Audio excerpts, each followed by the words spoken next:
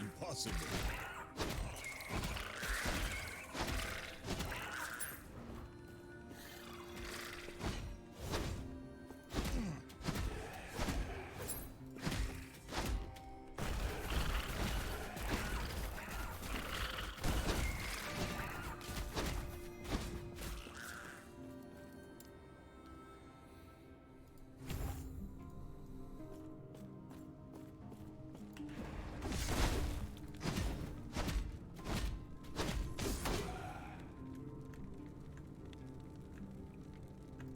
Sure.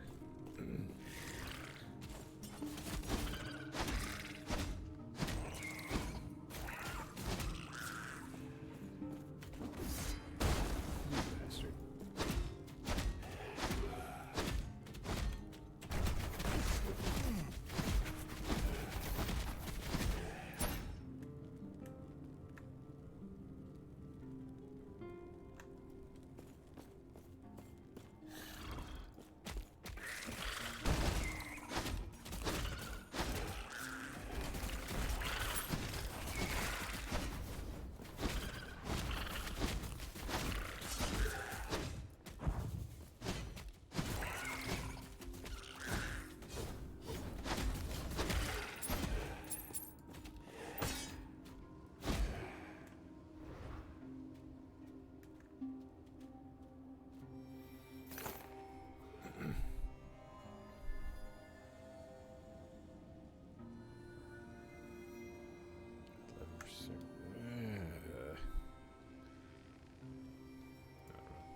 Take it just in case. Give me that.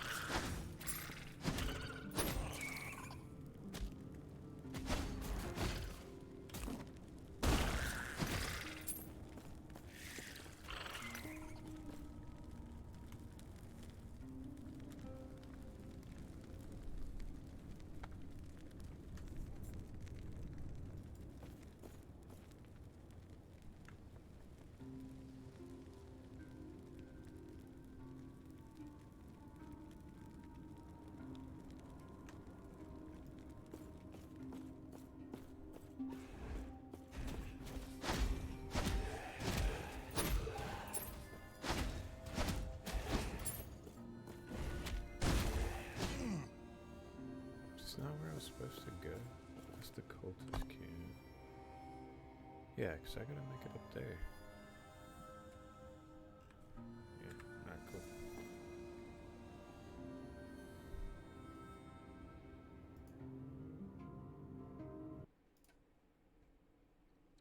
Let's see.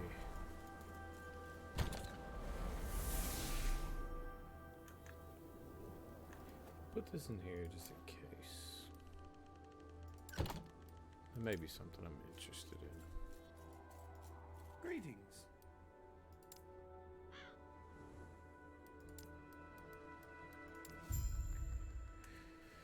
Word.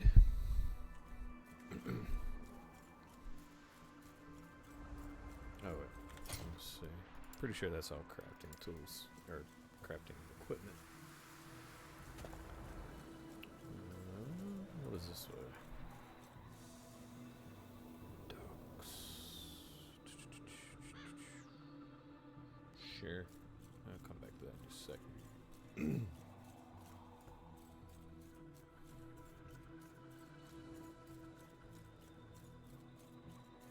Oh, that's blocked off, obviously.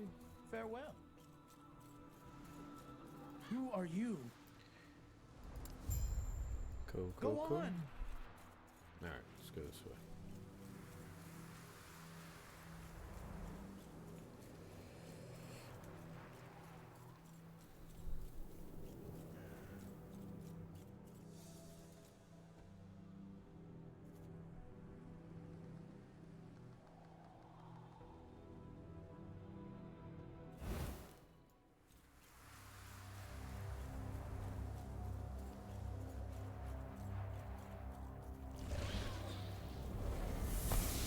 Oh shit, I didn't mean to click.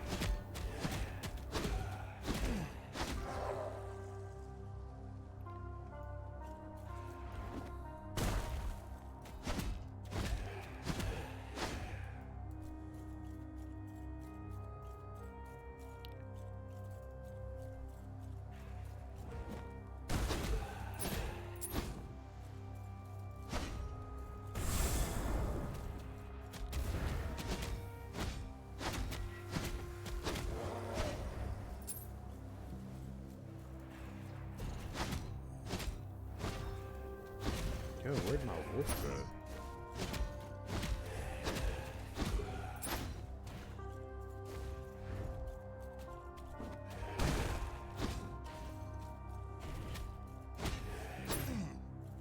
I guess he's not actually a wolf, he's a tiger, but whatever. Creature.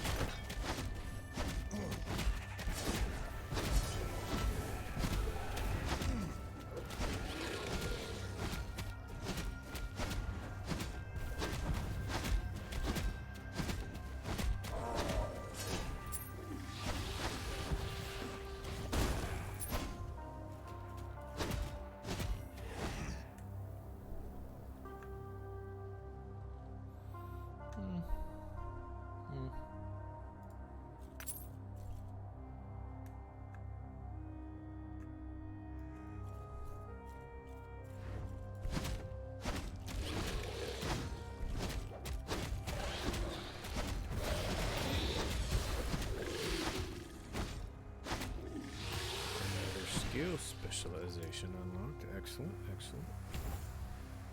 Alright. So where do we go from here? Oh yeah, we definitely go here next. Alright, cool.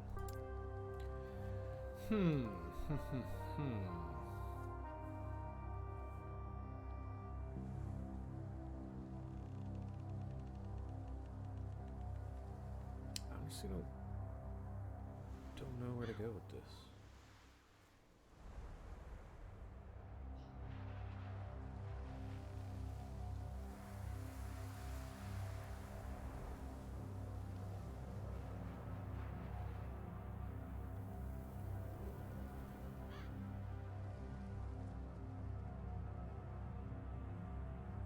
requires a pole arm, so that's out of the question.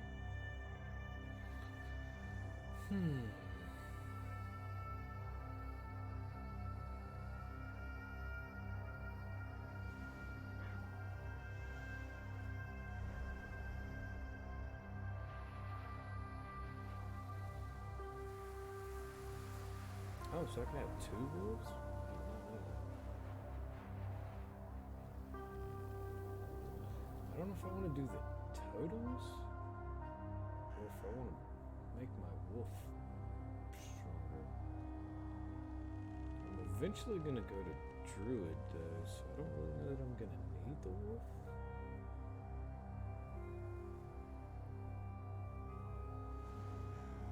And I've put so much in swipe, like this isn't really, I don't think gonna be worth it.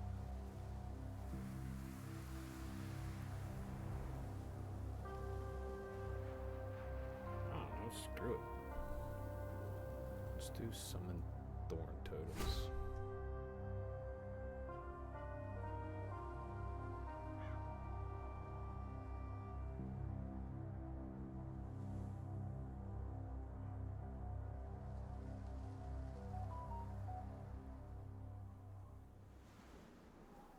I guess we should just go ahead and get more thorn totems right off the bat.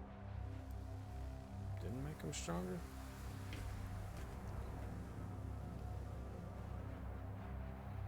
Okay. Cool.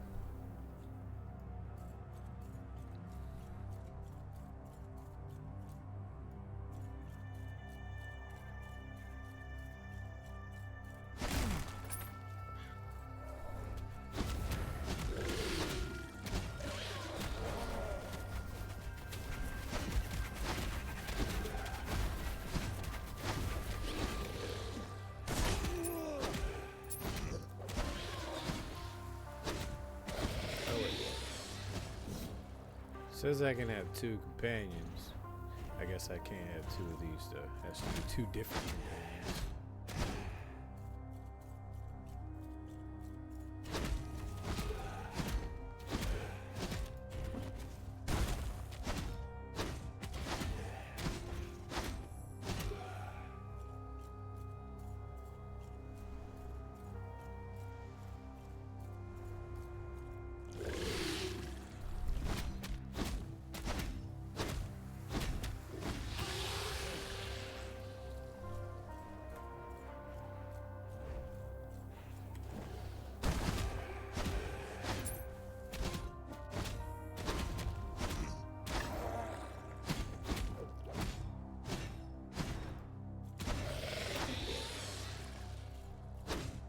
Oops.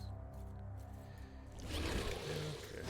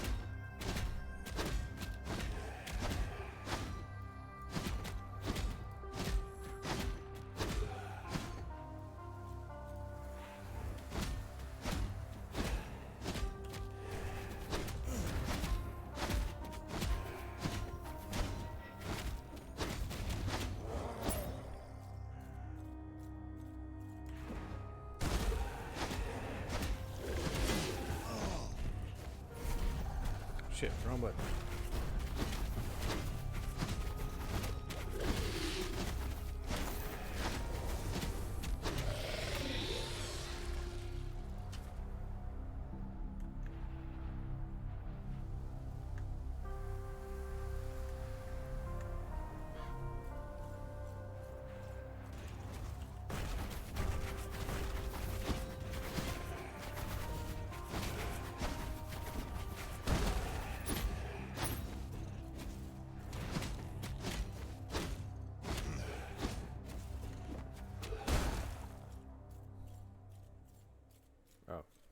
where we started. Okay.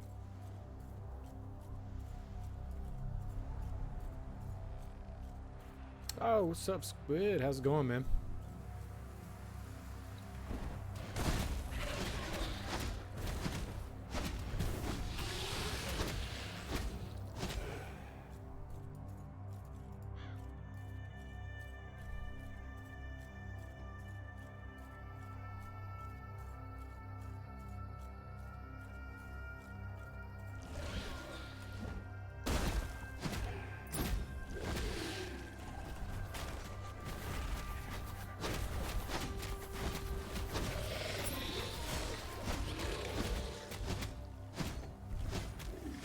Chilling and working, nice, nice. Work going slow tonight, or another night, or busy tonight?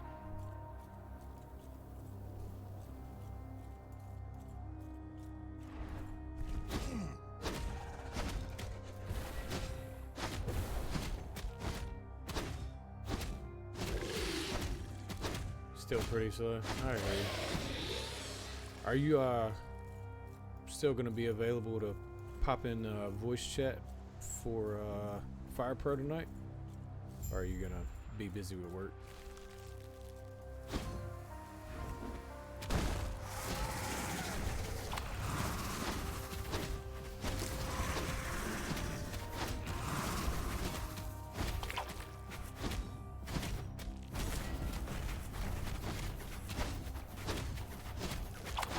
Okay, cool. Yeah, and if you have to like disappear, I mean, I understand you gotta work, so that won't be a problem. I got a bunch of those characters from that guy that you sent me on all those characters he created or whatever. I got a bunch of some of the older ones. Well, actually, all of them are older, but yeah. So we should be able to do some cool shit tonight.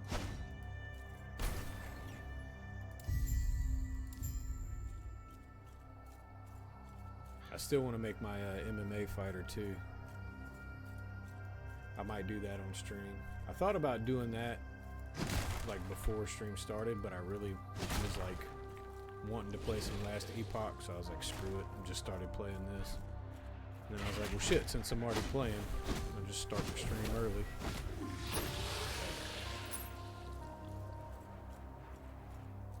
Yeah, he has a bunch of dudes, man. It's like ridiculous.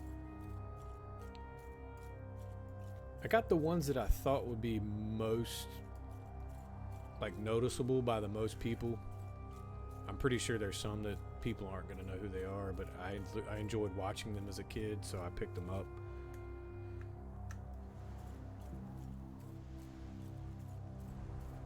Yeah, that's what I was thinking. I was like, well shit, I'm already playing. So the youngest didn't take a nap today, so she went down to go to bed at like 6:30. And so I was like, well, I'm going to play some Last Epoch before stream. And then I was like, well, fuck it. I'm already here playing. Might as well go ahead and stream it as well. Let's see. Let's go back to the camp.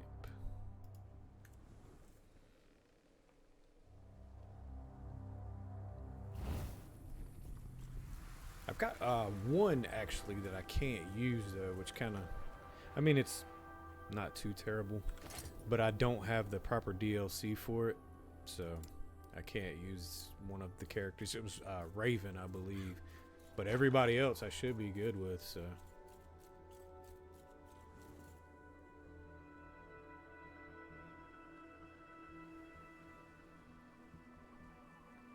Yeah, and a lot of the people who watch the stream are a little bit younger than us anyway.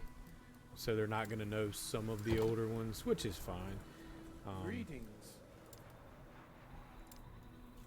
But I feel like for the most part, like I've got like, of course, like The Rock and Stone Cold, of course. And then I've got like Hulk Hogan, Randy Savage, Sting, both the Stings, because obviously he was my favorite wrestler, so of course I have him.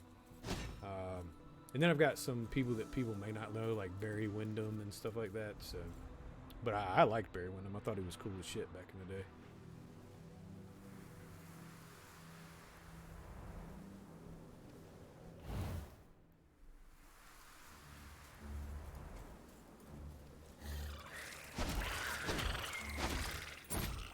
But I like that that dude like took the time out to like make the characters not just physically look like them, but their wrestling style represents the actual wrestler. I think that's pretty damn cool.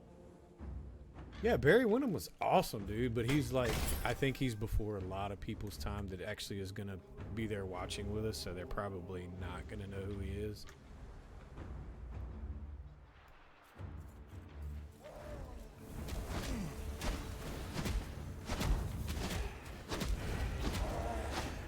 Because, I mean, honestly, you know, like Hulk Hogan and stuff were before most people's time, but he's so well known that they know who he is because of his name, not that they actually grew up watching him.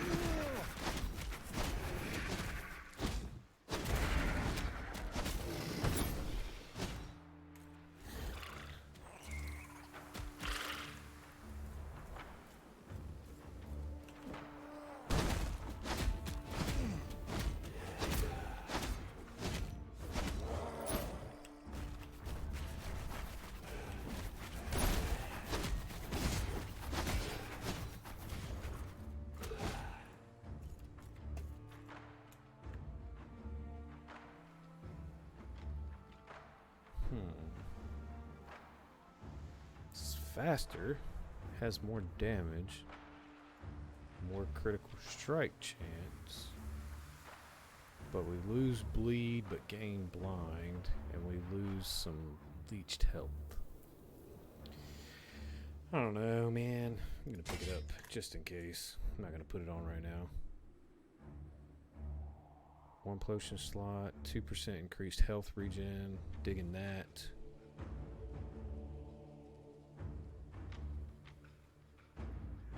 I think I'm gonna take that one actually. I think I like that better than this.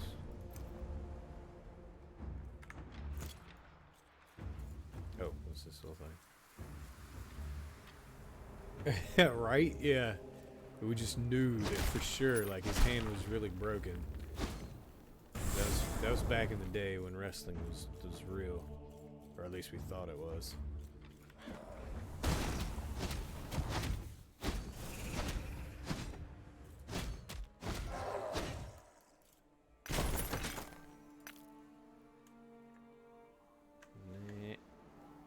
Nip.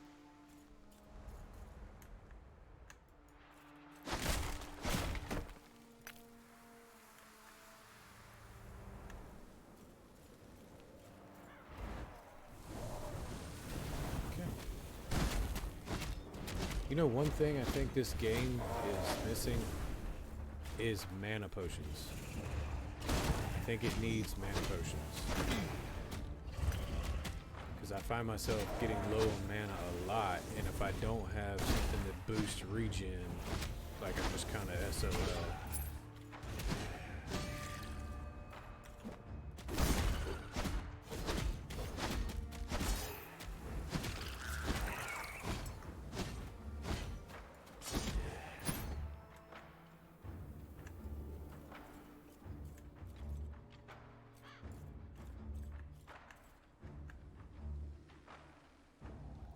Definitely not, sir. What did I pick up? I did not need to pick that up.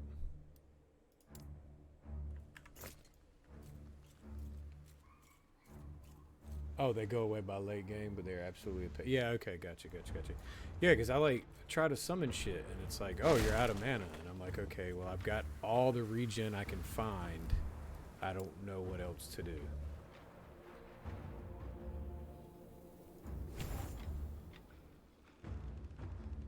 Ooh, that makes them last longer. I do like that. That gives them more damage. Yeah, definitely have to go a couple different ways with these things. I don't know that totem was the way to go, but it's the way we're going. This is a softcore player, so if it's wrong and I die, it's whatever. Haven't actually beat the game yet. My first character that I created, was a necromancer, and I accidentally, I don't even know how I did it, but somehow I accidentally deleted the character. So I started over with a primalist. Impossible. Ah, gotcha. That's good. That's good to know. Totem build is good. Lots of people are playing totems. Okay, cool. I was thinking more of like the leap and like leech damage. Like all my weapon armor and everything has leech damage. That's kind of what I was going for, and doing like more melee damage myself. But the totems seem to help a lot. They do a lot of damage when you throw them out there. I was also planning on going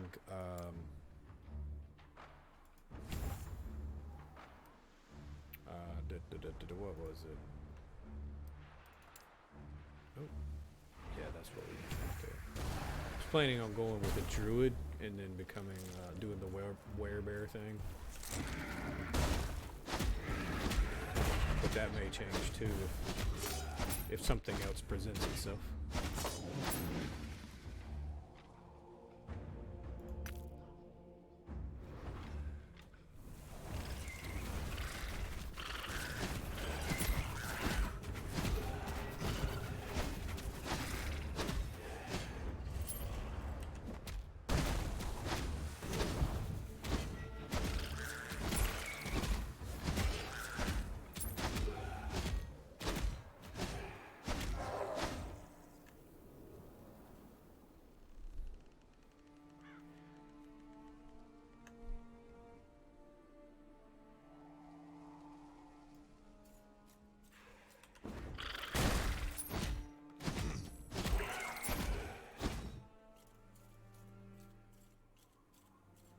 Oh, that was a walkway.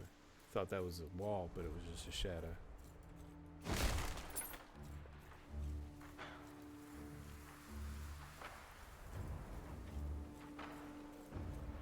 Werebear is broken right now in a good way. Oh, okay, cool.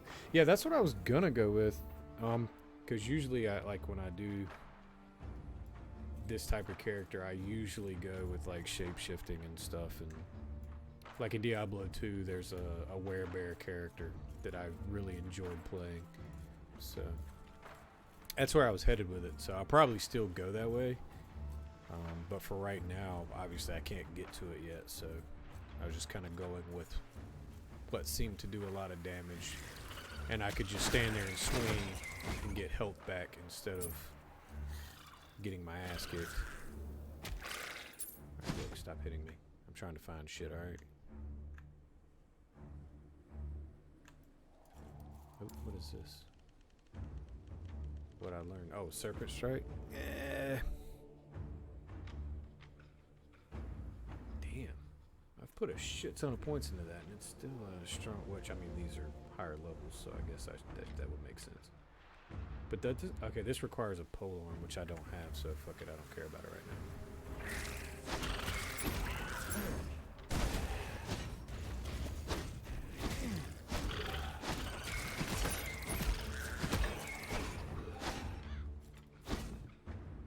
Yeah.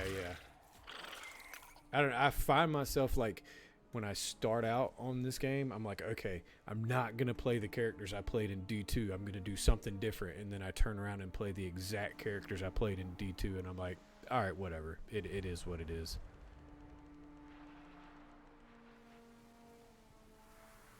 I mean, this isn't bad, but I hate to lose that. Well, I guess the chance to bleed is not that big of a deal. And I get almost 1% more of melee damage leached as health. I kind of like that.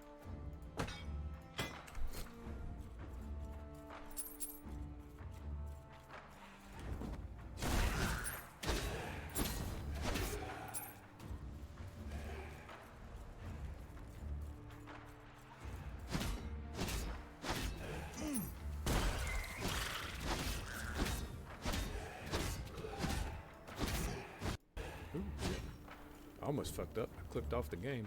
That would have been bad. I don't need none of that shit.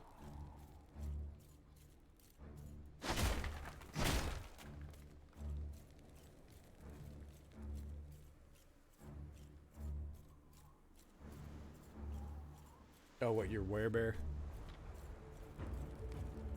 See, I haven't got that far into late game content with any character because, like I said, I haven't even beat the game yet. So, like, I'm interested to see what kind of builds are possible. And I know with this, it's like pretty easy to just switch, which I like, because you're not like trapped into something that you're like, damn, this character sucks, I gotta start all over. You can just go respec it.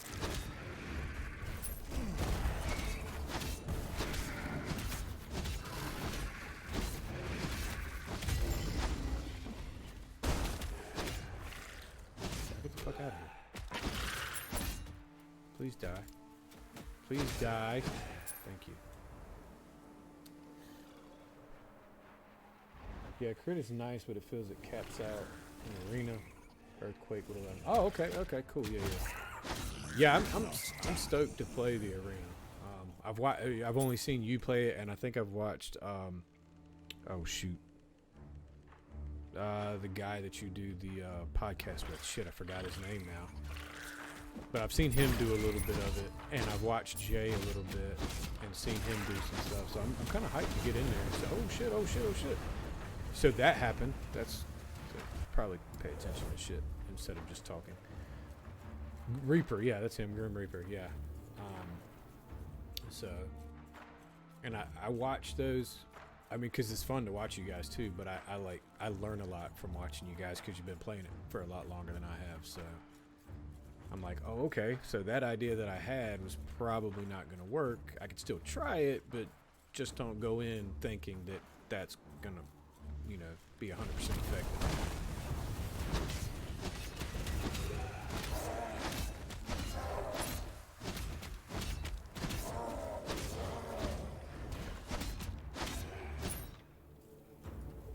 And I noticed Jay is slowly growing his mustache back, so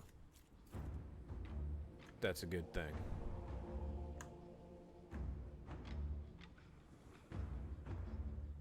None of this is worth my time. Nope. Okay. How did I get down there before? Or was I even down? That's not even where I died, I don't think.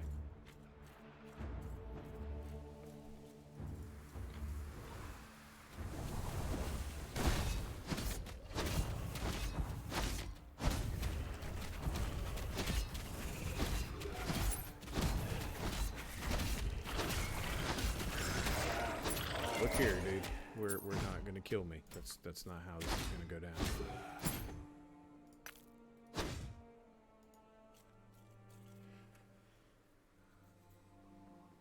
Ah, yeah, I remember him.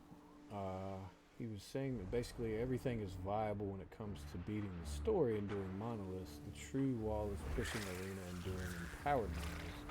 Gotcha. Yeah, I'm kind of excited to get there.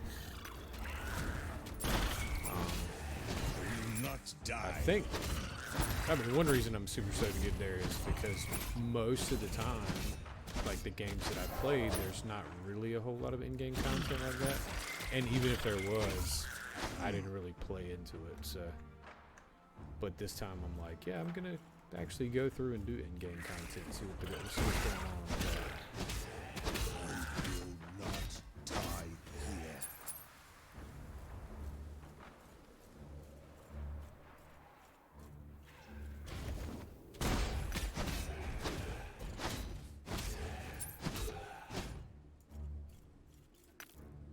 Like Diablo 2 had the cow level, but if you killed the cow king, then it was kind of like shit's over, go home now.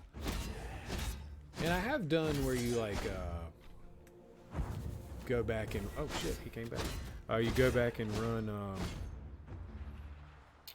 like the end game stuff, like the final bosses and shit, and try to just basically grind gear.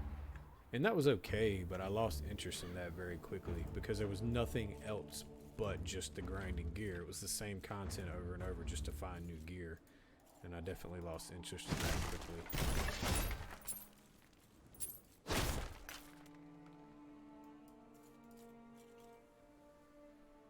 Almost into empowered monos on hardcore, trying to resist the urge to just power through and possibly underpowered. Yeah, that's my thing. that's my thing in my run through with Diablo 2 right now, which actually I probably should have streamed that now that I think about it, but whatever. I really wanted to play this, so. But yeah, my character, I just went into Act 3 and almost didn't make it past Act 2.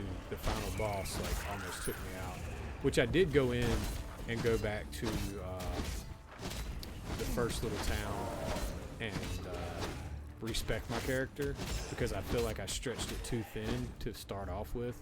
Like I put too many points in too many places instead of focusing on my skeletons first and getting them built up. So I went back and respected it, and it seems to be a little stronger. But yeah, I almost did not beat Act 2. I thought I was gonna have to like restart the game.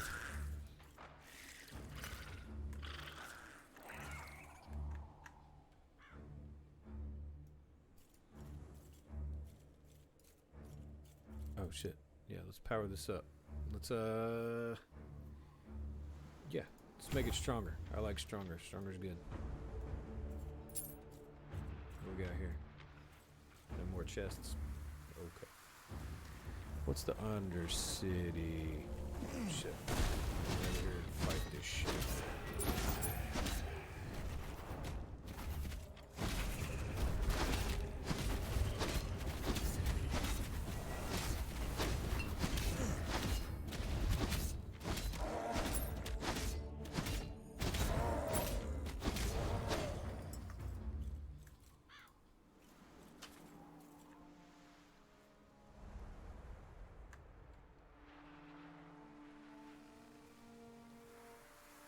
Yeah, it does. And I had to go all the way back to redo it. And I knew better, but I was like you were saying, I was trying to rush through it, and then my character was underpowered. Like, it was high enough level to do it, but the choices I had made it underpowered, and so I had to go back and redo shit. I need to do something in the Undercity, so that's where we're going. But now that I've gone back and put my points back into like my skeletons, which is where I should have put them to begin with, I feel like my character's a lot stronger. Because I mean, character's squishy by nature, and you're dependent on the shit that you call up to fight for you and to be able to take damage. And when they're squishy too, because you put points in the wrong place, a bunch of squishy shit on the board doesn't really fucking help them. So.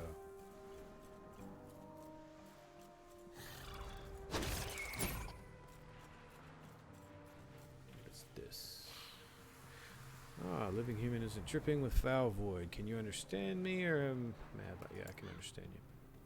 Ah, splendid. I want you to kill me. Yep, we're gonna do that. I will kill you if you give me your... Yeah, sure, that's it. Haha. Of course you would. Okay. Oh yeah, now I gotta go find those things. Okay. Yeah. Can I jump over there? No. Damn it. Okay, fine.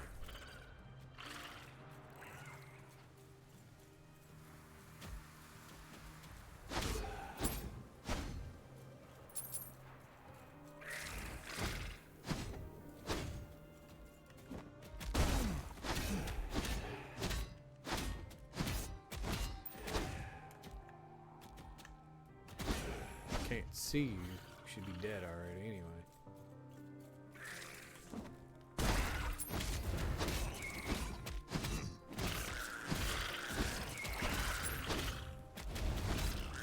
Shit, that hurt.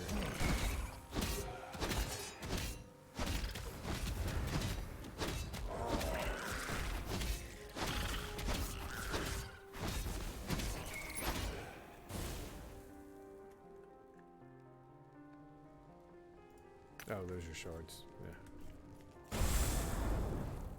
Oh, yes. Ice Beetle friend. I love Ice Beetle friends. There we go. Nothing. Nothing. Nothing. Cool. That's right. Y'all just kill shit.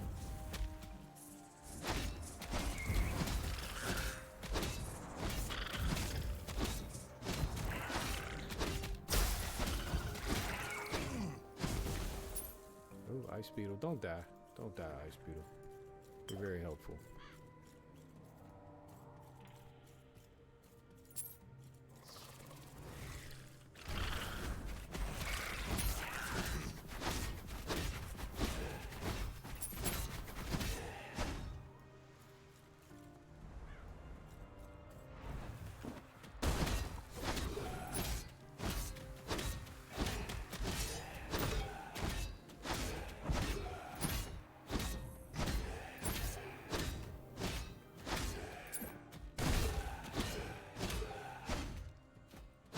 Thought I killed you. No. Me.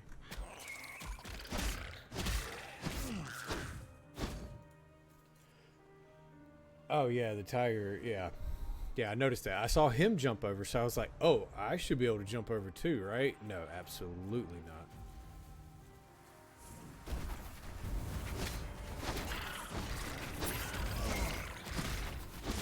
Just heads up, if you hit the tiger's hotkey while he's active, he will do a flurry attack. Oh, cool, cool, cool. I did not know that.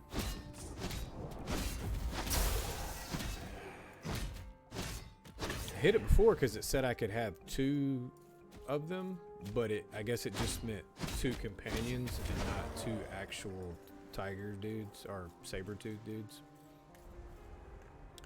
Because it like flashed and then nothing happened, or I wasn't fighting anything, so nothing happened, and I was like, huh, not sure what's going on here, but okay.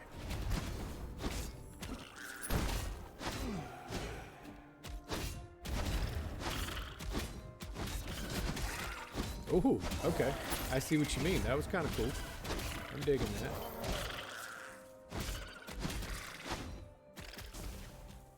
Oh, shit. Another spider.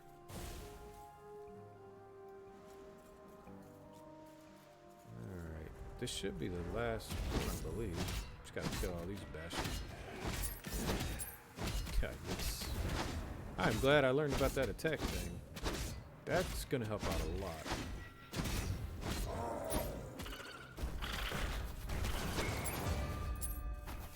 Yay, level 21. Oh, got another thingy here, so we can max that out. Now, what is this? Reset Fury Leap cooldown on short leap kill. Okay. Critical strike multiplier plus 25. Yeah, I like that. I think that's where we're going next. And we get more passive points, so we're going to do more leeched health and melee damage. Yeah, that sounds like the plan.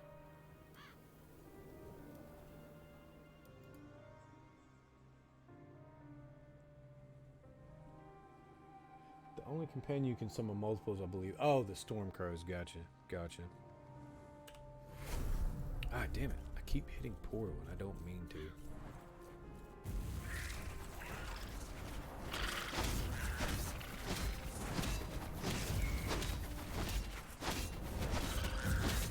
I mean, the cooldown thing's fair, though, because otherwise you could just spam the shit out of it. That really wouldn't... That would make it kind of a little OP of an attack to be able to just use it over and over. Alright. Was that not everything that I needed? Oh, I gotta go back to that dude now.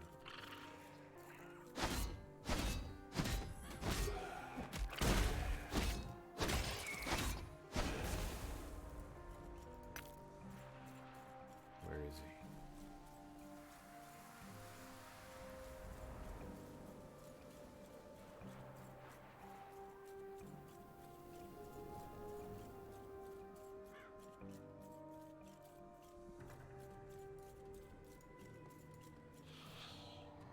Ah, you have returned. What now?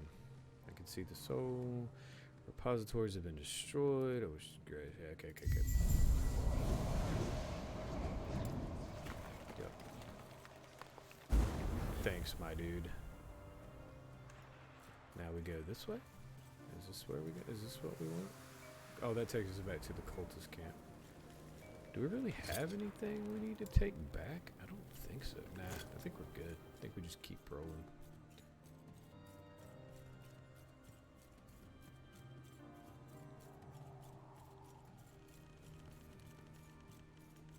let's see. We're in the Undercity. So we... Oh, wait. We do need to go back to the camp. Let's just travel there. It's fine. We need to talk to the guy and get the thing. Hmm? Farewell. Okay. I thought... Oh, no. I guess we don't have to talk to anybody for that.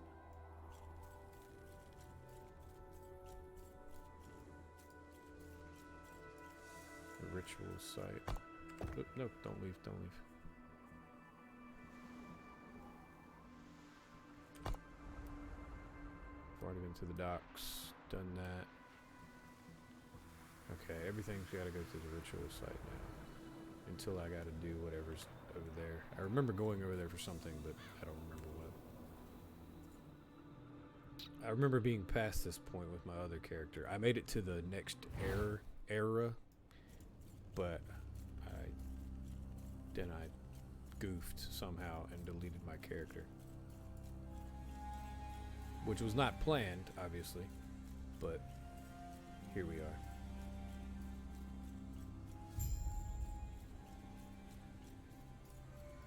Yes. Hand over the relics. What are you doing?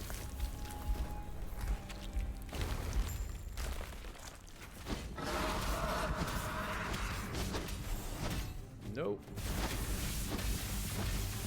Hey, Tiger dude, that's a lot of damage. You might want to get the fuck out of here.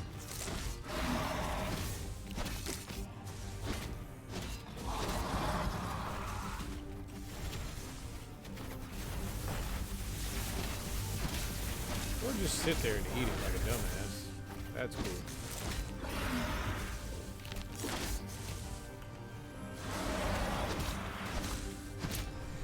No.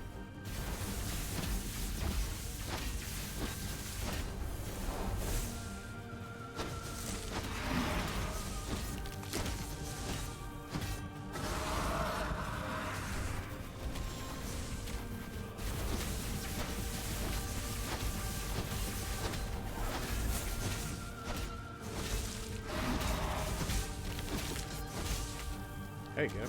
Get him on. We're not trying to die here.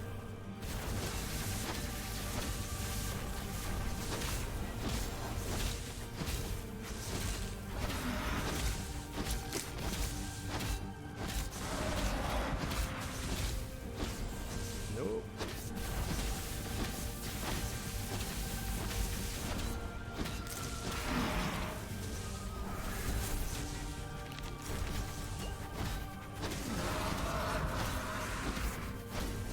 This guy's a lot harder than I remember.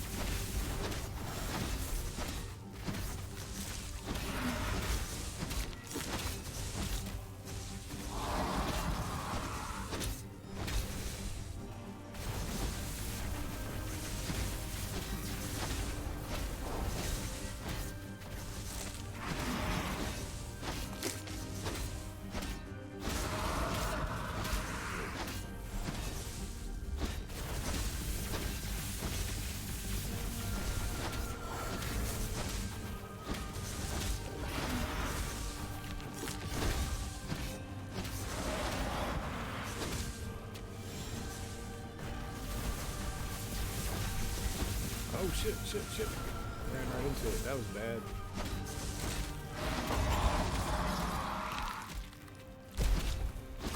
Now if this little thing kills me, that would be fucking hilarious.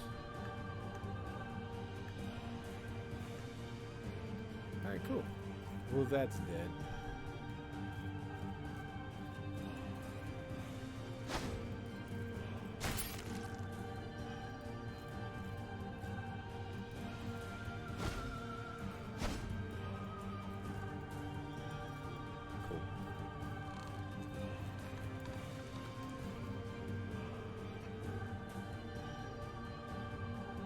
You had a Steam Cloud issue once where the game did not save your...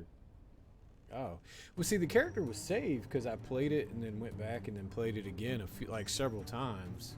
But then I actually was like on the character and I was trying to play the character, and then it took me back to the main menu, and then I had no characters, and I was like, I don't think that's what I meant to do, but okay. So I was like, well, maybe if I reset the game, my character will be there. Tried all kinds of shit. Nothing helped. So.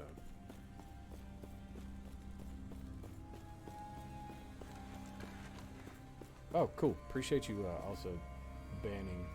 I'm assuming that was like a spammer account thing for like buying followers. What? What are you doing? You're hungry? Well, go get some food, baby. Go get some food. You know where the stuff is. Hey, will you close the door, please? Vivian. Yes. Close the door, please. Thank you. Thank you. Ah, yeah. Figured as much. Yeah, those guys are always trying to look out for you and stuff. No thanks.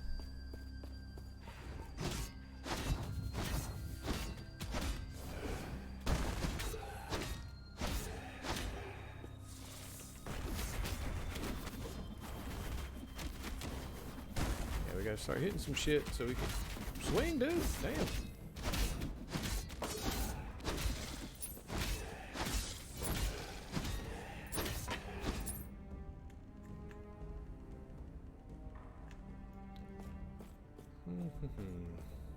Oh, chest. Oh, yeah, it's a shard. Duh.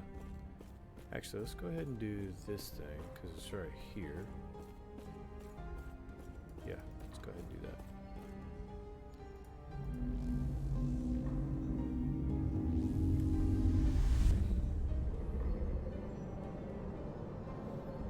that. At least the bot names are getting more realistic. Like DV Chelsea 9692. That seems like that could be a real person's like name on here, but you know, some of them are like blah blah bot 192. It's like, yeah, okay, I kind of figure out what you're doing here when bot is in your name.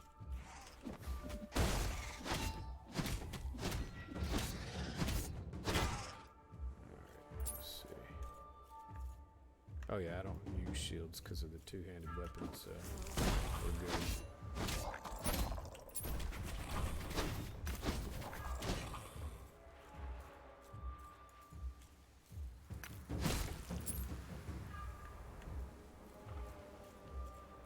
Let's see.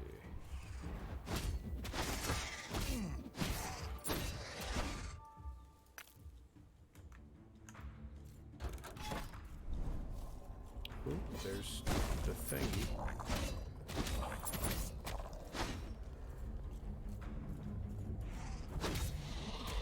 Oh shit.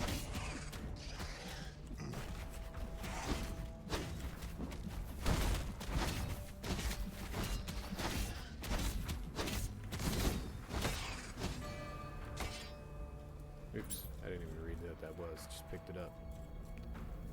Alright, cool.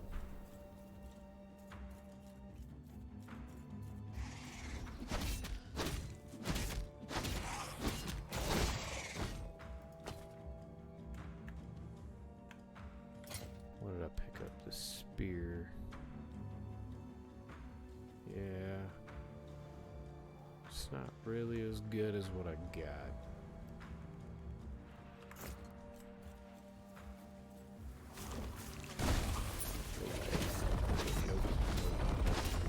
Stop doing that shit.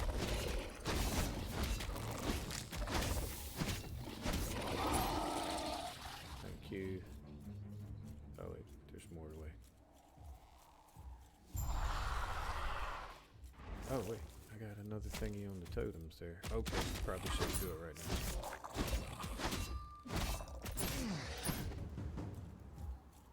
Okay, now it's safe to do it. More damage.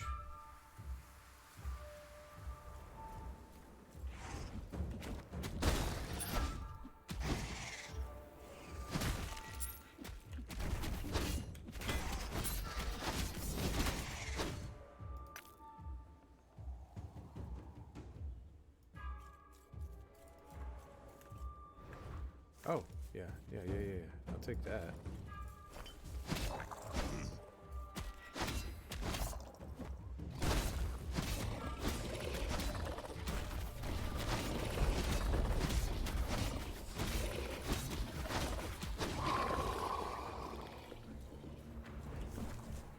I hate when you move and I'm trying to jump on you.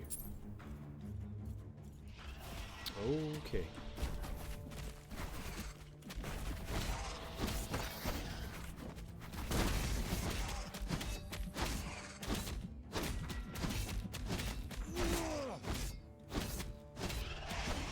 Yeah, that's what I'm talking about. Hmm? Yeah. There you go. Take that. Be careful. Hey, are you making a peanut butter and jelly, or are you just making peanut butter? You want to put it on some bread. There's bread in there. Whatever you want to do. Crazy. Alright, let's see.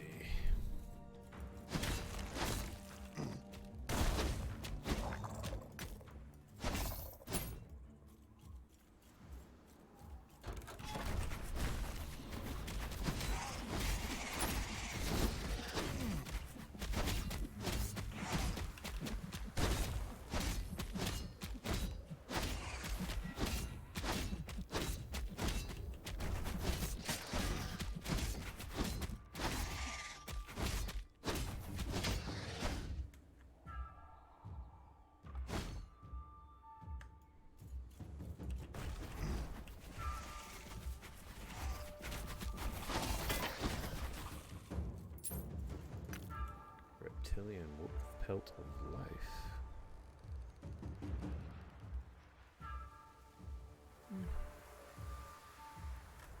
Not really what I'm going for.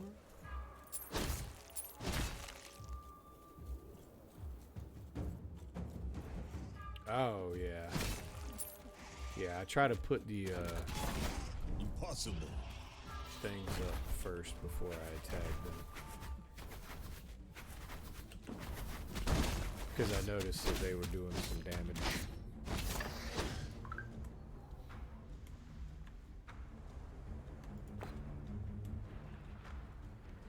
Oh, funny on this character, I was using the forge for the first time, and I really didn't know what I was doing. So the shard, this whatever they're called, what are they called?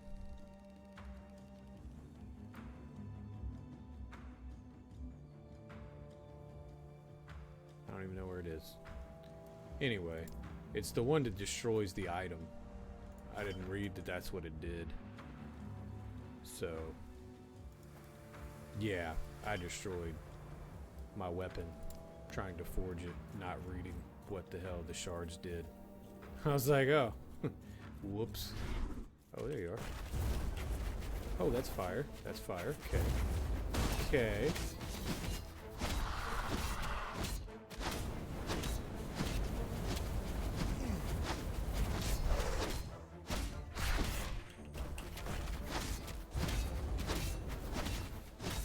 Yeah, Rune of Shattering. Yeah, that's it. I used that by accident. I was like, oh, sweet, I can get, like, more, life leech. I was like, hell yeah, let's do this. And it was like, oh, you need one of these, or of some, you know, one type of these. I was like, okay, well, this is the only one I have, so let's use it. And then I destroyed my weapon. I was like, yeah. So I'm not the smartest guy to play the game, obviously.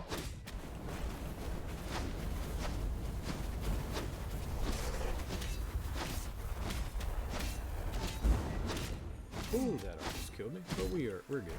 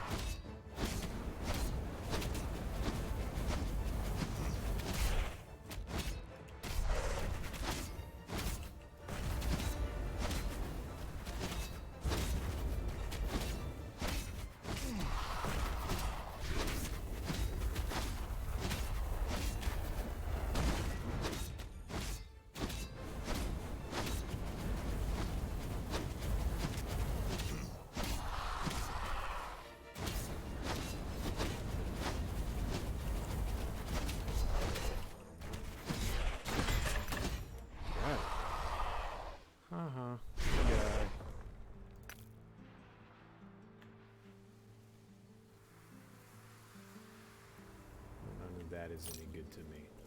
I will take the gold though. I like the gold.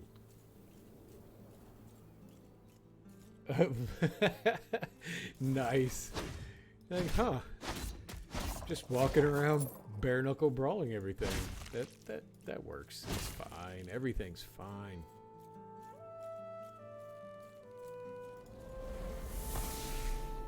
All right. Okay. Let's go back to Ruined Era. That's where we were. Let's go back to the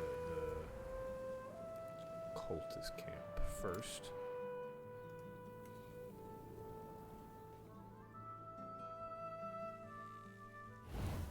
Why am I? Yeah.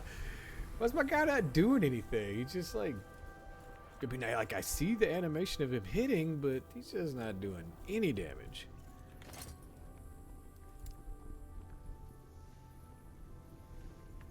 Alright, that one, I don't need that. I don't really need any of these, I don't think. I think I'm gonna stick with what I got. So. Where?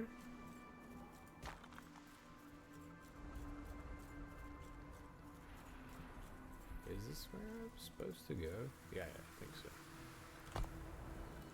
Oh no, I should be over there. That's okay though. I feel like I was supposed to do something here, but I'll figure it out later.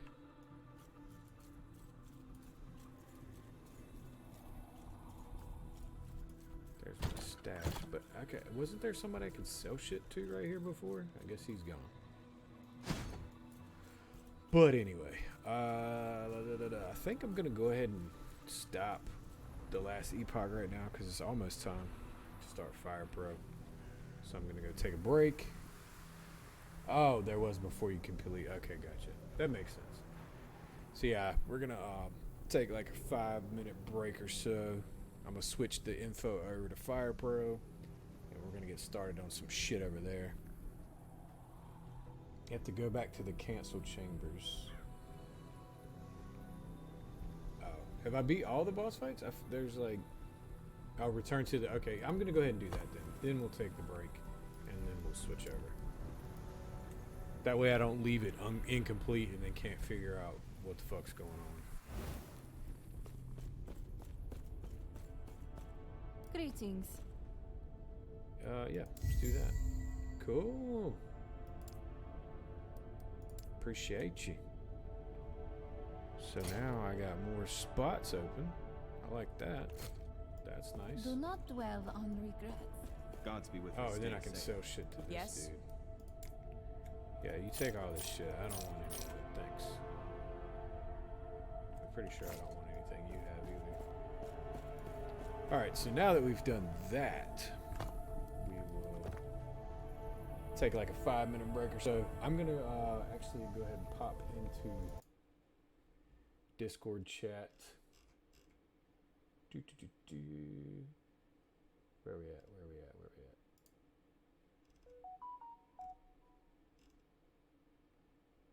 Go ahead and jump into stream chat. Whenever you want to jump into chat, just jump into general and I'll pull you down.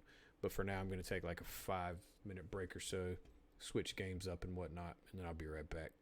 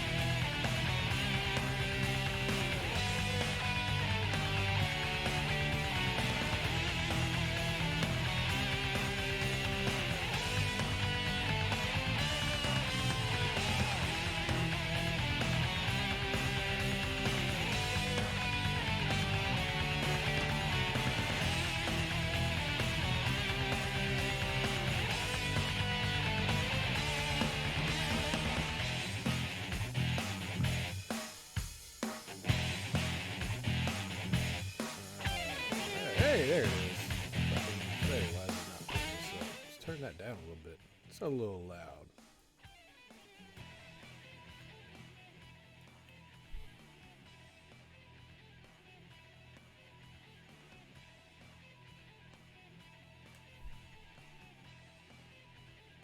That is still super loud. Good lord. Let's cut that down some. Killing my ears. Alright, cool. You there, Squid?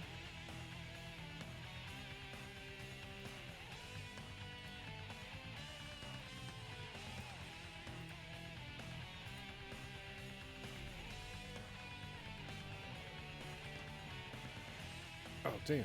I left my water. Oh, well. It's cool. I'll go back and get it later. Let's see.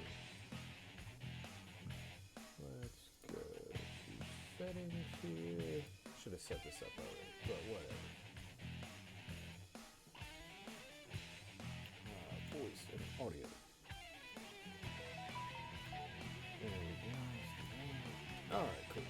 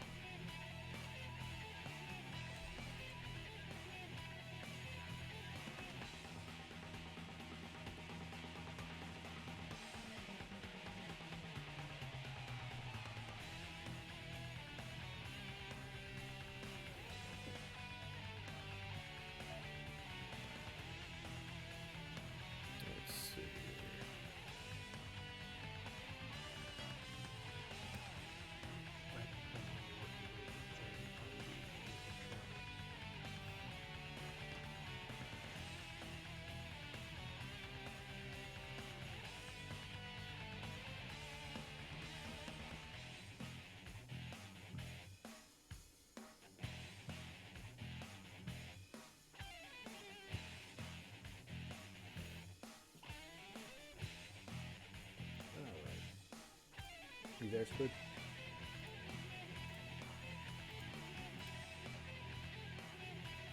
Alright. I got you.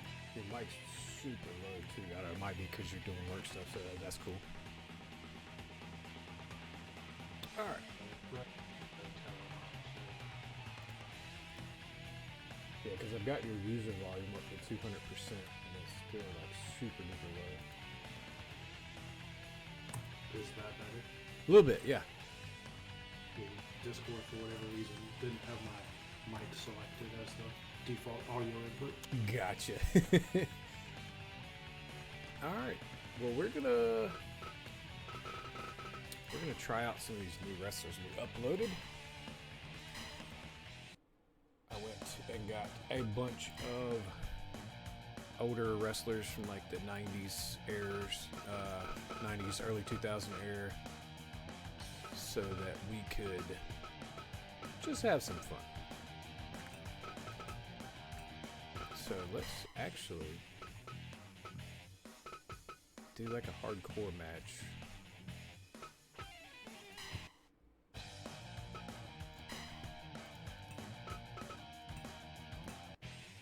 Alright, what the heck, guys? I just want to put this there. We go. Thank you.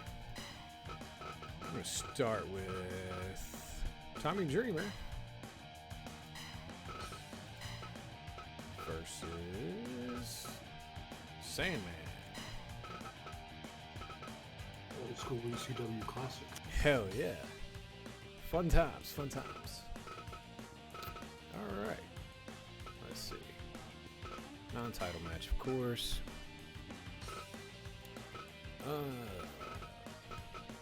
Weapons, yeah, of course. CPU 10, that's what we want. Alright, cool. Return. Let's see what happens here. That might be something I do in the future too, is make like an ECW ring. Just, you know, because I have nothing better to do with my time. Fight! Yeah.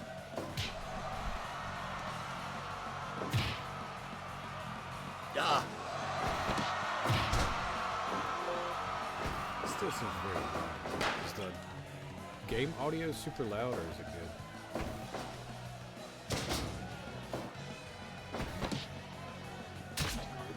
It's really good volume stream. It's what? The volume stream's really good.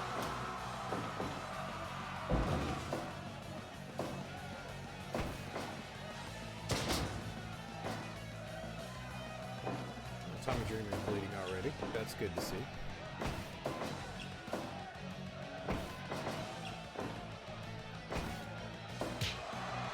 Yeah. Yeah.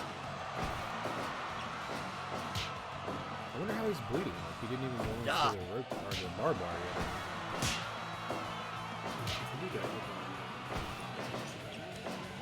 Gotcha. Yeah, you know, it happens. A little ground and pound. That's always good to see.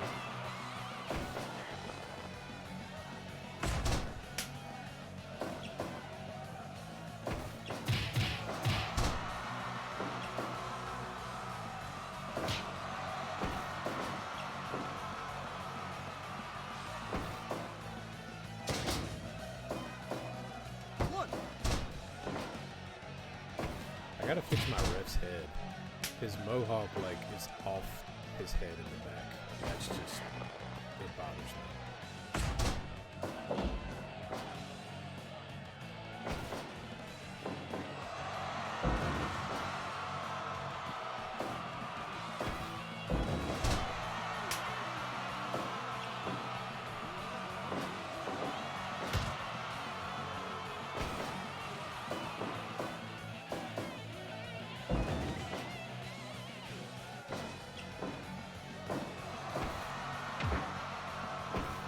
Yeah. See if these guys Yeah. can live through an Yeah. explosion. Yeah. Oh, excuse me. If they make it to 15. 5 minutes gone. Because even after I upped everything on the created characters, like after the 15-minute explosion, they all still killed. And I had like 8 in the room, and they all killed. So I'm not sure what the hell is going on. It is stupid when I have that character sitting there. Yeah.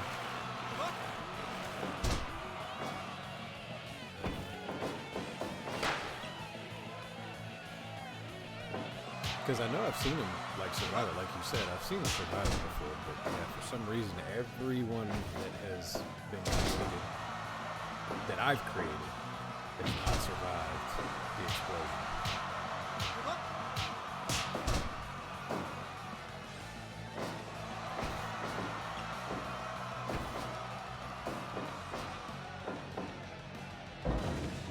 I said, he's been thrown to the barbed wire like 4 times. He's still not getting out. Your mic's like super low again.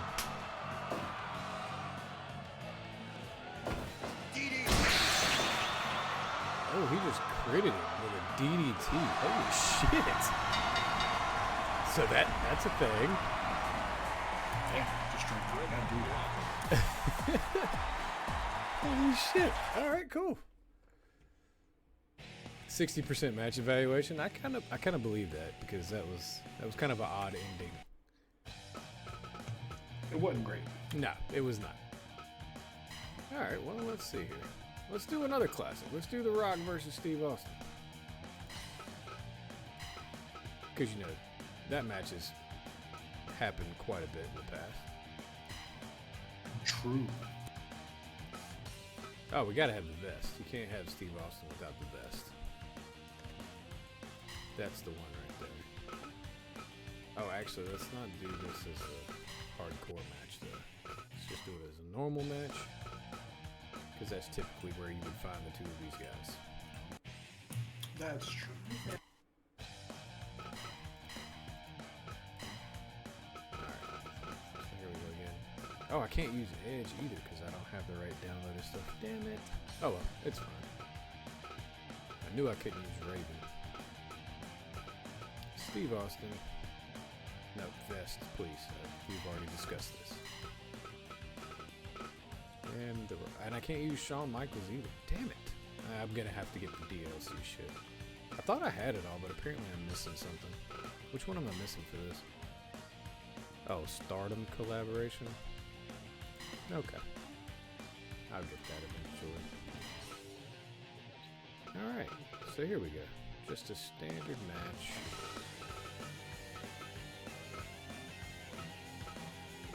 Yeah, none of this other crazy shit. Alright, here we go. This should be interesting. Fight!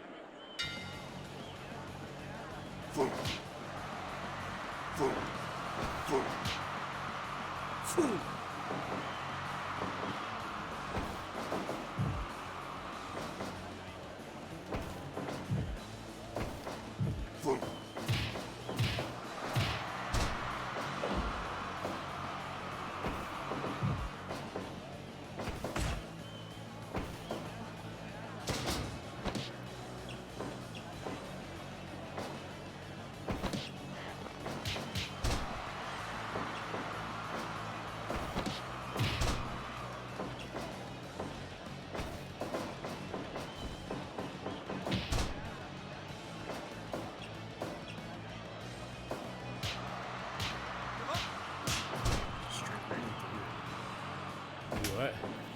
Also just straight rain through it.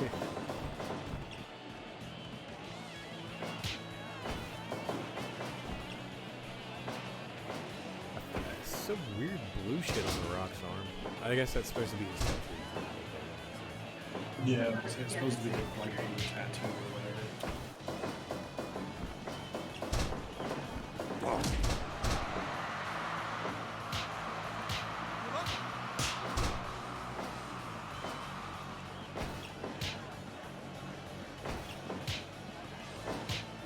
I mean, I guess the guy could have, taken the time to go and create the Brahma Bull tattoo, but that's a pretty extensive work. Yeah, it's you know. Because I'm like,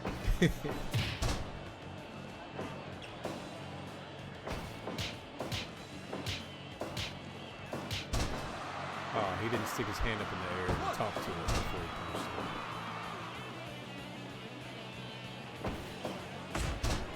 I do like the movesets he's picked for most of the characters I've looked at so far. They're pretty close to what the actual person would have done. Yeah, like, he did a really good job on all the ones I've got from him. Yeah.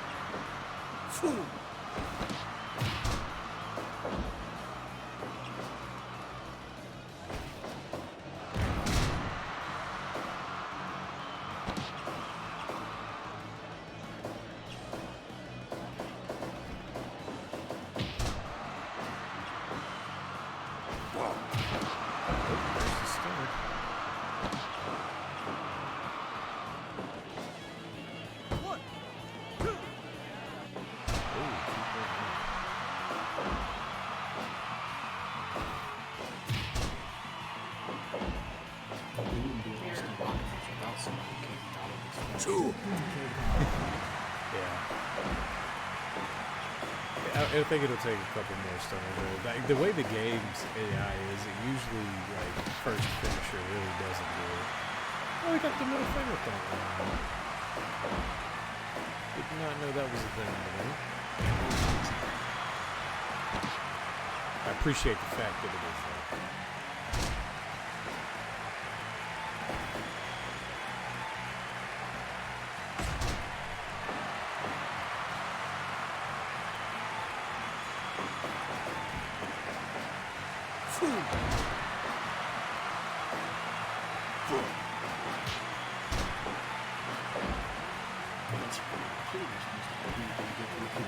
It's not motion capture itself.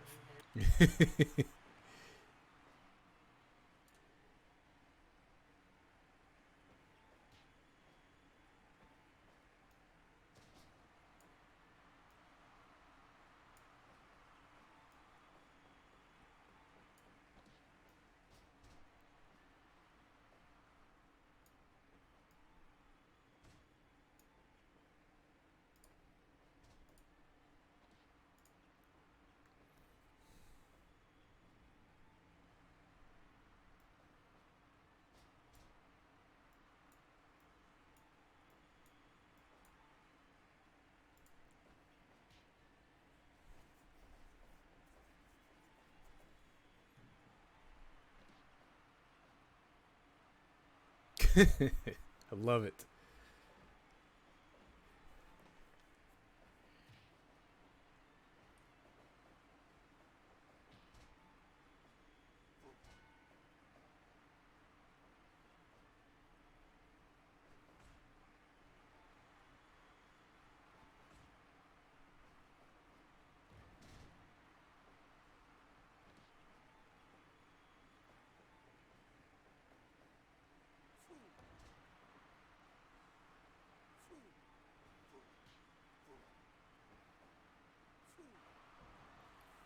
There's the rock bottom. 2.9 again.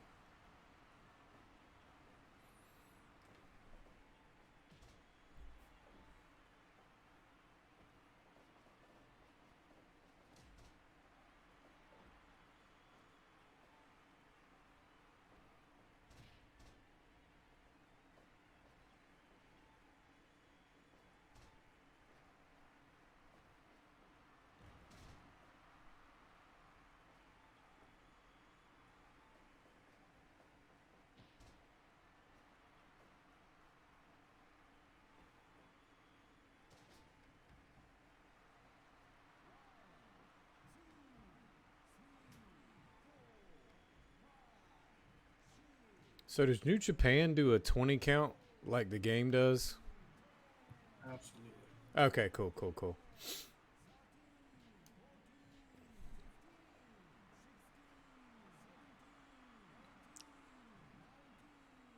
Okay, I was about to say, if this is a count out. Was it a count out? No, they're still going. Okay. It's just a weird pause there for a second.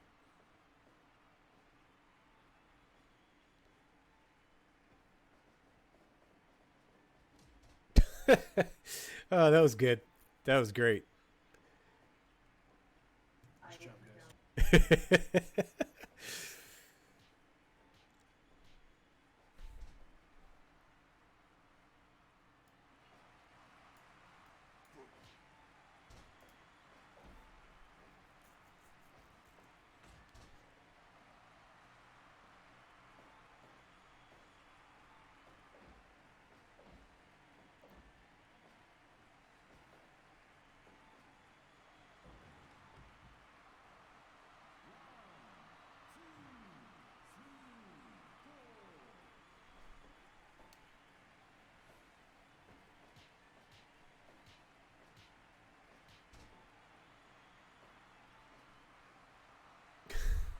At least he did it to his face that time.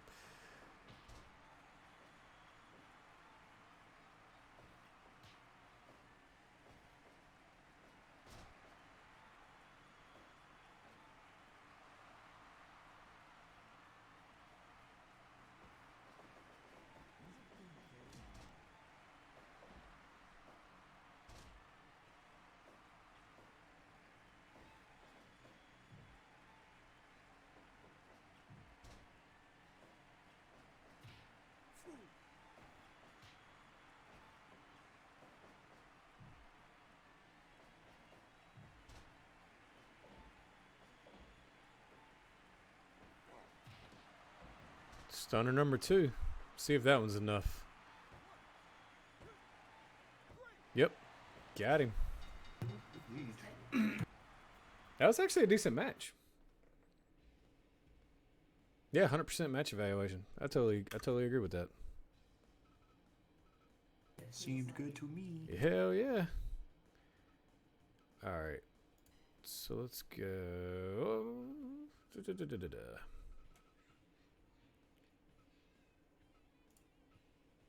do a battle royale. Those are always fun. Over the top, over the rope, whatever.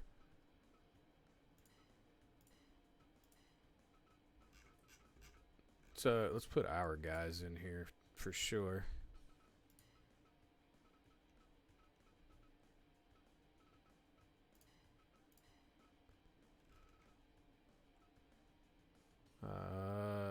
I think, which one did I put in? Okay, cool.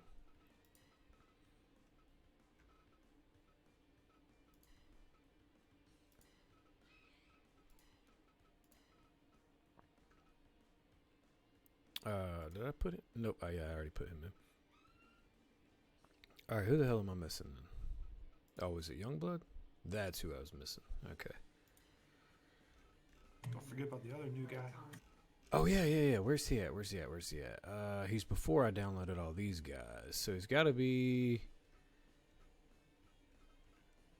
up here. There he is. Yes. And let's see.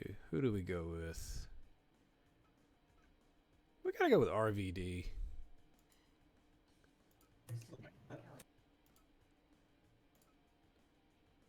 That costume looks good. Let's go with that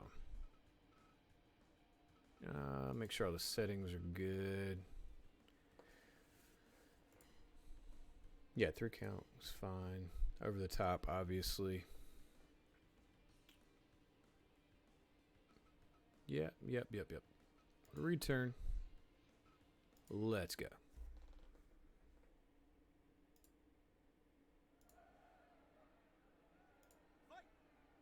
Plus, my other dude has pants now too.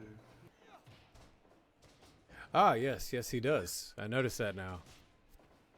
It must have just taken a while to like, or actually, I restarted the game this time, so it's like a fresh start. So it re-downloaded the new shit.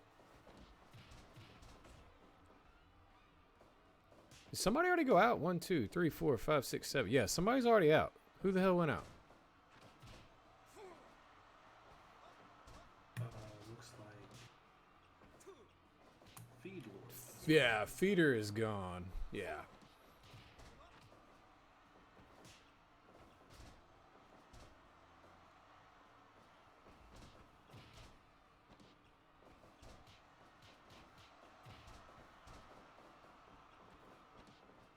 It's always somebody that goes out in like the first 20 seconds. It's weird. Every one I've done, somebody's gone out like immediately. Yeah, it happens like that a lot of times in this game. I don't know if like Well, then like no one else will get eliminated for like the next like 5 to 10 minutes. yeah.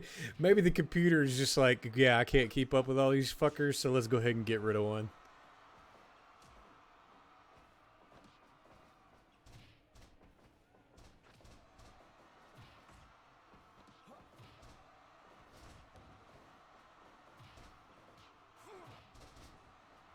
Oh, RVD's got like the ponytail mullet. I love it.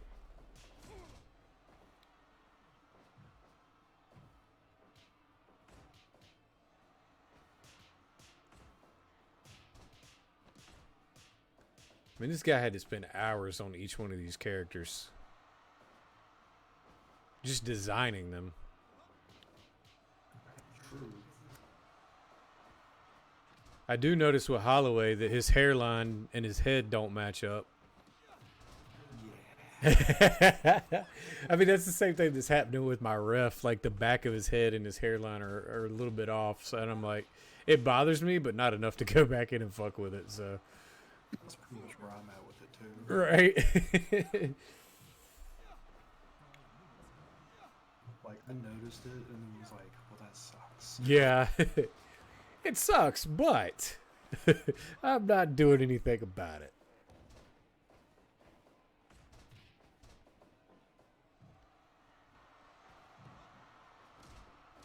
I actually spent some time on my character too and like went back and changed like all of his moves are like ones that I picked out now. I did like a handful of them to begin with, and then we're like, all right, the rest of them can stay. But then I was like, all right, everybody's doing the same fucking thing. I'm gonna make this guy different.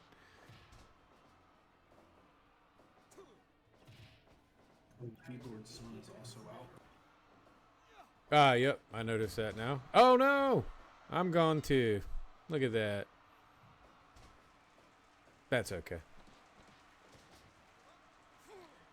I kind of mimicked my guy a little bit after Hangman. Ain't nothing wrong with that. Yeah. I was gonna do Sting, but then I was like I always do Sting when I play wrestling games. So I always make my character look like Sting. So I was like, well, I'm gonna do it with something different.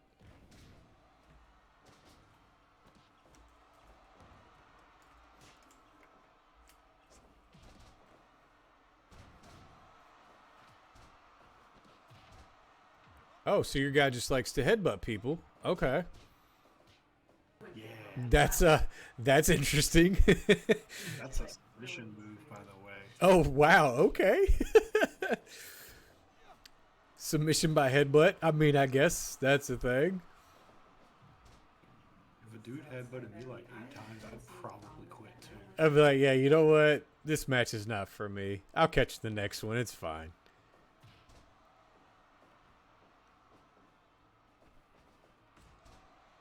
We're down to 5, so that means another one's gone too. Who's gone?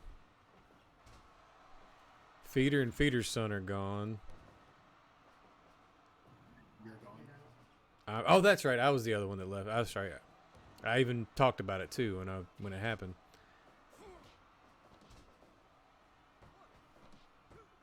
I mean, at this point, statistically, you have a good chance of one of your guys winning because it's 3 of the 5. So, well, okay, 2. Okay, never mind. Fuck it. It's one out of 3 now. Holy shit!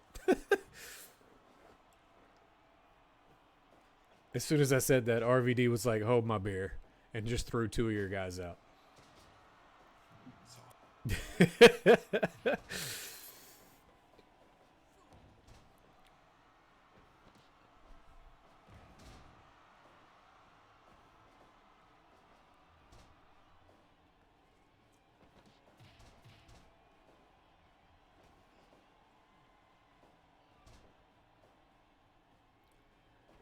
Although I'm gonna say something's up if Rimram, who's the guy in the blue and the red, if he wins, I'm definitely gonna say something's up because every one of these I put him in, he's won every single one of them. He's Battle Royals, man. Yeah, that's his thing. He hasn't won a single other match, but Battle Royals, he's won 5 of 5.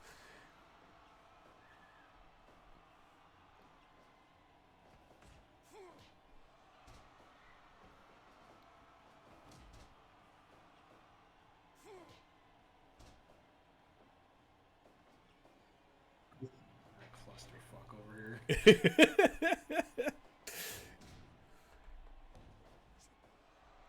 Few punches to the back of the head remind me of that one UFC fight last night. No clue how that wasn't called, by the way. Yeah, for real. It was like 6 shots straight to the back of the head. The ref's like, nah, we're clean here.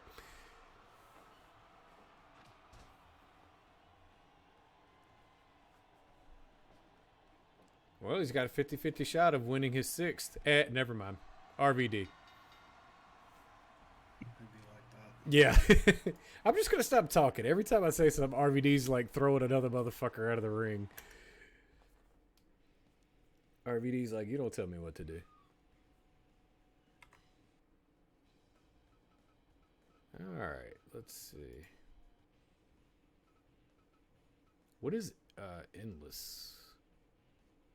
Motherfuckers just keep coming in? I don't know, let's find out. I would just leave the same entrance. That's fine.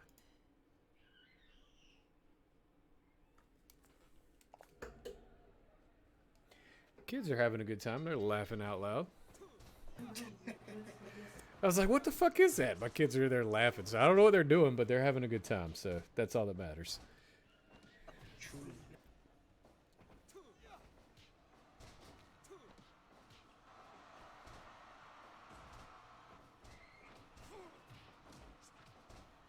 Yeah, the baby went to bed early. So I was thinking she was going to stay out, but she woke up. And I was like, oh, okay. Like, great. Yeah, yeah. Like, she didn't take a nap all day, so when she laid down at like 6:40, 6:45, I was like, oh yeah, she's like done for the night.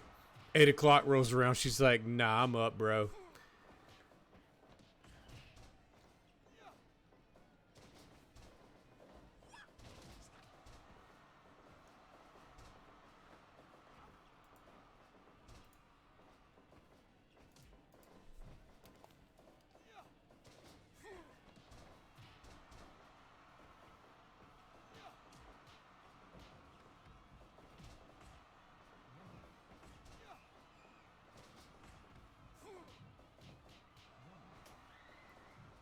Uh-oh. Dude's got a bat. Okay. Let's go. This just got way more interesting. Yeah.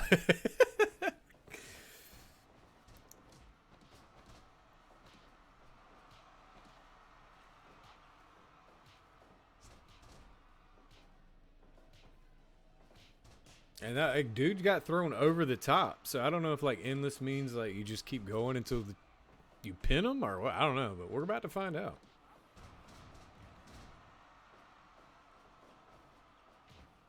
I need somebody to pick that bat up over there, though.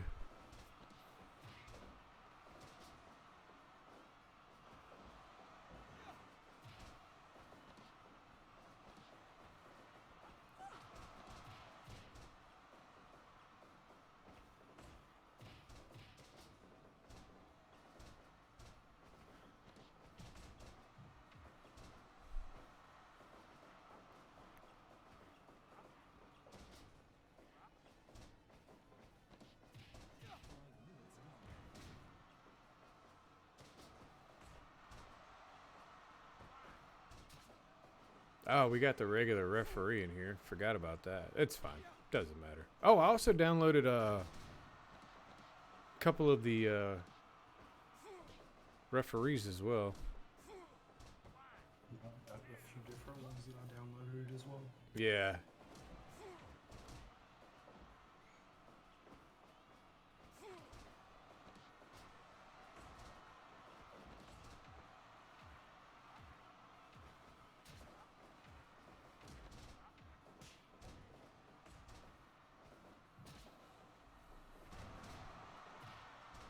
We're also using the stock ring. I forgot to change all those settings, but it's whatever.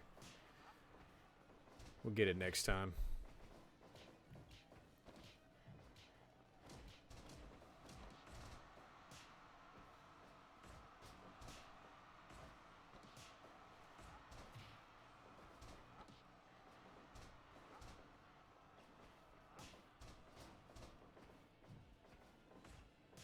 If every one of these motherfuckers has to be pinned or submitted, like, this is gonna be a long match.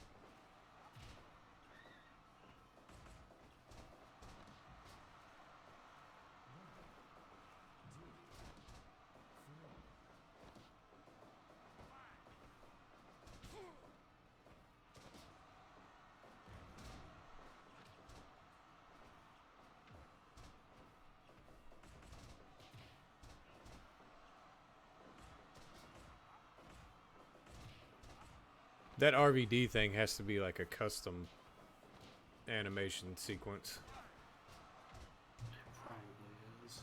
which is pretty freaking dope because it looks really good.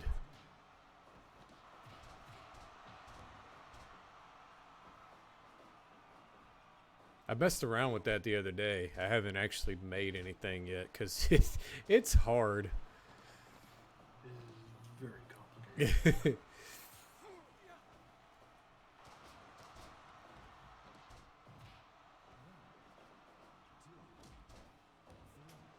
Oh, now there's a chair. Maybe. Just standing there with it. There we go. Okay. Oh, okay. Smacking people with chairs now. Cool, cool.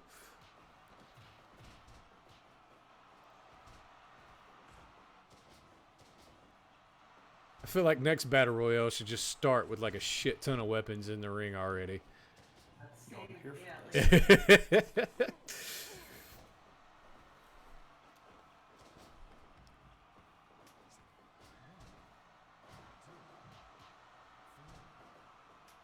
I want to see RVD just like flip over the ring and take somebody out.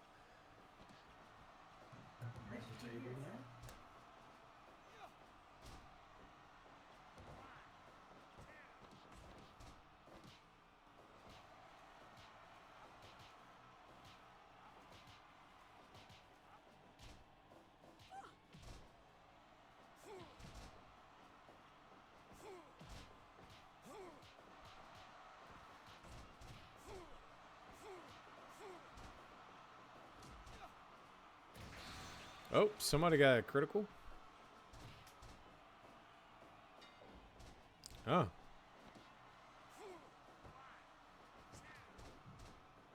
Holloway just got KO'd, and they're just like, just leave him in the middle of the ring. It's fine. I was worried, is he just like staying there? Yeah, he's just there. Fuck it. We'll just wrestle around him. He's knocked out right now.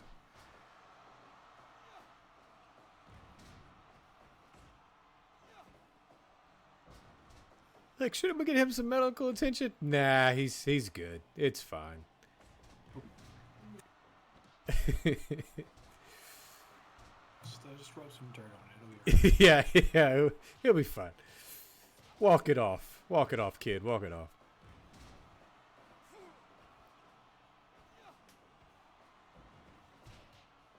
I used to hate that as a kid. You like hurt yourself like pretty severe, not severely, but pretty bad. And your parents are just like, walk it off. Like, nah, the shit hurts.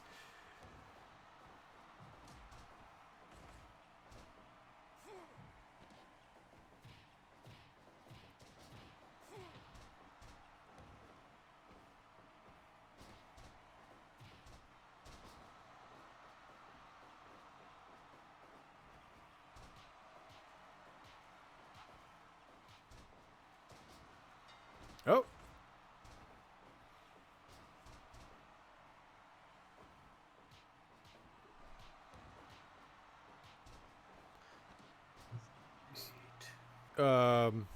So Youngblood just quit, but he's still here?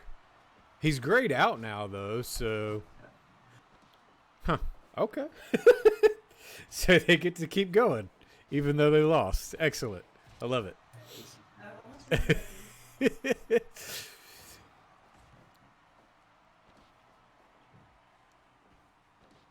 I want more of these matches. These are great.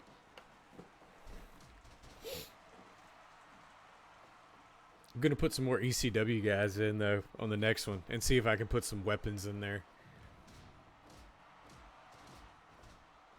Because I've got, like, Sabu and... shit, who else do I have? Oh, I've got Terry Funk from, like, back in the day when he was hardcore.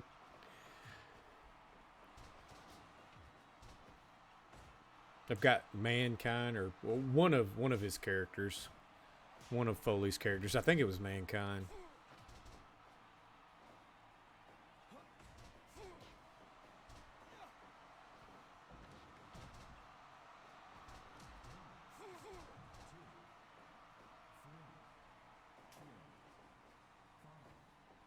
He can't count the pin because he's counting the count out.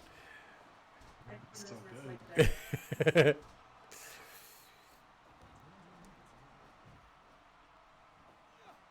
Apparently this goes until everybody except one person has been eliminated, but Ye- the other people stay in. Yeah, except for the guy that got KO'd critted. He's unconscious. Yeah, he can't fight. He's out. He's sleeping.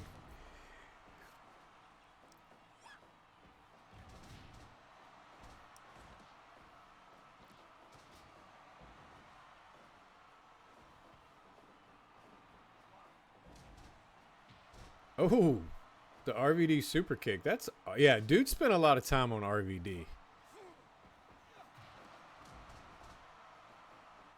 That wasn't just like a 10, 20 minute character. That's a lot.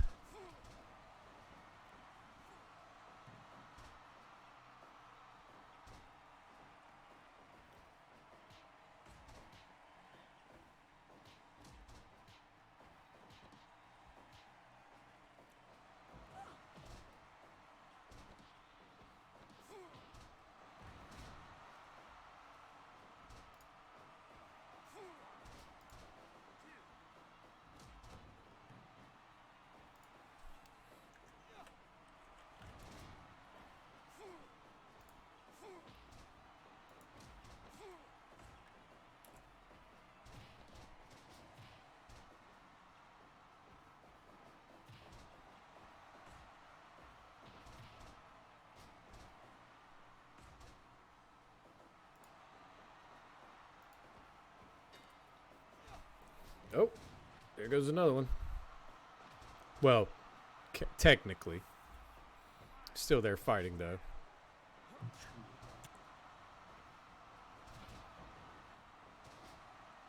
I wonder if the eliminated wrestlers can eliminate people. Yeah, I haven't seen that happen yet. I'm assuming they can, though? And then it's just the last one left uneliminated? I mean, otherwise there'd really be no reason to have them in the match if they can't eliminate someone.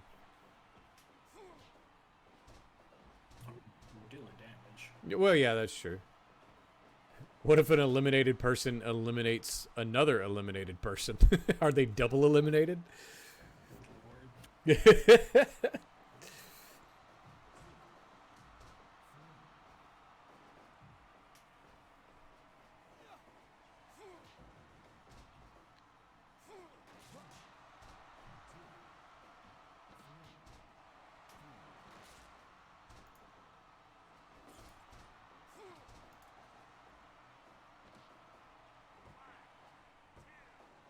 Ref's like, what in the fuck, guys? This is ridiculous.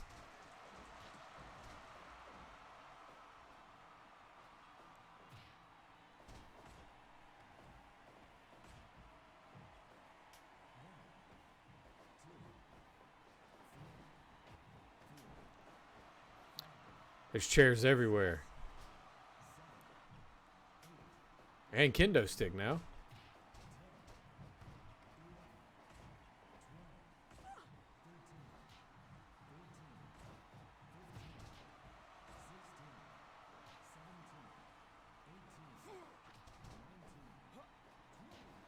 Okay, so an eliminated person can eliminate somebody.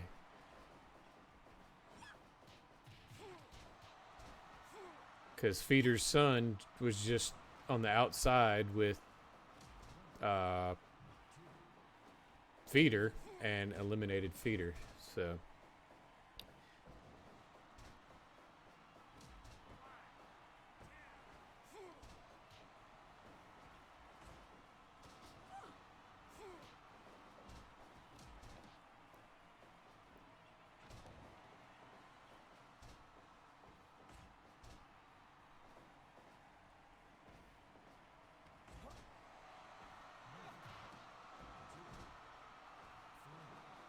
oh, I thought your guy was about to flip out of the ring on RVD. I was like, oh, that would be so awesome. Okay. Yeah, Youngblood's the one that does that stuff, right? So this is the new guy. Ah, sweet. I added like one of those moves to my guy just because I thought it would be cool.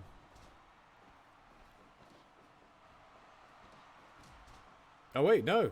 They can't eliminate. I guess countouts don't count as a person eliminating because I'm being pinned right now and the ref's not counting.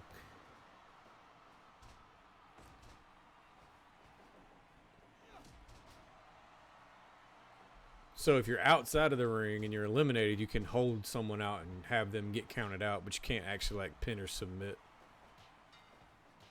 That's kind of funny. I just submitted RVD with a shitty ass half Boston Crab.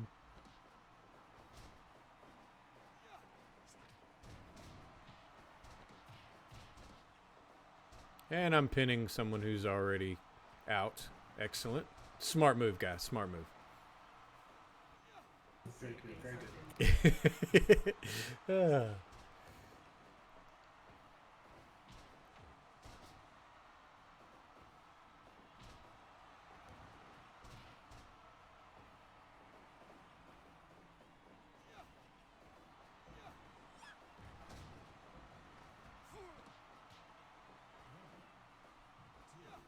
Overall, though, I do like this style of battle royale.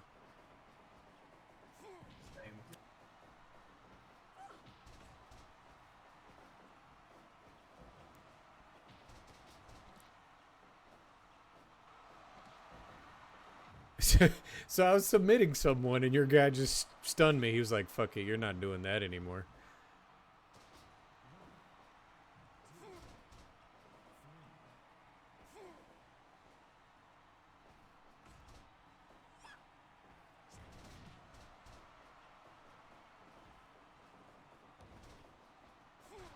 This is where it gets weird. Yeah.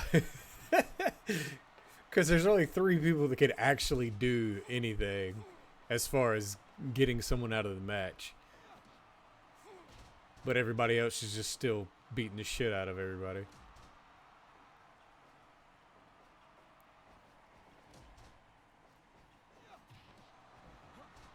Don't go for the pin. Don't go for the pin. It's the wrong one. Okay, fine. Do it anyway. Oh, so you get the stunner again.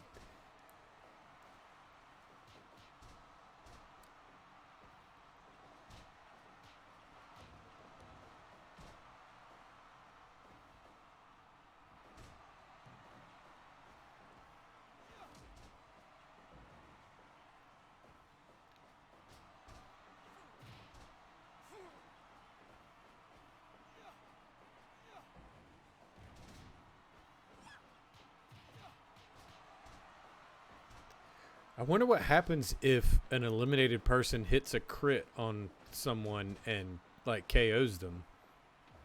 I mean, they would have to be out, right? Because you don't come back from that. As evident by Holloway still laying in the middle of the ring 30 minutes later. My man's really selling it, okay?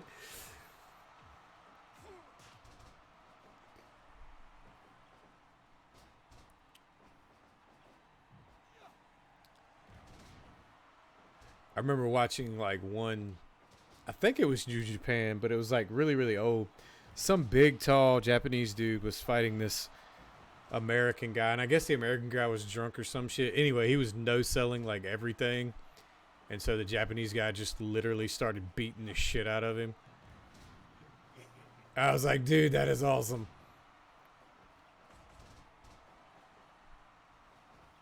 I forget both of them's name now, but it was... Apparently, it was like a really talked about, you know, obviously something like that's going to be really talked about. So, really famous or infamous incident.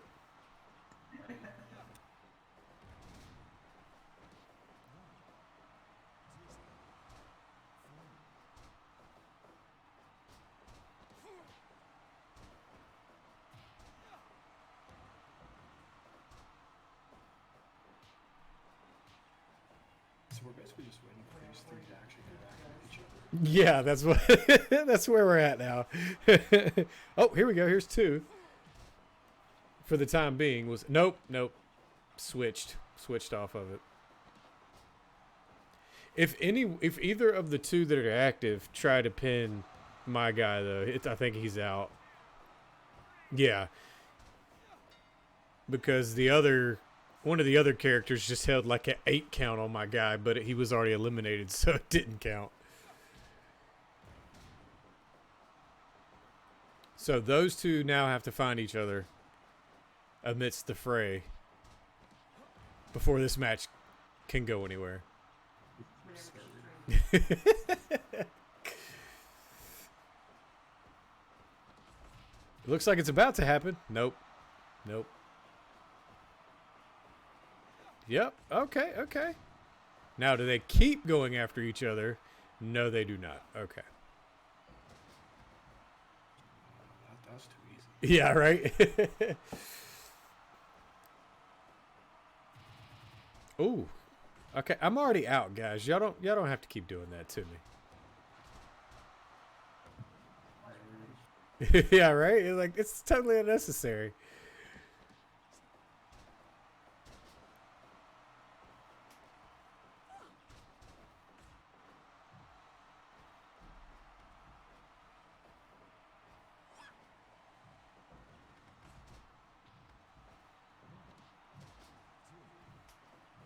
Did dude just jump out of the ring on his own accord and trying to wrestle? Okay, way to go, bud.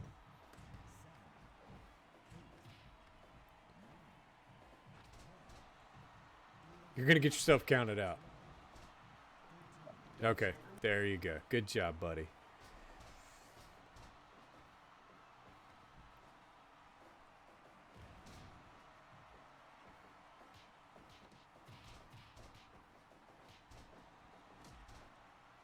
Oh, right there. Yeah, I know, right? The match would be over so much quicker if they would just wrestle each other. You can't pin him. I love that move, though. I don't know what it's called, but I love it. It looked so cool. Do what? It looked so cool. Yeah, I don't. Yeah, it's pretty awesome.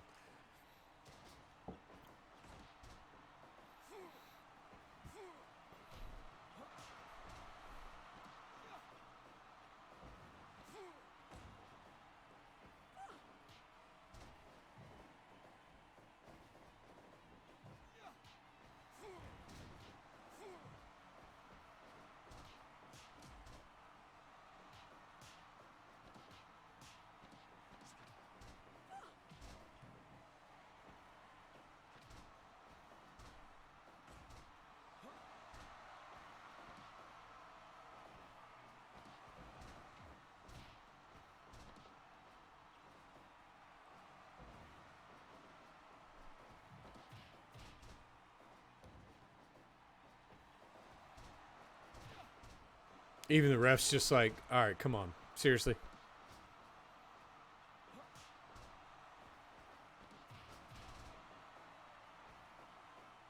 They looked at each other.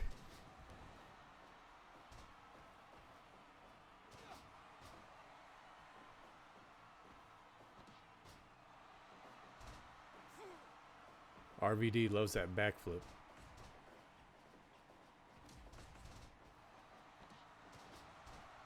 Oh, so does your guy. Yes.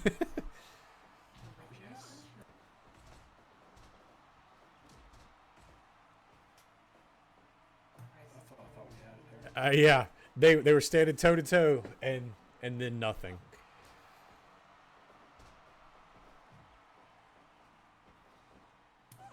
Why would you interfere with this?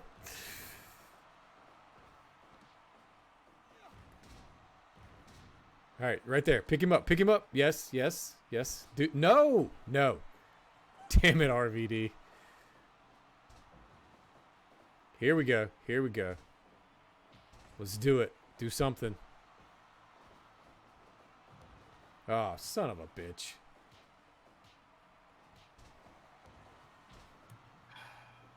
It's quite comical at this point.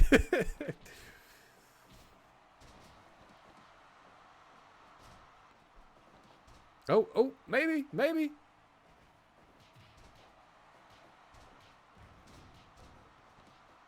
No, stop going after RVD. Brad's always like the lead.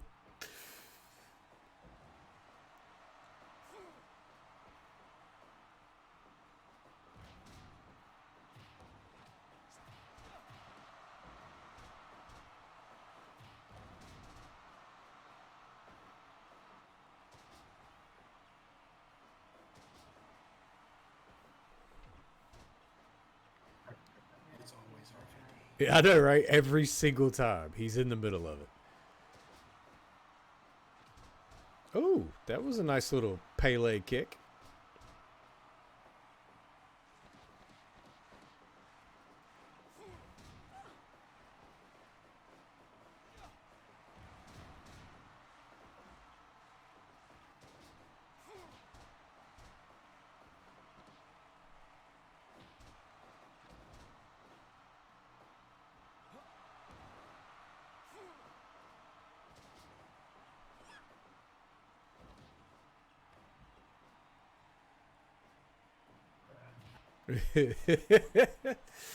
Come on.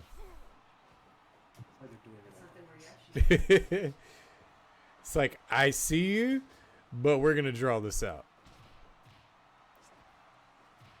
We got to build the anticipation. I assure you it has been dealt.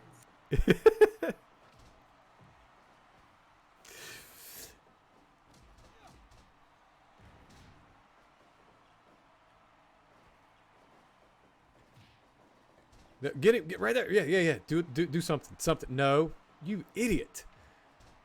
You had it.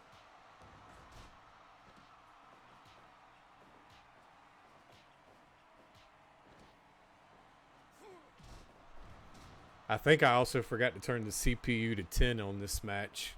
So that probably has a lot to do with how dumb they're being right now. Probably not helping things. No, not at all.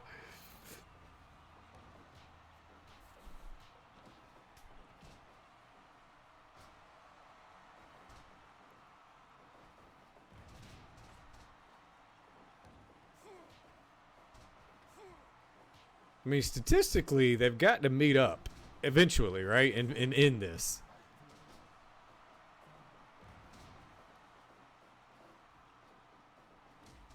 Oh, well, almost. Yo, Strago, what's up, man? How you doing? Your guy's still in it, by the way. He won't fight the only other guy that's in it, but, you know, it's whatever.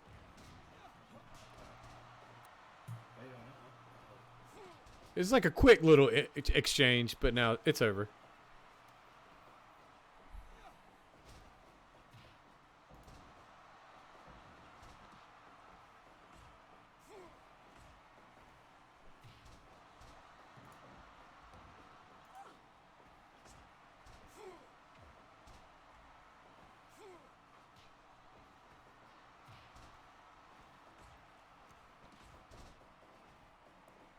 We are almost at the 1 hour mark for this match. And the last 20 minutes have been these two guys avoiding each other. He picked him up. He sent him into the ropes and then grabbed somebody else. Excellent. There you go. No, now you're supposed to go out there.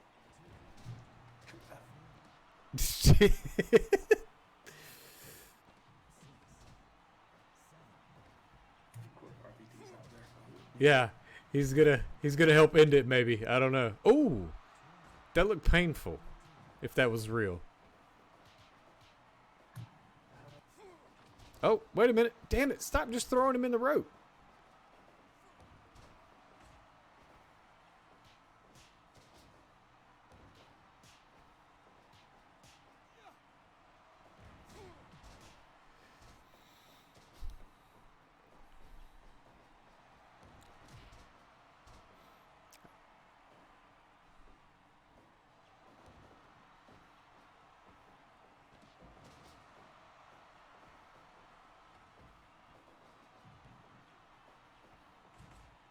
Just run over there and yeah, no. Okay, whatever. Back into the fray. It's motherfucker.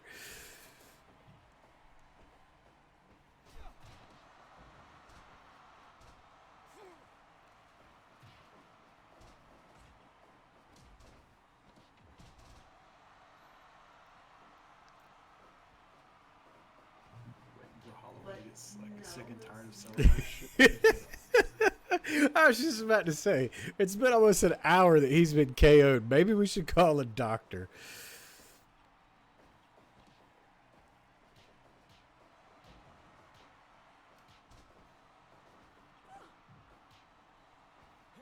Uh-oh.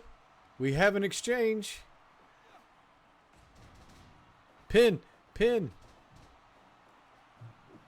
Please. There you go. Now get him. No.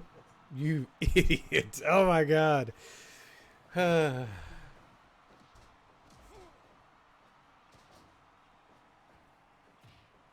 are you up to tonight, Strega? Are you playing Final Fantasy 14 with J3? Or is that not what he's playing tonight?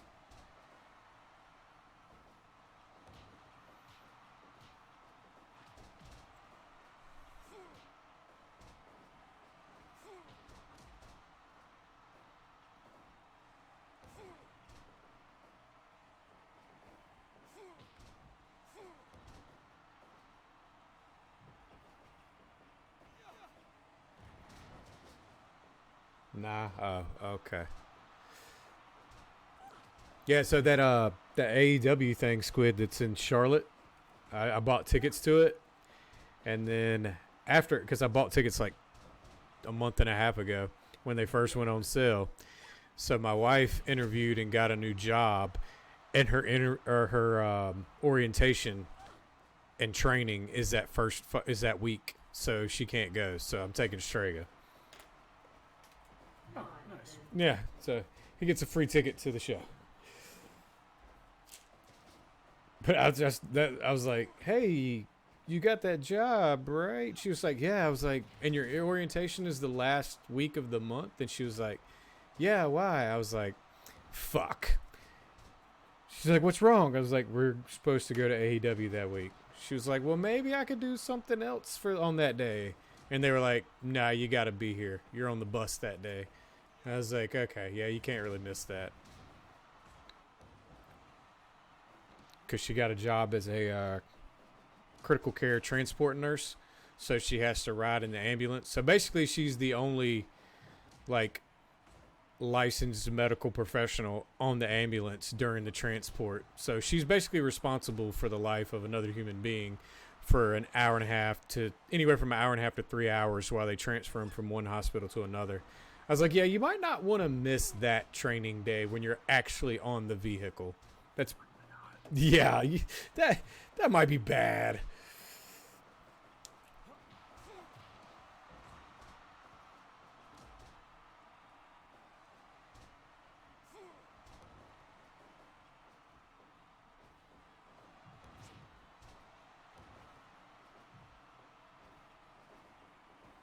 Thought he was gonna Yeah, they were right there, and then they decided no.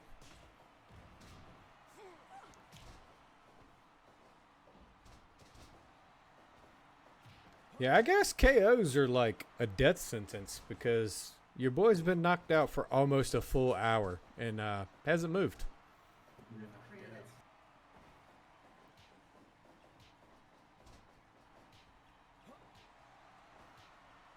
Nah, it's fine. No, I'm pretty sure if she misses that day, Strega, it's not fine.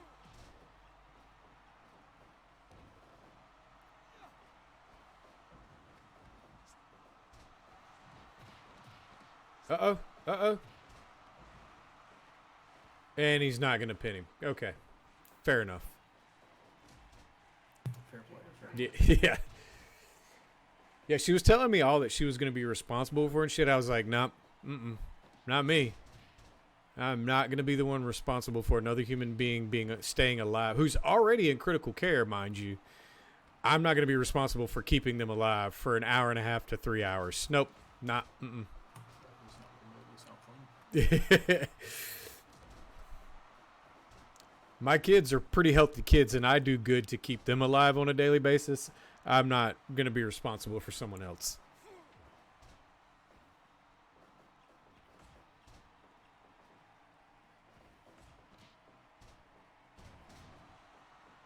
You guys know, like, y'all have to, like, fight each other or something, right?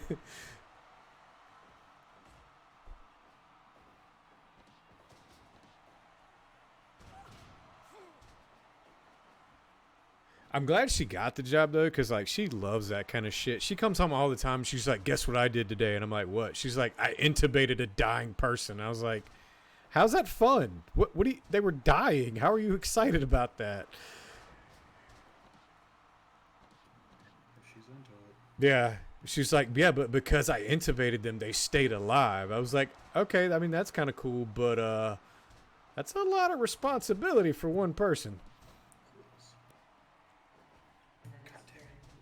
Yeah, they did a thing, and then now they're not doing the thing anymore. Y'all right there. Just turn around. Just turn around.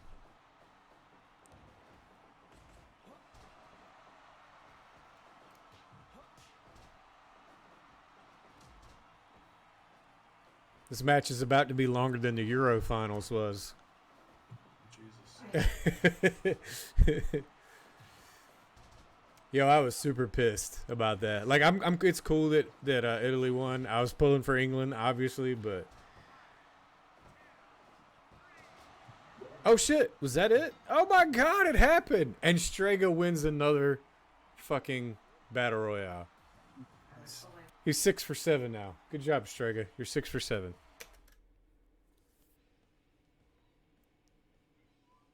Yeah, your guy went out at 13 minutes, and we were at 73 minutes. He literally was KO'd for 59 minutes and 59 seconds.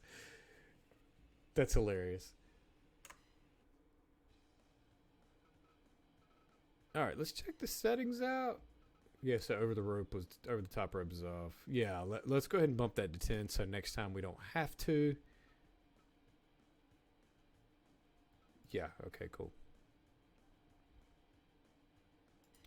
All right. Let's see. Oh, what were we going to do? We were going to do something with all the hardcore people. Oh, we were going to do... can we do a battle royale with... like...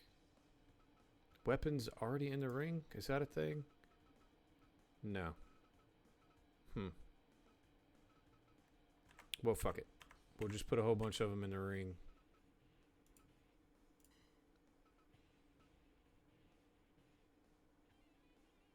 Let's do this. And then...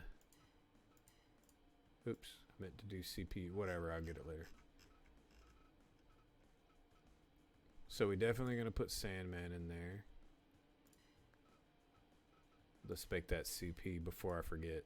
And then there's just one guy standing around doing absolutely nothing. What's wrong with that guy? I don't know. Just one dude getting the absolute. Put RVD in there. I mean, he's not really a hardcore dude, but it's Jushin Thunder Liger. I feel like he's got to be in there. Yeah, he's got to go. Who else do we have for hardcore? Mankind, of course. Yeah, that's the one. That's the one. Oh, Let's see. Bam Bam was in ECW for a while, wasn't he? yes, sir. Okay, he's going in. Let's see what we got here. Okay, okay. Bam Bam. Honestly, I think it's that one. All right, let's see. Who else do we have?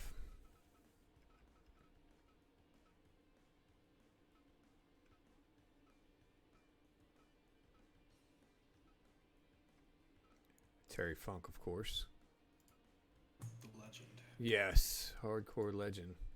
Along with the other hardcore legend, Mankind. He was just hardcore regardless. It didn't even have to be a hardcore match. He would just be like, throw me off the top of this cage because fuck it, why not?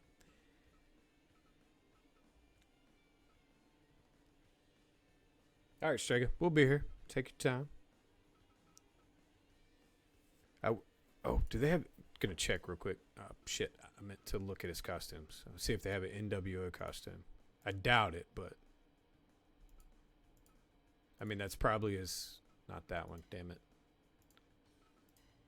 That one's probably going to be as close to NWO as it's going to get. But anyway, we're not even putting him in, so it's fine. All right, I did not want him. All right, who else do we put in? We got to put in your guy because he's a hardcore dude. Holloway.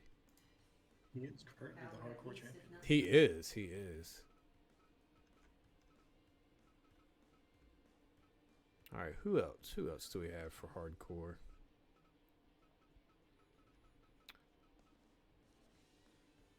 I mean, we could always go Laparca. He wasn't hardcore, but He is the chairman. yeah. Yeah, I think we're going with him. Nah. I'm kind of digging on the black and white Laparca. Alright, so I think that's going to do it. We're going to check the settings one more time. Yes, we want all of the weapons. Is there more than 8? No. Okay, fine. 8 it is then. Alright, so return. And let's do this. Oh boy. Oh yeah, this is going to be great. It's going to be so fucking great.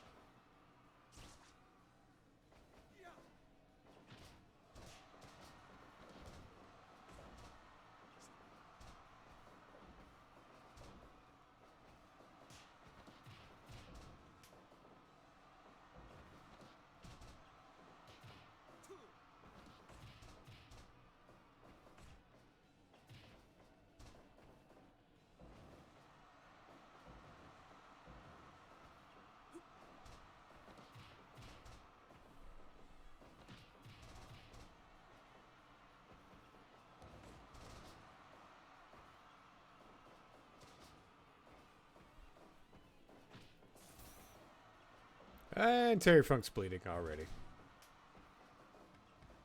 Oh!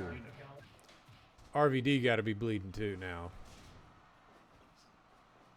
Yeah, he bleeding. I mean, at Terry Funk's age, though, you know. Little scratch. Open him right up. True.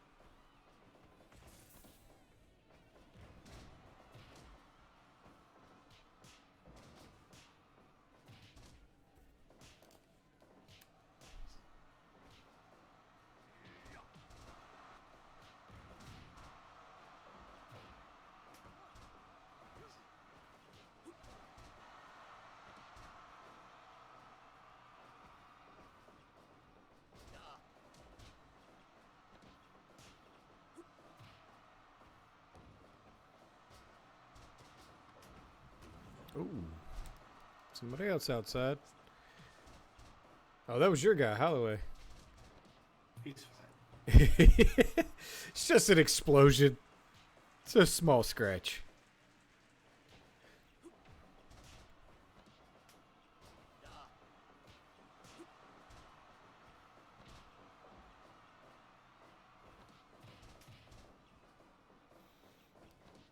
Terry Funk, what are you doing, buddy? You're like running up at the top of the ring and nobody's there.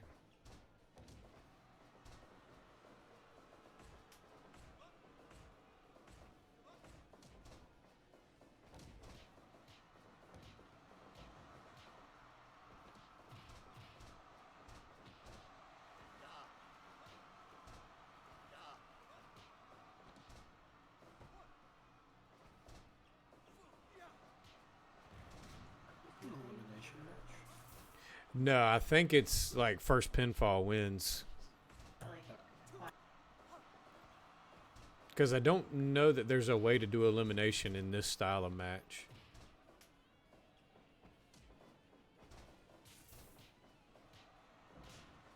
What we can do next though is like a tournament. Because we can do any type of match as a tournament.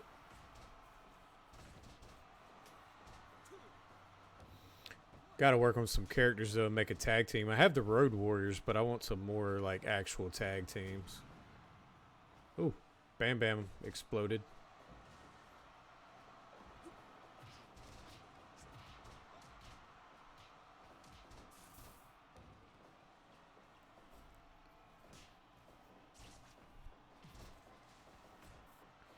Yeah, because I want to do like a tag title. We've got the hardcore title, the heavyweight title. I want to come up with some more.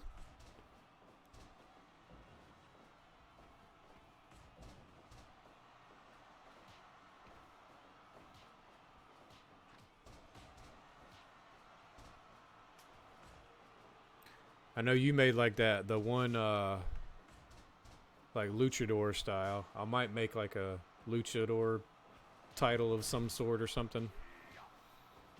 Yeah, like I said, I got ideas for like a whole stable of them dudes. So Yeah, that's totally cool. And then you could have a tag team in the stable. That way they could vie for the tag titles.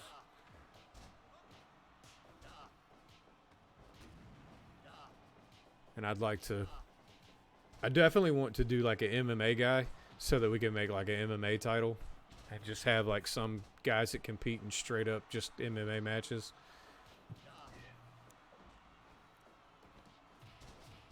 Because you can fine tune all that stuff out and take out like some of the like suplexes and shit like that and actually just do straight up MMA shit. yeah.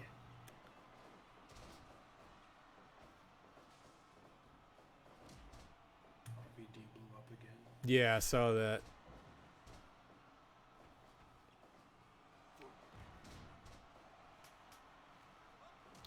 I'm hoping we see some more people blow up again. It's pretty cool. Oh, sledgehammer to the back. That was mean.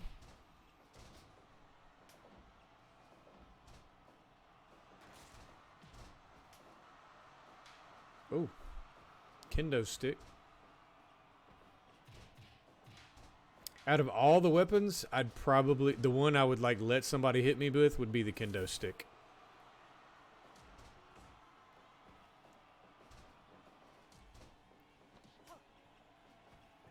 It's let's see if that a chair. Yeah. But like the reason I would pick the kendo sticks is because the way they're designed with all that like space between the pieces of wood, it takes a lot of the force out. You get like that stinging sensation from getting hit with it, but it doesn't I don't feel like it lasts as long as getting smacked over the head with a chair. Definitely not with a baseball bat.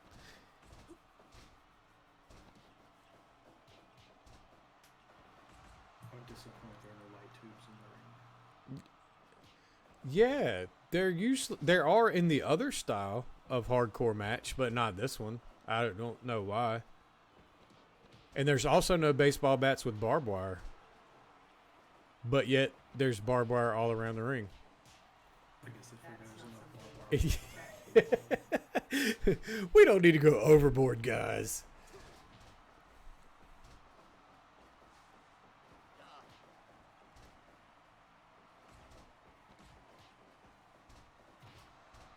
I wish there was a way to do like a elimination match in one of these hardcore though.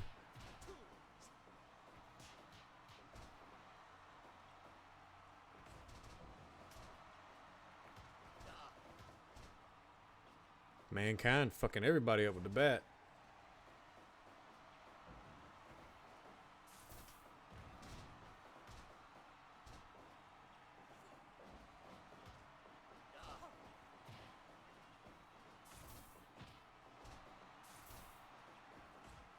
Mankind is still not bleeding after being thrown into the barbed wire several times. I feel like that's pretty accurate too.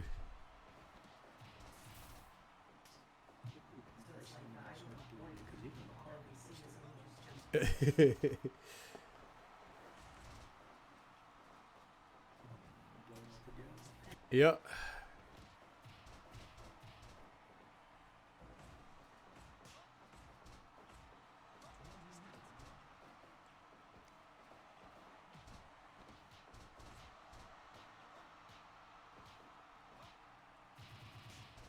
The beatdown.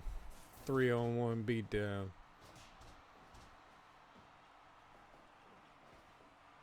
That's something else we could do too, is like a 3-on-3 tag team champs. I wish that's something. I don't even know who won that. I didn't even see. My guy did. Oh, sweet. Holloway.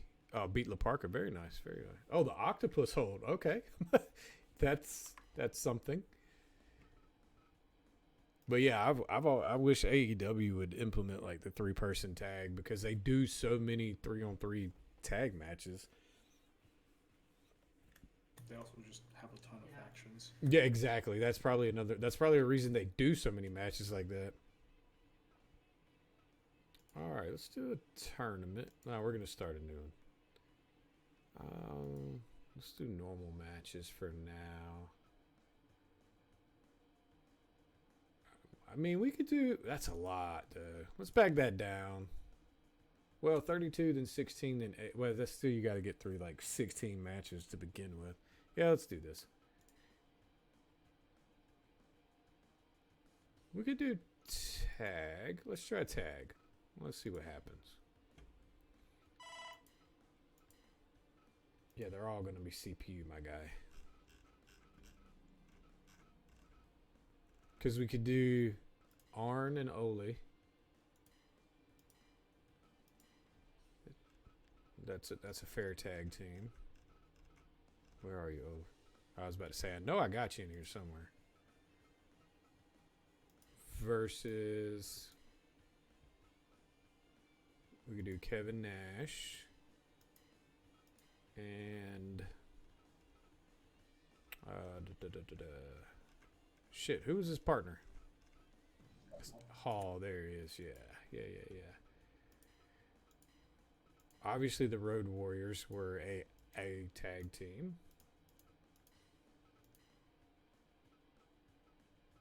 Where you at?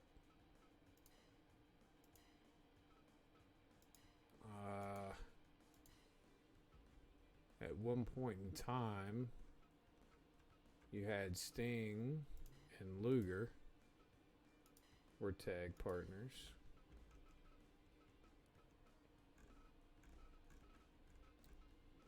And it was cool as shit back in the day, but honestly, it was a stupid ass name. They called themselves the Dudes with Attitudes. I was like, I mean, back when I was a kid, it was the coolest thing ever, but now it's like, huh, that's cheesy as fuck, not gonna lie. Alright, who else we got for a tag team? Oh, we got The Undertaker and Kane. I forgot I got The Undertaker. You gotta have The Undertaker, though. Oh, you know what's the perfect match after this? Is The Undertaker versus Sting, because it never fucking happened and it should have. Agreed.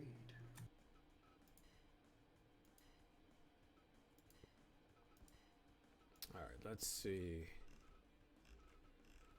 What's another tag team we can do?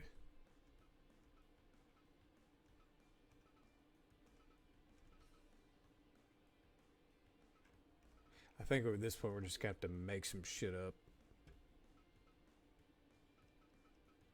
do Flair and DiBiase. Yeah, that would work. They were never actually a tag team, but like it fits. Yeah, absolutely.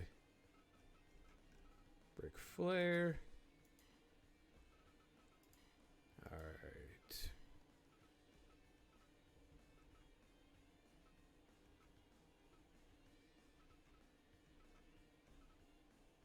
Vader. It's Vader time. He used to scare the shit out of me as a kid with that mask that he had, or that helmet thing. Yeah. Let's see. Let's do Andre and Hulk Hogan. That seems like a decent tag team. They were never... I mean, they were always rivals and shit, but still. We may... They were technically allies beforehand. True. Like back in the early days. Eddie Guerrero. Oh, we need somebody to tag with Eddie. Who's a... Parker. Yeah, that makes perfect sense. The LWO together. True. Parker died, didn't he, doing the Cope Suicida out of the ring? No, it was LA Park. That's a different dude. Oh, gotcha.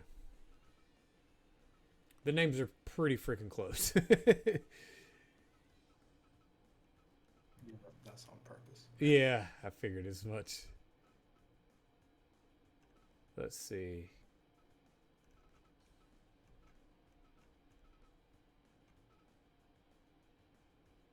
Let's do Jacob Roberts and somebody. I don't know who.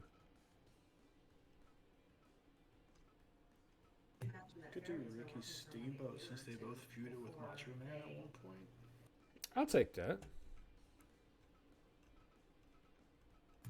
Think of reasons to connect people. Right?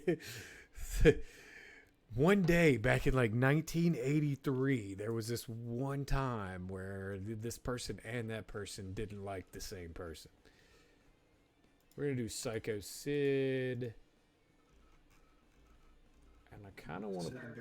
Yeah, I was about to say, I want to put him with Barry Windham.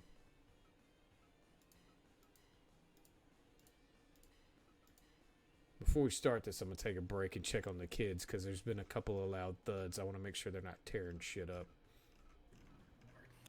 Yeah, go in there and fucking half the walls torn down. Okay, you know what, kids? It's just time for us to move. Yes, before your mom gets home. Absolutely. Let's go. Mr. Perfect and Owen? That works. All right, let's see if there's anybody else that would go with Mr. Perfect better. I really don't feel like it. I really feel like Owen's probably a good one. I guess we got to put The Rock and Steve Austin together.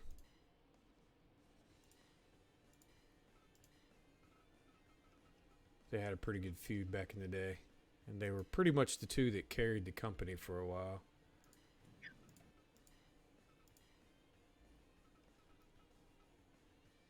I forgot I had Ultimate Warrior up here. He got to be in here. Could do Warrior and Hogan. I've got Hogan with, Hogan already. yeah. Let's see. I mean, we could put him with Hogan. Technically, who we should put together is Sting and the Ultimate Warrior because they were a technical tag team before they were Sting and Hulk Hogan. Actually, a tag team. Yeah, so that's what's going to happen. That's what's going to happen. And we'll just use the other Sting. Even though, I mean, it technically wasn't this Sting. Actually, it was more of this Sting because he was... That's crazy. He went from like black and white with face paint to colorful guy to back to black and white with face paint.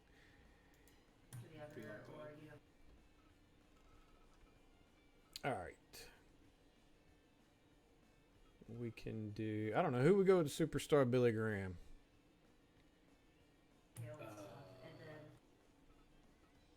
And we got Roddy Piper we haven't used. We've got Ming, which that definitely doesn't fit. Jimmy Snuka, George Steele, DDP, Rick Rude, maybe? Rick Rude. I think we can make that work. Rick Rude. And Superstar. Where are you? There you are, buddy. Make sure we didn't use Rude before. I don't think we did. Yeah, okay, cool. All right, we only got to make 2 more teams. So, good, because this is getting hard. I'll just slaughter in Big Boss Man. Oh, yeah, that works. It's perfect. Big Boss Man, where you at? Okay, your name is Big Boss Man. That works perfect. All right, last one.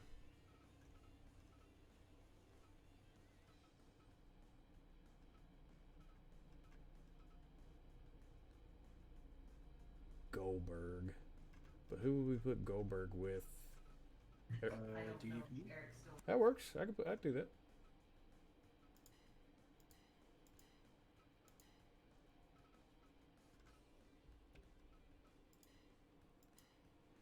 All right.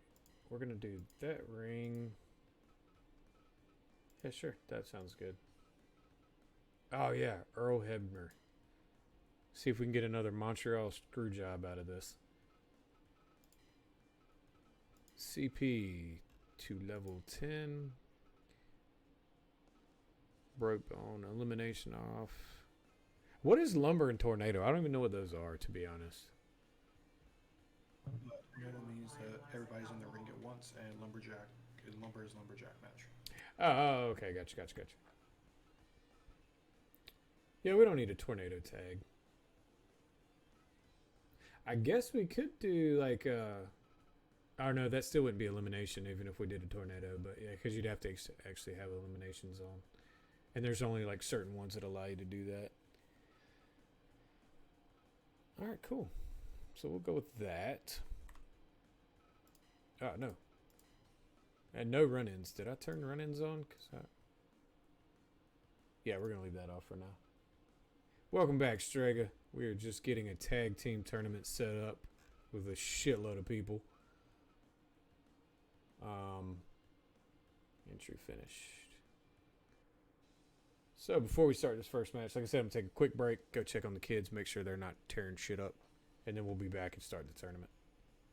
I'm going to relocate to my laptop. 10-4.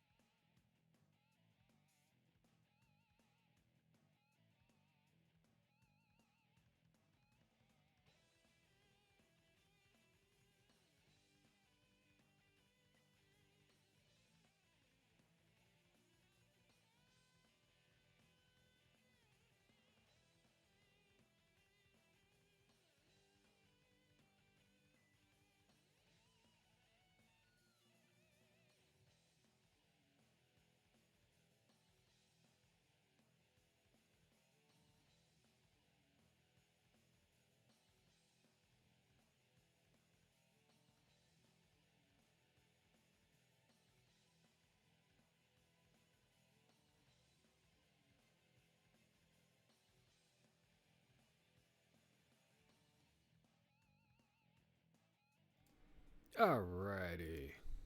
I'm back. I think I'm gonna actually hold up. Can I change this to a title thingy? Shit, no. Damn it. I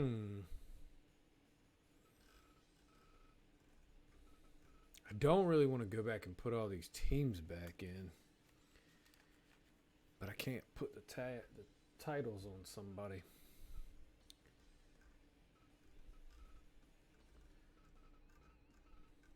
We'll just do a tournament and then we'll Thank you. Yeah, we'll just do a tournament. The tournament, and then whoever wins this tournament will do like another tournament and put them in the tag title match.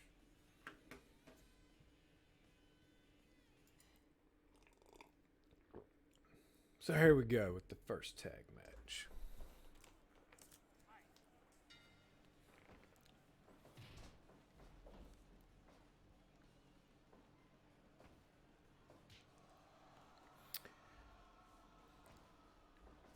So what you been up to this weekend, Strega?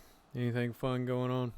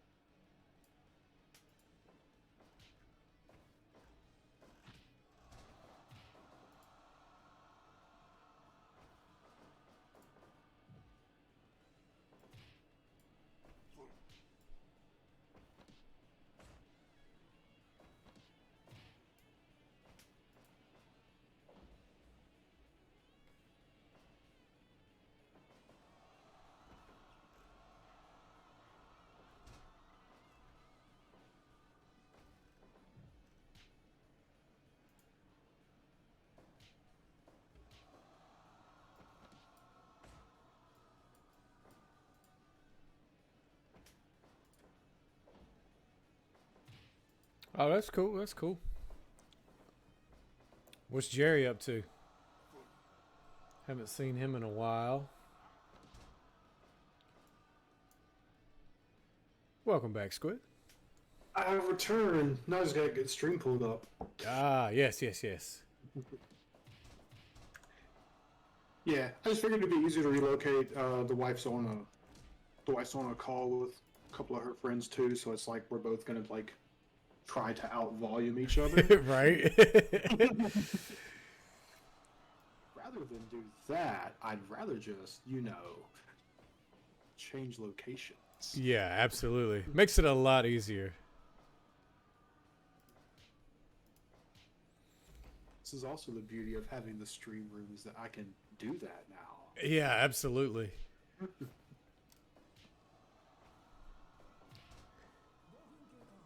All right, so we got. I see. I ain't miss a whole lot. We still on the first match. It looks. Yep. I tried to go back to make this like for the tag titles because I forgot nobody has the tag titles yet. But I would have to completely scrap it and redo it. So I was like, nah, bro, that's fine. We'll just have the last two rematch each other for the fucking title. Yeah, exactly, and then call it a day. It's like I'm not putting them in these 32 names again. Nah. If this was like an 8-team tournament, sure, I'll redo 8 teams. Yeah, but 32 teams? Nah, Holmes. Maybe we can hang out this weekend sometime, or this week sometime. Check on some Oh yeah, for sure. I haven't been by the marketplace in a while, so we definitely need to go check them out and see what kind of retro shit they got.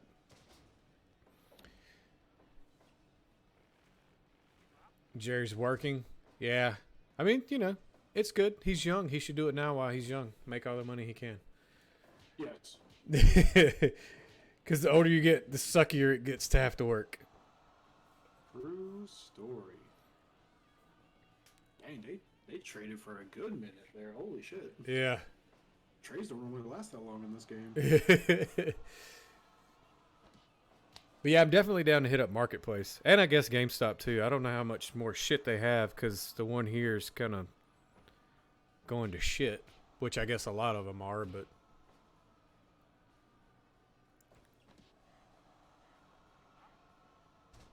They had some different dice each time I've been by. Oh, yeah, that little store in the back corner. Yeah, that's where I sent you the picture of like that iridescent set that was like pink and green and orange and blue and all that. But for some reason, all the other sets were $9.99, but that one was like $14.99. I was like, why the fuck is this one more? Why is this $5 more? Literally made by the same company. It's just a different style. I guess I don't know. I don't know what it was, but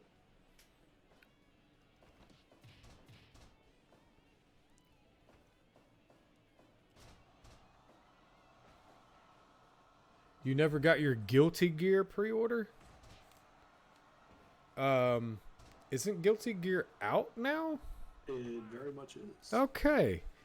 Yeah, I would question that, Strega, because you should have it, like, already.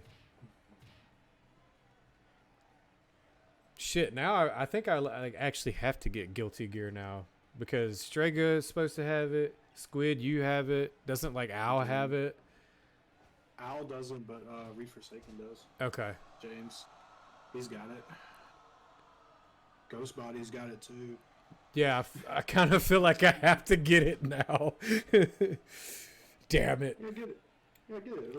It'll be a fun time. Don't worry, we all suck too. Yeah, I'm horrible at it, but yeah. You have to go to RR to get it? That's why you haven't got it. That's right. Why did you pre-order it in RR? That was a bad idea. Was that when we were doing those jobs up there in RR?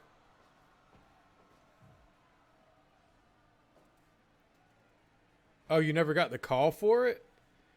Man, them motherfuckers are slacking. That's typical RR shit for you, though. Whoop. Say, bro, think about what town you're talking about. Yeah. We'll have to make a trip up there and check it out. Cause you should have definitely got a call about that already. Cause it's been out for a pretty good minute, hasn't it, Squid? Yeah, it's been out for a little bit now. Yeah. Probably about a month, maybe. RR for life? Absolutely not, sir. Under no circumstances. You know who Davis is. We went to school with him. He graduated with us. Excellent. Now I have to try to figure out who it is. Well, his last name is Davis, so that narrows it down slightly. Oh, so that narrows it down a little bit. Yeah, there were quite a few Davises, but you know.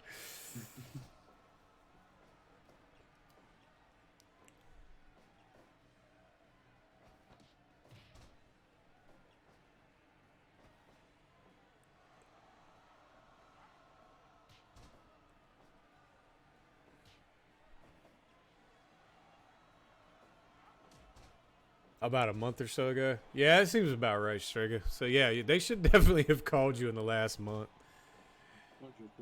100%. But again, it's RR, so you know. True.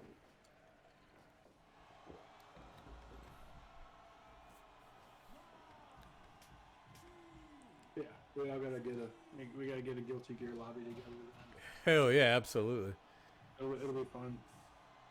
I'm only good with like one actual character, and then I have like 3 other characters I can like do super basic shit with and make it look like I know what I'm doing. Right? I really don't. That's me with most fighting games. Like, I know this one combo for this one guy. That's it.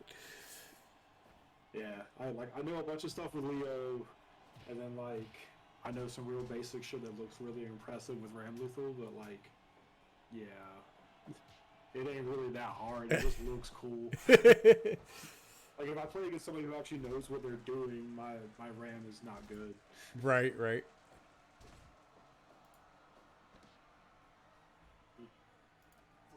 This should bring back memories, Davis, because in high school, I think it was high school, we had to come up with some kind of invention. So we made a card game based off of wrestling.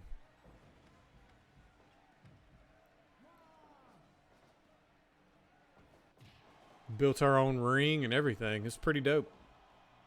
Looks pretty sick. Yeah, we had our little action figures, and we made up the cards and everything, and yeah, it was pretty cool.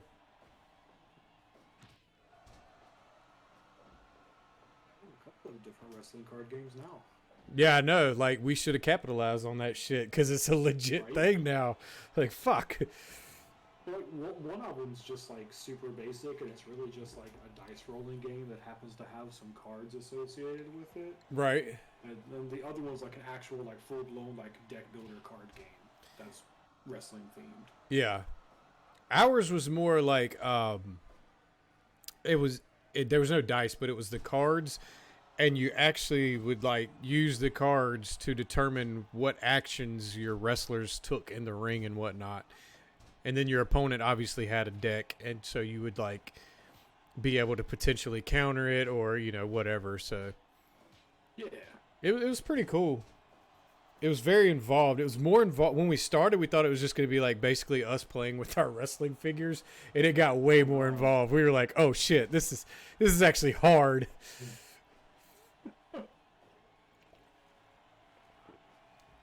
Yeah, the deck building one I got doesn't really do like it doesn't do like individual like it does do individual matches, but like you don't like play out the matches themselves. It's more of like a booking simulator.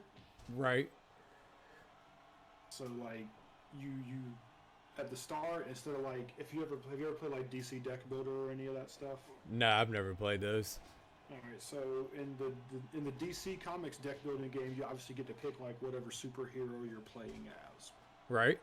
Well, in the wrestling card game I have called Book It, you pick like a promotion style, Ah, okay. and like the promotion styles are everything in the game is a very obvious nod to something else in the wrestling world.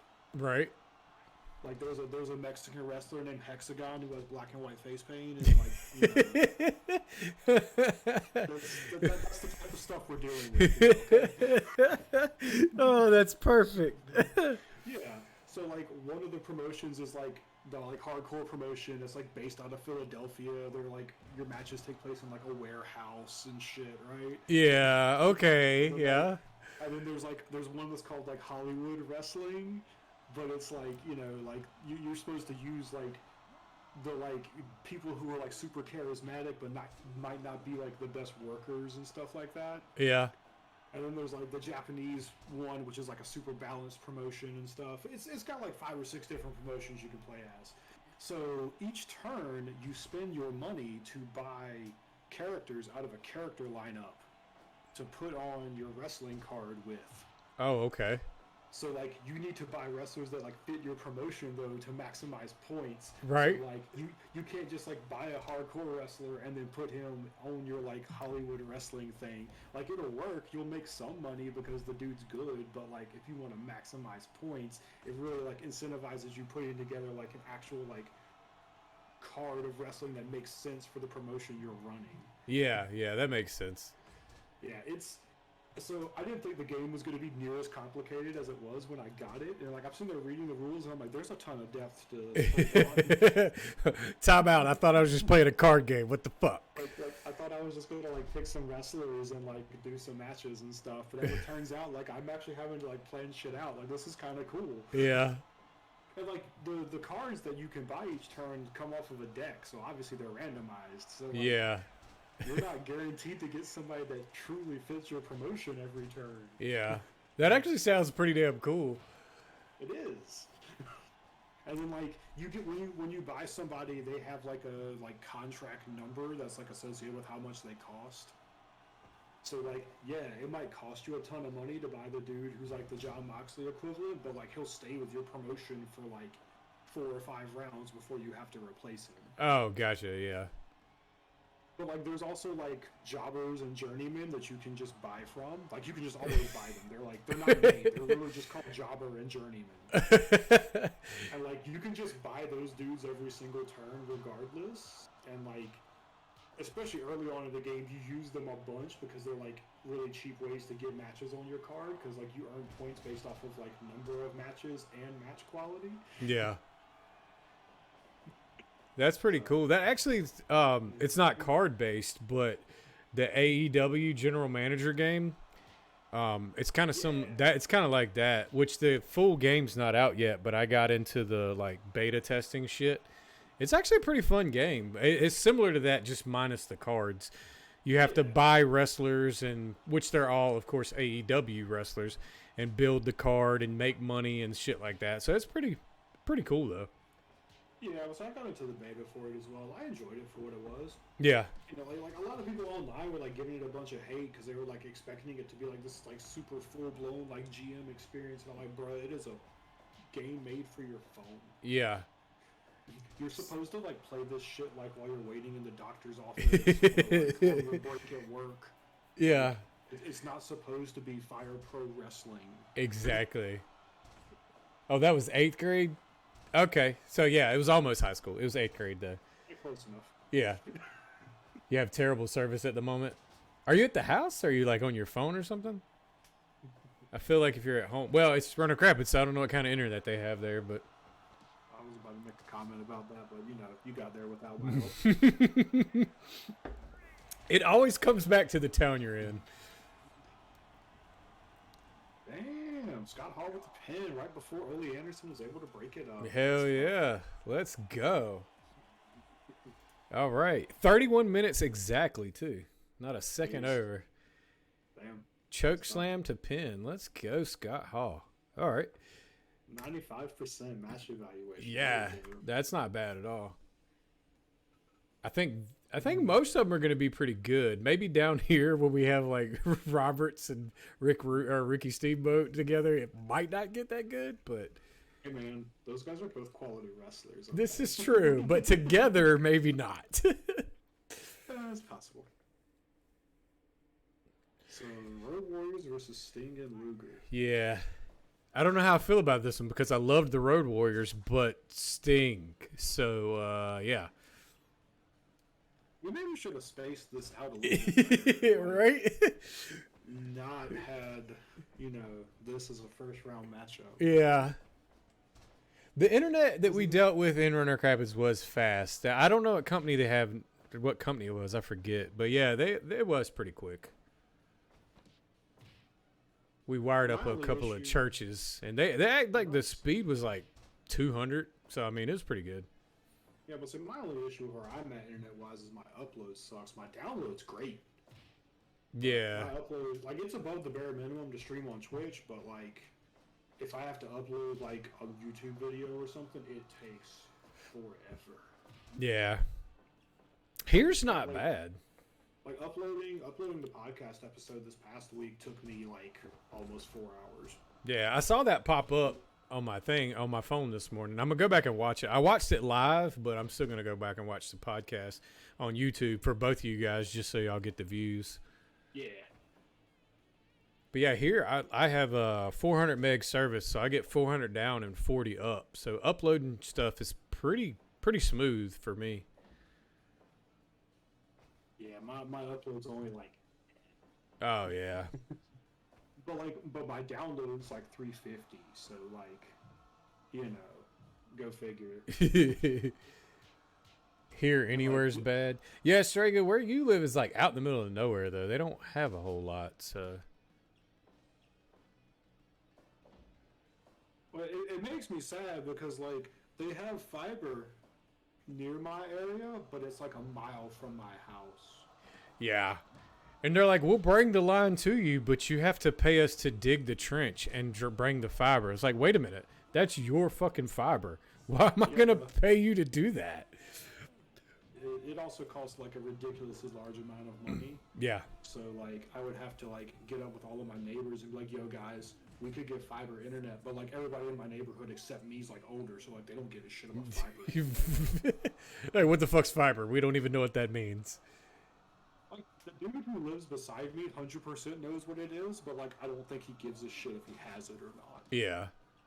Because like he's just like using his internet to like check his Facebook and shit, bro. Yeah, he doesn't need fiber for that.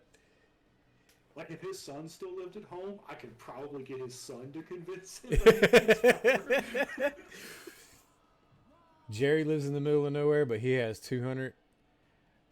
But doesn't where does Jerry live? I thought he lived in yeah, that's a city and it has a name, but I can't think of it right now. Sick. Yeah, I hate when I do that. I'm like, I know what I'm. Kinston, that's it, Kinston. I thought he lived in Kinston. That was like growing up though. I lived off of Thelma Road, going in between Roanoke Rapids and Littleton, and so when we had internet, but it sucked. And we had dial-up forever because when cable started becoming a thing, they ran all the trunk lines in town and shit. So everybody in town got it. But out there on Thelma Road, they were like, yeah, there's like 4 houses out here. We don't give a fuck about y'all. He's 17 miles from Wilson or Clayton, surrounded by farmland. He's in Kinley. Yeah. He's in Kinley. Okay. Kinley. Yeah. different. Yeah, that That's is a little different. My bad. I thought it was Kinston. It was one of them K words. But yeah, they finally got cable out there. I think it was like either. Oh, they got the torture rack in here too. That's fucking awesome. But Yeah. I got we finally got like cable maybe my junior year in high school.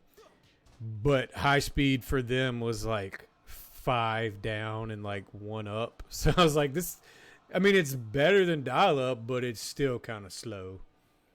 I remember getting cable internet my sophomore year of high school, I want to say, is when we got it at my house. And like, bruh, let me tell you something. My music library size tripled. Dude, I remember trying to download stuff on 56K. Like 3 days. Like, oh, okay. So, a dude my dad was friends with ran like an ISP that was like dial-up. Yeah. So like I wasn't paying for my dial-up service no matter how much I used. Oh shit.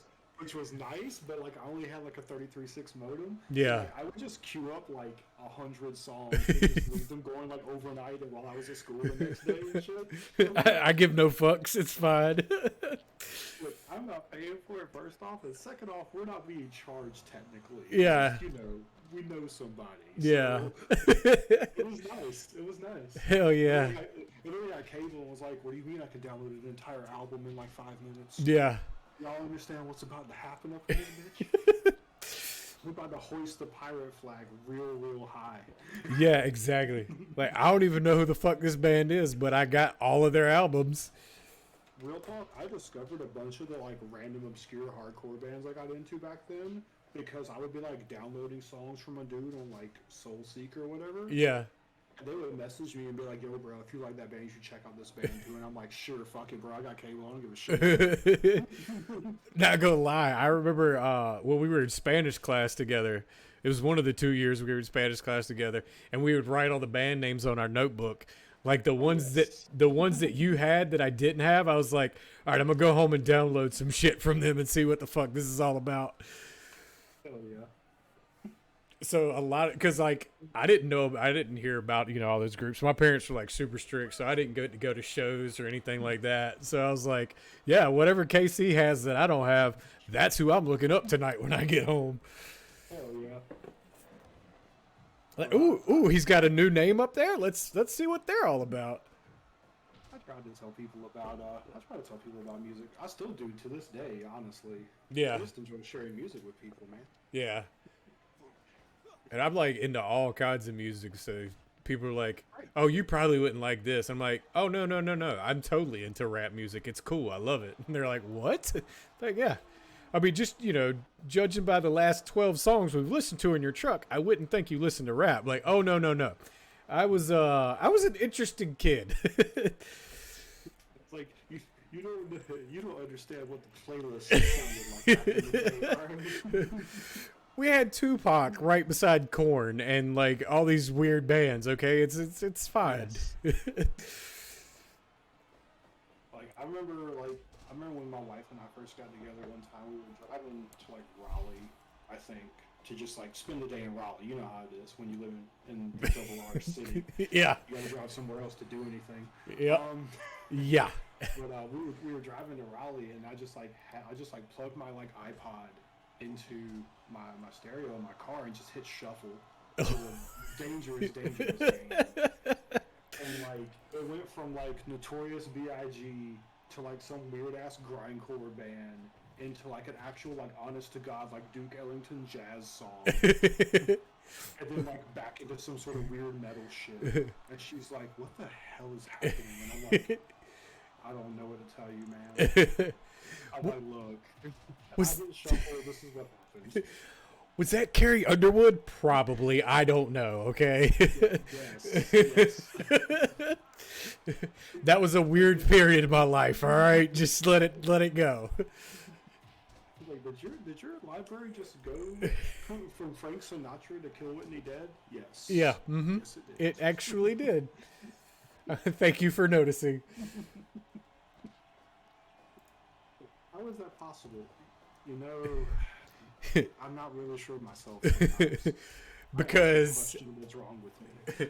because at one point in time I had free internet and LimeWire, so this is what you get. Yeah. My favorite thing about LimeWire and shit like that back in the day was like having songs that were like completely different groups. Yeah.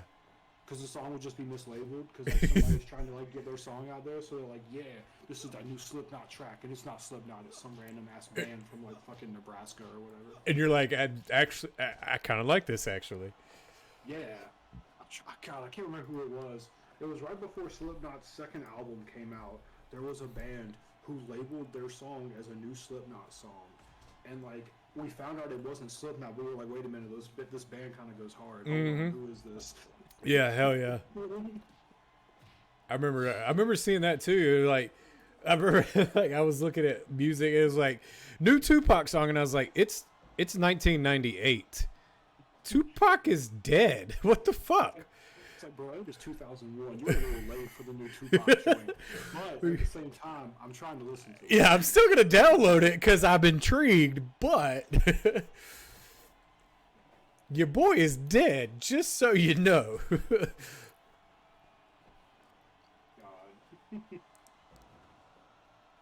Yeah, that shit was awesome. It was Napster first, though. I forgot about Napster. Yeah, Metallica yeah. fucked that up. Fucking douchebags. Yeah. Jerks. Ruin everything. I'm not going to lie. I dug Metallica back in the 80s, but, like, I don't know. Some of their 90s stuff was okay. I liked Load. Reload was kind of literally a remake of Load, in my opinion. Reload's got like a couple of good songs on it, but like overall it's not that great. Yeah, and then anything after Reload, it was just garbage. I was like, nope, I don't want to be here anymore. I like the cover album thing they put out, Garage Days or whatever. Oh, Garage Inc. Yeah. Some of those covers were pretty dope. Yeah, I like some of the covers. They were pretty dope. Yeah, that's about it though, man. Yeah. Ain't a whole lot else has happened since that era from Metallica that I'm a fan of. Yeah.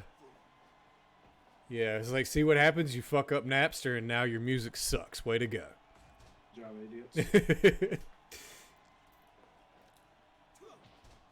Oh, we forgot to switch this out to Ultimate Warrior and Sting. Oh, no, we did the other Sting in Ultimate We Warrior. did the other Sting. Yes. Yeah. Excellent. So Sting still has a chance if he loses this match. All right, cool. God. The bias is real. Yeah. I am not even going to hide it either. I would make a horrible re-announcer. You should go like Bobby Heenan, man. Right? Yeah. The bias is real announcer. Hell yeah, he was. He gave no fucks. He still has my favorite call in the history of pro wrestling. When Hogan actually joins the NWO and hits like the leg drop or whatever. Yeah. And he was just like, I was right. Because he spent like a decade in WWF or whatever, like talking about how terrible Hulk Hogan is and everything, because he was playing the heel announcer or whatever. Right. So like Hogan joins the NWO and he's just like, I was right, I told you. It was the long play, damn it. Oh, this is so good. Oh no. Wait a minute. Okay, he did crit. Oh. Fuck, he critted. Oh, he out. Yeah, he gone. Shit. Way to go, Sting. Animal straight knocked that dude out. Yeah. You're making me feel bad, Sting, but it's cool. 84%. I feel like that match was way better than that. Oh, that match was way better than that. Yeah. And now we haven't set out where Luger's going to turn on stage. Yeah, exactly.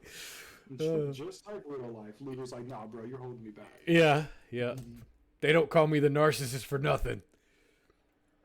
God, that dude's WWF run was just a string of disasters. Yeah. Holy crap. Yeah. I mean, that whole narcissist thing, like, that was all fucking Vince, too, so. Yeah. To be fair, I think that gimmick could have worked, except for the fact that, like, you had him playing, like, the super cocky heel, who's also, like, still wrestling like he's WCW Lex Luger and doing, like, powerhouse moves and stuff. Yeah. So, like, his wrestling style didn't fit the gimmick. Yeah, he didn't adapt to the new gimmick, and they just forced the gimmick on him. I don't think he wanted it, to be honest, but... He didn't. He just wanted to be the same thing he was in WCW, basically. Yeah. Like, do all the flashy stuff and everything. The All-American Lex Luger thing worked a little bit better, but, like, at the same time, it still kind of didn't. Yeah.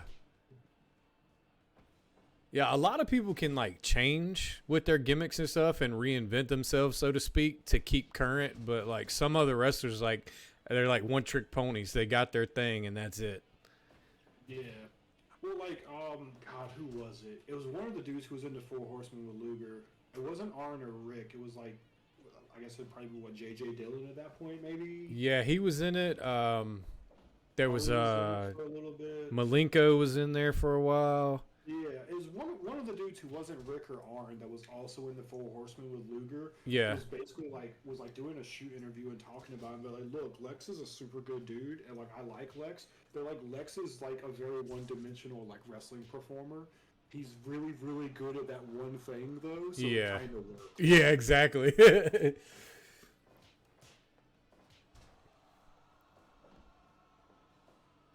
I like this mixture of old school and new school. This is actually pretty cool. Oh yeah.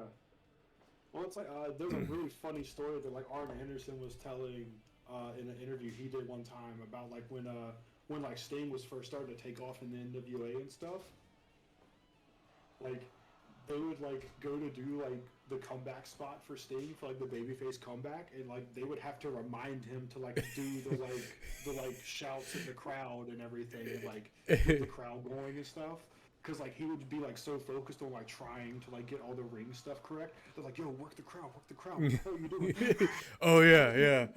Cause like it was basically. I mean, he even said it. He was like, to begin with, I sucked. It was literally my physique that got me where I was. Well, God, it wasn't Arn Anderson. It might have been Harley Race at that point that I saw an interview with, where he was like talking about Sting, and like the first time he saw it was just like they were like, "Look, you're gonna have to like teach him how to do some stuff, but that guy is money." Yeah. Basically, Yeah. it was like the comment they made about him was like, he's a superstar, but you're gonna have to teach him how to do some things. Yeah, because he was very rough when he first started, and even he said he was like, I didn't want to be a professional wrestler. I wanted to be a bodybuilder. Yeah. There's like Ric Flair said one time in an interview that it's like somebody was like talking about like his rivalry with Sting and everything, and like Flair was like, look, he's like, you could ask, he's like, you can go ask Steve himself, and Steve will probably tell you this. He's like, I basically made Sting Yeah. because of the feud with me. Exactly. Because he's like, I realized very early on that this kid is really, really good, and we're gonna make a ton of money together, but I have to get him up to speed and teach him how to do a bunch of stuff. Yeah. Yeah, and Steve did credit him with that too in one of his videos, or one of his little things that WWE did with him for his short stint while he was in the WWE, and he did like those promo videos and shit. Yeah, he even said that. He was like, if it wasn't for Ric Flair, there would be no Sting. Like Ric Flair put me over and like handpicked me to put me over, and if it wasn't for him, like I would have gone back to California with my tail tucked between my legs. So Absolutely. Yeah, I mean, like, for all the, like, crap that a lot of, like, older wrestlers get, and rightfully so, because a lot of them were douchebags, like, you still had dudes like Flair and, like, Arn Anderson and Harley Race and them that were like, wait a minute, no, this kid's the future, we Yeah. can make this work, yeah, you know. they saw that if they didn't put effort into the future of wrestling, there would be no future in wrestling. So You end up like WWE right now. Yeah. You have a bunch of dudes who, like, don't matter to anyone. yeah. Yeah. Oh, did you see the Aleister Black? Well, excuse me, Malachi Black thing where he came into AEW now? Yes. And that was fucking awesome. I am very excited by this. Yeah. Yeah. Absolutely. I am super excited for him to be somewhere where he has like actual creative control over his character and stuff. Yeah. And it was like a throwback to Moxley too, like how Moxley was like, they were like, you've been in a prison. He was in a prison basically when he did his AEW intro, and so now he's in a mental hospital. Like, yeah, this is lovely. I love the little jabs y'all are taking at WWE without actually like acknowledging WWE. Exactly. It's good. It's so good. I'm very excited. I'm ready to see him wrestle in like an environment where he's not having to like just move from spot to spot and shit like that. Yeah, because he was a fucking good wrestler and a damn good promo guy, but they just like they would not use him. Same thing with Moxley. Moxley was a hell of a promo and a hell of a wrestler, but they were just like, nah, we want you to do this. We want you to be the crazy wacky guy. Yeah. Like, what? Yeah. Well, you got to give their talent. I mean, that's what they do. You've got to give them some creative freedom. That's like having a magician, but say you have to go up every day and do this trick, and this trick, and that's it. Like, you can't do that. Yeah, the act gets stale after. a Exactly, yeah. But Vince has to be in control of every fucking thing. And it's like, dude, calm the fuck down, bro. Well, like he's just terrified of somebody turning into The Rock again and getting bigger than wrestling and leaving him at like the height of their popularity, basically. Yeah. Like that's his biggest fear is that like he's gonna build up this like super mega star and then like they're just gonna be like, all right, cool, I'm out, buddy. Yeah. I mean, It's been real, but like unless you're trying to fork over that Hollywood money, I'm gone. exactly. I mean, you know, I don't blame Dwayne Johnson for what he did, but like he did everything he could do in wrestling, and wrestling was starting to shift at the end of his career anyway, and it was going into a place where his character would not be allowed. So I mean, he did the right thing for himself. Yeah, like Austin has said similar things in the past too, where like his retirement from WWE was pretty unceremonious because he like no-showed a match he was supposed to have a Raw. But like, Yeah. at the same time, he said he was probably going to be done within the next year or so at that point anyway, because like he saw the writing on the wall for what pro wrestling was turning into, and it like wasn't something that like his character would be able to like survive. Yeah, and like the icing on the cake was all of his injuries. He was like, you know, I'm not going to come out here and kill myself for this business when it's not what I left, you know, not what I created, you know. Yeah. So And, like his thing too is like him versus Brock is like a pay-per-view level match. He's like, why are you giving that away on Raw? yeah. Like, with like no build-up or nothing, you just want me to show up and wrestle Brock Lesnar. Like that doesn't even make any sense. Why would that even happen? yeah. So yeah, it was, and as soon as it went like PG era, like a lot of shit was lost because they couldn't do the shit they used to do. So I mean, a lot of those older guys, you know, weren't relevant anymore because the style that they performed in, they couldn't perform anymore. So like these two guys right here, Undertaker and Kane, like you couldn't have an Undertaker and Kane in today's WWE. It just wouldn't work. You know, it wouldn't be allowed. So Not the stuff they were doing back then. exactly, yeah. And I mean, you have the Undertaker, who was supposed to be a dead man, and his brother that he burnt alive in the family home when they were kids, who's come back to life. Like, how the fuck are you gonna PG that shit? You know what I mean? Like, Right. that's not PG material.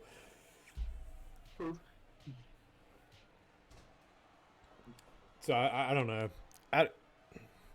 I like some of the wrestlers in WWE, but the shit that they put on TV, I'm not a fan of. Oh, the weekly TV is unwatchable in my opinion. Yeah, I haven't watched it in It's forever. not good. I haven't watched like an entire episode of Raw or SmackDown in a while, but like I'll just tune in randomly sometimes just to see what's going on, you know. And I generally last about 20 minutes before I'm just like, yeah, this isn't really what I'm looking for here. Yeah, I was And like that's also like not to say that I like completely blindly love everything AEW does. I got issues with them too. Oh yeah, for sure. They're much less, and AEW at least feels watchable to me like 99% of the time, even when they do stuff I don't agree with. Yeah. That's like I started watching Raw again a little bit when they brought Rhea Ripley from NXT to Raw, because I was like, okay, that's fucking dope because she deserves it. Yeah. But even her character now, like they're doing all this weird gimmicky shit with her, and I'm like, no, that's not fucking Rhea Ripley, man. What the fuck are y'all doing?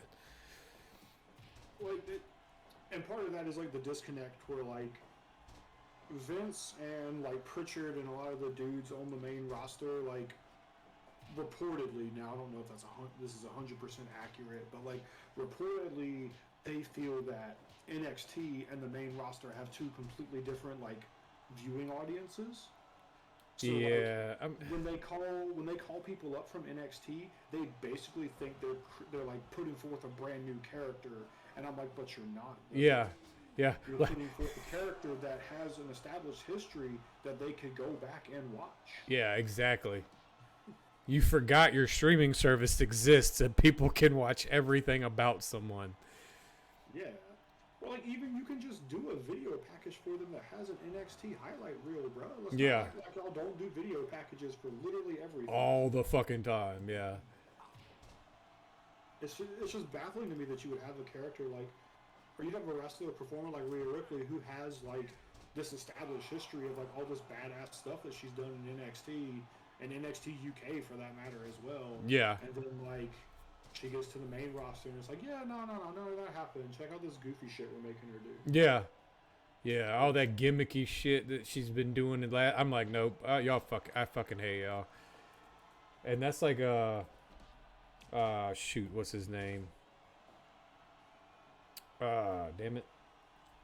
He came over from NXT not too long. Well, it's been a while now. But Keith Lee. Like, Keith Lee was awesome in NXT. And then they brought him over. And, like, they fucking watered him down. I'm like, dude, what are you doing? They watered him down. And then, like, he lost, like, his, like, second or third match on the main roster. And I'm just like, what was the point? Yeah, but they're still, like, portraying him as, like, this monster. Like, this big, huge monster. Like, wait a minute. But he's losing matches. He's not even a 50-50, like, win rate right now. He's. Right. What are you doing? It's wild, man. Like, I don't get it. I don't understand the booking of it, like, at all. It just none of it makes sense. No, absolutely not. And it's like, and like people online that defend it will be like, yeah, but they gotta book like 5 hours of TV every week, and I'm like, yeah, and they have like 20 dudes that they don't use every week. You can just use those dudes instead.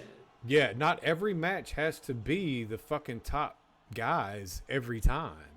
Instead of having Seth versus Cesaro for the 5th time since Mania, which, don't get me wrong, Seth and Cesaro are two fantastic workers.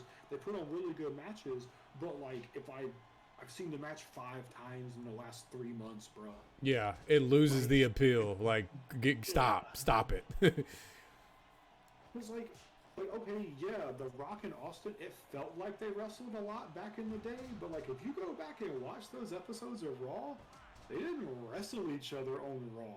No. They It was- interacted with each other, Yeah, it was build-ups. It was build-ups.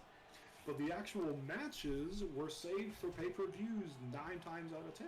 Yeah, that's how it was done back in the day, like it should have been. You have build-up, you talk shit, you may get into an altercation, but it immediately gets broken up, and you save the actual match, like you said, for a pay-per-view.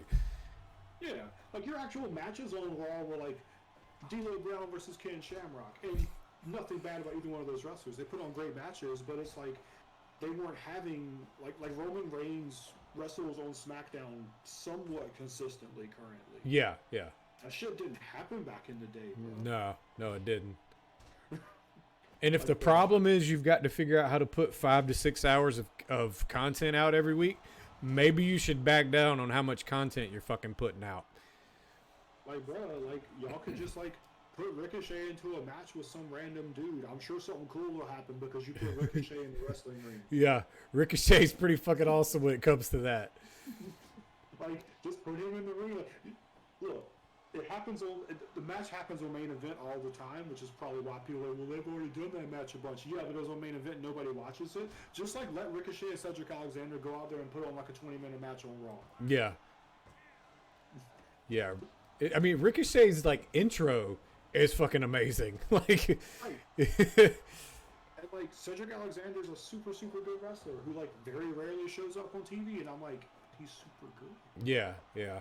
How does he not show up? I don't understand. Oh, Arn and Rick got it. I'm kind of surprised by that. Not gonna lie. It's that Ric Flair shit. Yeah, for real. Didn't even win with the $1 Million Dream either. One with like the falling back elbow, Oh crap. which is a There we go. which is a signature move of the $1 Million Man. Yeah. All right. Oh, Andre and Hulk Hogan versus Guerrero and La Parka. This is gonna be interesting. Lord. Maybe we should have paid a little bit more attention to the matches we were putting together. That's okay. This feels unfair. It does. It feels very one-sided. Like one man on one team weighs what the entire other team weighs. That's not. I'm pretty sure he weighs more than both of them. Yeah. You could even put half of Hulk Hogan's weight in there, and he still weighs more. True. Like Andre is another one of those dudes that like I hate that like he didn't really get like famous until like the 80s, because like by the time it was in like the like early to mid 80s in WWF, he had already sustained a bunch of like injuries and like damage and stuff, so like he wasn't near as good as he was like in like the 60s and 70s. Yeah, and a lot of that was his fault too. I mean, like he knew about his disease. I forget what it's called, but basically where your giantism or whatever, where your body just doesn't stop growing. He knew about that, and doctors were like, "Yo, we have this surgery we can perform that will stop it from happening, and you'll be fine." But he even said in the interview, he was like, "I don't want to do it because this is who I am, and if I'm not this huge giant person, like what am I?" And it's like, dude, you're 7 foot tall and 400 pounds. I think that's good. Like you're a giant at this point. They didn't say it would shrink you. They said you would stop. Yeah, exactly. Yeah. Like if you go watch, if you could find like some of his like All Japan wrestling matches and stuff, like he was, for a dude that big, he was way more agile than he should have been. Yeah, for sure. For sure. He should not have been doing some of the shit he was doing. And like he was a really good like chain and like mat wrestler and stuff too at that point too. Yeah. Which I mean, Hogan was the same way. If you go back and watch like Hogan's like Japan matches and stuff before he came back stateside, like you would be like, wait a minute, that's Hulk Hogan. Like it looks like Hulk Hogan, but like why does he know wrestling moves? Yeah. Yeah. I feel like Hulk, which I mean, that the whole reason WCW got him when they did was because at that point in time, Vince was kind of doing the shit he's doing now, where he was pushing out a lot of the wrestlers and he was pushing out a lot of the older ones because he thought they were past their prime. And I mean, that was kind of true. You know, Hulk's NWO run, like if it wasn't for him rebranding himself with the NWO, like his career would have been over. Like he was not that guy anymore. So Yeah, and like that's the stuff that like the people who didn't watch back then like failed to realize. Like Hulk Hogan as Hulk Hogan wasn't really that over in WCW anymore by this point. yeah, exactly. People were just kind of like, oh, cool, it's Hulk Hogan. Great. Yeah. Okay, cool. Totally haven't seen this match every time he's wrestled for the last decade or whatever. Yeah. You know. Oh, and he brought the Mouth of the South with him. Great. Yeah, great. He brought Jimmy Hart. Fantastic. Could he have just left that one in? I'm gonna go home now. Fuck this. Yeah, but it's like, you know, like Hogan his career was clearly appearing to be winding down even in WCW, and then he turned heel. Yeah, and then that was like, oh shit. Like that shit. Like I remember watching that shit live as it happened, and like my friends and I just being like, "What the hell is happening?" Yeah, because it was supposed to be that 3-on-3 tag match, and it was like, We're like, why did he let drop the wrong guy? What's yeah, exactly. It was like perfectly played out because it was supposed to be the 3-on-3 tag match, but the outsiders were by themselves, and they were like, "Who's this third man? Who's this third man? Whatever." And Hulk comes out, and you're like, "Oh, finally, he's here to fuck." Because of course, NWO is beating the shit out of WCW. Oh yeah. So you're like, "Oh, finally, he's coming to Hulk Hogan's coming to save Macho Man or whatever." Because the whole time is like, "Well, where's Hulk Hogan? He's supposed to be here. He's not here." And he finally rushes out, and you're like, "Finally, he's here!" And then he leg drops fucking Randy Savage, and you're like, "What the fuck is going on?" Yeah. I remember seeing that, and I was like, what is happening? We were losing it at my house. We were just pushing away. Yeah. No, this isn't how this works. Yeah. Of course, we all had NWO shirts like a month later. Oh, yeah, absolutely, of course. I think they used, like, the way it started was great. It was fantastic because nobody knew that the outsiders were not working for WWF at the time. So we all just thought like it was a legit takeover. And then when they got Hogan, we were like, holy fuck, like this is really happening. And we were emotionally invested. But then when 99% of your roster becomes NWO, it's like, maybe you overdid this a little bit. Yeah.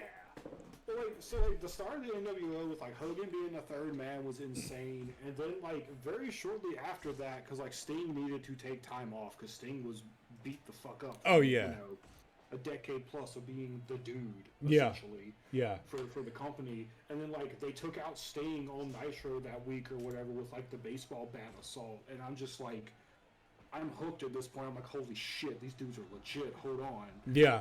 Yeah, I legitimately was like pissed off at the WWF because I was like, how dare you fucking come and try to take over my promotion? Right? And then they actually did that later. Yeah. But then when it actually happened, I was like, yeah, I kind of saw that coming. Man, like AOL buying like TBS just completely fucked WCW. Because the people at Turner, like Ted Turner was just like, nah, bro, we're keeping wrestling out here because like I fucking love wrestling. Yeah. Yeah, look, I understand they're like $5 million bucks over budget or whatever, but like, look at these ratings, bro. What the fuck else are we gonna put on Monday night? Exactly. And then AOL was just like, bro, do you know how much money we have? We don't give a shit about your ratings. Yeah. They're losing us money. Get them the fuck out of here. Yeah. That sucked. Yeah, because Ted Turner, like you said, he was a huge wrestling fan. And like the Braves were making more than making up for what WCW was losing. So he was writing fucking checks. He gave no fucks. Yeah. He didn't give a shit. The Braves were the hottest ticket in town in like all of baseball outside of like the Yankees at that point. Yeah. Yeah, because I mean they had like their bullpen was like God mode, God tier. You know, it was like what the fuck, you know. So yeah, he didn't give a shit. I'm still confused at how those Braves teams only like won one actual World Series. That, bro. Right? Like how? It's like, wait a minute. Okay, you have the best third baseman in the league, the best first baseman in the league. Like 4 of your pitchers were on the All-Star team. The starting rotation at one point was Greg Maddux, Tom Glavine, John Smoltz, and Steve Avery. And that's not to say that Steve Avery's bad, but like, if Steve Avery's the 4th starter on your team, yeah, the other 3 have to be absurd. Okay? Yeah, yeah. And y'all aren't striking everybody out. Why now? Like, I don't understand. And like, they had like Chipper Jones, they had Andrew Jones on those teams. Yeah. Fred McGriff at one point. Yeah, because Chipper was their third baseman, and he was like number 1 third baseman in the world for like how many years in a row when he played for them? It's like, yeah, but y'all ain't winning shit. What the fuck, guys? Yeah, y'all won 1 World Series during all of this. Okay. Y'all had Javi Lopez at catcher, who was like arguably the best catcher in the league at that point. Yeah. If not the best, definitely top 3. Right. Like, they literally had like top 5 dudes at every position. Yeah, and you had sluggers. Like, everybody could hit. Yeah. Maybe not everybody was a slugger, but like everybody was a contact hitter, and they were making base hits. Like, what the fuck? Like, there was one point in time, I want to say it was like MVP baseball, like 97 or 98 or something like that. Like, we house rule banned the Braves. Yeah. You just actually can't pick Atlanta, bro. Yeah. Yeah. Overall rating 102. How the fuck does that happen? Yeah. It was like playing Madden 2004. Nobody can pick the Falcons, bro. Yeah. Why not? Because Michael Vick's on their team. Yeah. You can't pick them. Sorry, it's just a rule. Or like after that, it was like you couldn't have Peyton Manning at QB. Like, the dude legit has a 99 rating. What the fuck? It was. I want to say it was like Madden 06. I think 06 was the one where they had like the quarterback vision mode or whatever. Yeah. And like, I remember like I picked somebody and like dropped back, and like their QB vision mode was like a small, like acute angle, like maybe like a 30-degree angle or some shit, right? Yeah. And I'm like, okay, well that makes sense. This dude's kind of trash anyway. Like, I just happen to like this team, right? Yeah. And then like I went and picked the Colts, and like Peyton Manning dropped back, and it's just like 180 degrees, like flat line across the field, basically. Yeah. And I'm like, what? What? No. What just happened? I was like, yeah, y'all can't pick this dude. This some bullshit right here. Oh, Jesus. I remember when I played the game, like, that's the only reason I picked the Colts, is because I was like, yep, Peyton Manning. I don't need anybody else. I don't care. I mean, he did have, like, Marvis and Harrison as a receiver. Who was the other one? Yeah, Marvin Harrison and oh, dude was good too. yeah, but I said the other dude was real good too. Shit. I can't think of his name. Adrian James was the running back on that team. Yeah, he also was. nasty as shit. Yeah, and then their tight end. Can't remember his name either, but he was like OP as fuck. It's like, God, you like. It doesn't really matter if you even have a shitty offensive line. It doesn't matter. Yeah. Like, our defense can't play all that great. Can they make one stop? Because if they can make one stop, doesn't matter. We're scoring every fucking time we have the ball. Right. And that's what I don't understand is, like, how did Peyton Manning get a 99 rating when the motherfucker was slow as ass? Like, dude could not move for shit. But he had a 99. Reggie Wayne, that was it, yep. Reggie Wayne is the other receiver, and the tight end was Dallas Clark on that team. Yes, Dallas Clark, who was a, like not number 1, but he was, like, top 10 tight end at the time. So, yeah, there was another team that was like the Braves. Like, y'all have number 1 everything. Like, top-rated guys on every position. But y'all can only get a couple rings. What the fuck, bro? I mean, to be fair, the Peyton Manning's issue is that Tom Brady exists. True, yeah. Because every time he made it, he had to face Tom Brady. And it was like, well, it's over. Yeah, like Tom Brady's existence caused Peyton Manning to Yeah. Because, like, if we didn't have conferences and just, like, the 2 best teams played in the Super Bowl every year instead, we would have got Colts Patriots in the Super Bowl more than a few times. Yeah, absolutely. Yeah. which still would not have worked out for Peyton Manning. So,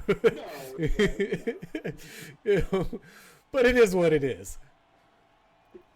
Giving him 3 shots at somebody to eliminate the Patriots before he had to face them. Yeah. And then his brother goes and faces the Patriots and is like, "You lose." I'm like, wait a minute, what? It's just like, why are you scared of Tom Brady, bro? I beat him 4 games in a row. I don't know what your problem is. Do you think I care, bro? Like, get the fuck out of here. Oh, you're Tom Brady? Cool. Don't give a fuck. That's great. Watch a dude you've never heard of against his helmet. Yeah. Yeah, exactly. That happened too. I remember. Yeah, I remember seeing that. I was like, "What is happening right now?" David Tyree, 3rd string receiver. Yeah. Call the ball against his helmet in the Super Bowl. I'm just like, you can't predict something like that, bro. Is this real life? Because I don't feel like this is real life.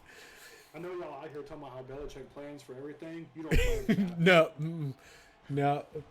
Bro, did Eddie Guerrero just pick up Andre Jones? What the hell is happening in this game? Hold on now. Oh, God. Yeah. This match is not real. Oh, no. This ain't. What is happening? Not only did he pick him up and put him on the top rope, he did a Hurricane Rana off the top rope with him. Bro, he just did a jumping tornado DDT outside of Andre Jones. I don't understand. Bro, this is it. If this match don't get 100% rating, I don't know what to say. Yeah. Fire Pro done fucked up. That's all I can say. I don't think you understand. 150-pound Eddie Guerrero picked up 400-pound Andre the Giant and sat him on the top rope like he won't shit. He didn't even struggle with it. Just picked it straight up. Yeah. Oh, man.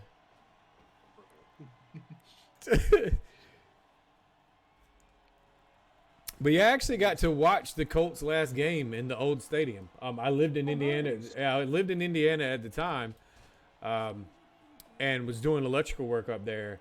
And a friend of mine that I worked with had tickets. He had won tickets off the radio or something. Anyway, couldn't go for whatever reason, and I guess he couldn't get off work. And I was like, there's 20 other construction companies around here. I'd give no fucks. I'm taking the day off one way or the other. And so yeah, I went to the last game in the old stadium, and the first game they played, like opening day, was April 1st, which was the day I was born, and then the first game was on April 2nd of the same year of that I was born. So they opened the stadium April 1st, 1984. First game was April 2nd, 1984, and then I got to see the last game ever played there. So I was like, that actually is pretty dope. Like, I'm not a Colts fan, but I'm like, you know, because of nostalgia and shit, because it was like opened on my birthday, like, and I get to see the last game ever played here. I'm kind of for this. Yeah, that's pretty lit. So yeah, and of course it was like they were already in the playoffs, so Peyton Manning didn't even play. It was like second string QB the whole fucking game. So I was like, I mean, it's like Curtis Painter out there. Yeah. It's like, what the hell? I was like, I mean, whatever. I'm here. It's fine. But yeah, I was like, this is awesome. And then they deflated because you know that's what keeps up those old ceilings like that is like the AC in the building.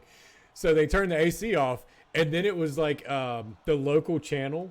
That's all they played for like 48 hours straight while this fucking roof deflated. And like for the first like 6 hours, we're like, "Are you sure that it's like deflating? It's not moving." And they're like, "No, it's literally so much air in this motherfucking building. Like, it's gonna take a while." So it took like to get completely deflated where they could take it apart and not like destroy the ceiling. It took like 6 days to completely deflate down. But yeah, the local Indianapolis channel aired it for like the first 48 hours of that.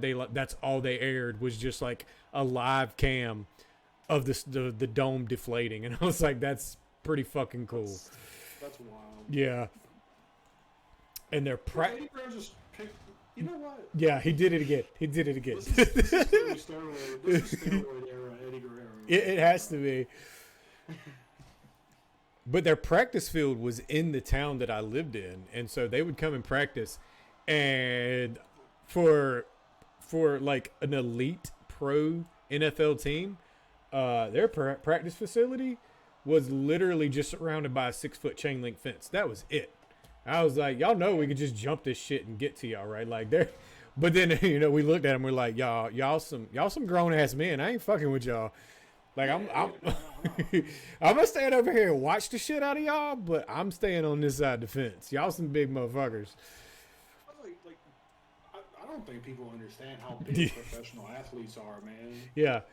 Like it's one of those things where, like, unless you've like legitimately stood beside one of them, like, you don't understand how big them dudes are. Yeah. Like, Yeah. they don't look that big because they're standing on a field with other dudes roughly their size. Yeah, so they look normal. But yeah, Peyton Manning, like 6'6", 260, like that shit was no joke. Yeah, Like big. he, you know, compared to the other guys on the team, he looked small. But like he like took his pads off and had nothing but like a t-shirt on under. I was like, that motherfucker is jacked. What the fuck? Yeah. Dude's got abs for days. Like, what is this shit? Yeah. Like, so the wrestler that this applies to the most is fucking Billy Gunn. Oh my God, that dude is Like, huge. I met Billy Gunn at a convention, like, I don't know, 5 or 6 years ago now or whatever. Billy Gunn is fucking jacked. Yeah, and he's still jacked, and he's like 50-some years old. Yeah, like, that dude's big. And, like, you didn't know it, like, during the Attitude Era, because he's, like, standing in the ring with, like, The Rock, who's, like, you know, 6'6", 260 or whatever. Yeah. And he's, like, standing beside, like, the fucking Undertaker and shit and everything. So you're like, yeah, okay, Billy Gunn, that's cool or whatever. And you meet him, and you're like, Billy Gunn's, like, 6'5", 260. Yeah, what the fuck? He's, like, chiseled like a Greek god. Yeah. What the hell? I remember I went to when I was in Indiana. No, I was in Raleigh at this point in time. I was still doing electrical work, but I was in Indiana. And the guy that owned the electrical company, excuse me, no, not the electrical company, but the plumbing company that was on one of the jobs I was on, the guy that owned it actually lived in my neighborhood, and my kid and my stepson and his kid were friends. And so he was like, yeah, I own all of this like lighting equipment that when WWE comes to Raleigh, they rent it from me because they didn't bring their own shit at the time or whatever. And he's like, so they just give me tickets, and I have like 8 tickets. You guys want to go? And I was like, well, fuck yeah, I want to go. So because we're like sitting on floor level, like 6 rows back from the ring. I was like, yes, I want to go. So the Undertaker comes out, and he's like wrestling Booker T during like one of their little, not a huge feud that they had, but they had a small feud going on at the time. And so Booker T's in the ring talking shit about the Undertaker because the Undertaker's not supposed to be there. And then the lights go out, and you hear dong, and of course you know what the fuck's about to happen. And so the lights come back up, and Booker T's like in the crowd, and he comes like running down the runway, right? And I'm sitting on the chair by the aisle that he's running down. And for whatever dumbass reason, I throw my hand up thinking Booker T is going to give me a high five. Well, I slap Booker T in the chest, and I'm like, that's a grown-ass motherfucking man right there. Because when I hit him, like, my hand hurt. I was like, that's a grown motherfucker right there. And then I'm like, I just hit him on a taping of SmackDown. I'm going to look like a complete dumbass. So we watched it back, and I'm like, yeah, there I am, smacking Booker T as he's running from the Undertaker. Like, he gives a fuck about me standing there trying to give him a high five. But, you know, I was totally fanboying out at the time, so I didn't think about any of that shit. What the fuck is happening? There's chairs. I don't know. Oh, this is great. Also, it's been going on for almost 44 minutes. This match is insane. Oh, and the chair just actually disappeared somehow. Are we getting the 3 Amigos? Holy shit. Yo, the 3 Amigos is in this shit. We just got the 3 Amigos. Yo, that's fucking wild. He had to make that move. There's no way that move was in this game beforehand. I'm 99% certain that move's not in the game because, well, my dude would have it. Right? All of my dudes would have it. But he totally just hit the 3 Amigos. So whoever this dude is that created this shit, he is a fucking legend in my book. And he did a lot of work. Yeah, he spent a lot of time on this shit. Oh my god. But yeah, like looking back on some of the shit where like the wrestlers actually like went after the fans and shit for fucking with him, I was like, dear God, I am so glad Booker T did not take me slapping him in the chest as an insult and just start fucking waylaying on my ass, because I would have died. I would have died. That's a big ass grown ass man right there. But yeah, the Undertaker, like, yeah, he's like built at like 6'9", like 300 pounds or whatever. Now he's all of that. Like, he's like standing in the ring, and you're sitting on the ground six rows away from the ring. You're like, not even it. Like, even if he won in the ring, that's a big son of a bitch. Like, like that's a tall motherfucker.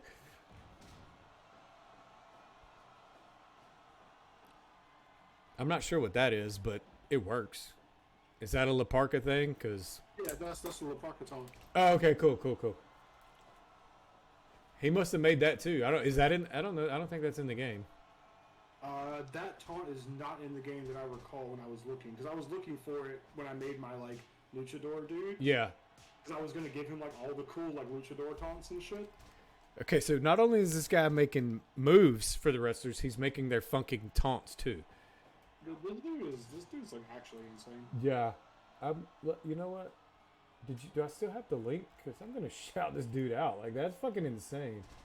It's like Senator's World of Wrestling or something like that. Yeah, there it is. Yeah, take me to the link, please, and thank you. Yeah, this dude. If you guys are looking for Fire Pro edits, like this dude's insane. The Senator's World of Wrestling. That is it. And his real name is, well, not real name, but his name is Senator Phillips. Yeah, so check dude out. I mean, he's got everything up here. AJ Styles, Abdullah. I should have got Abdullah the Butcher. I didn't even see that motherfucker the first time.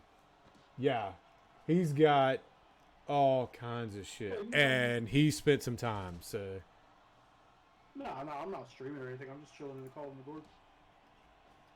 I do. It's nice.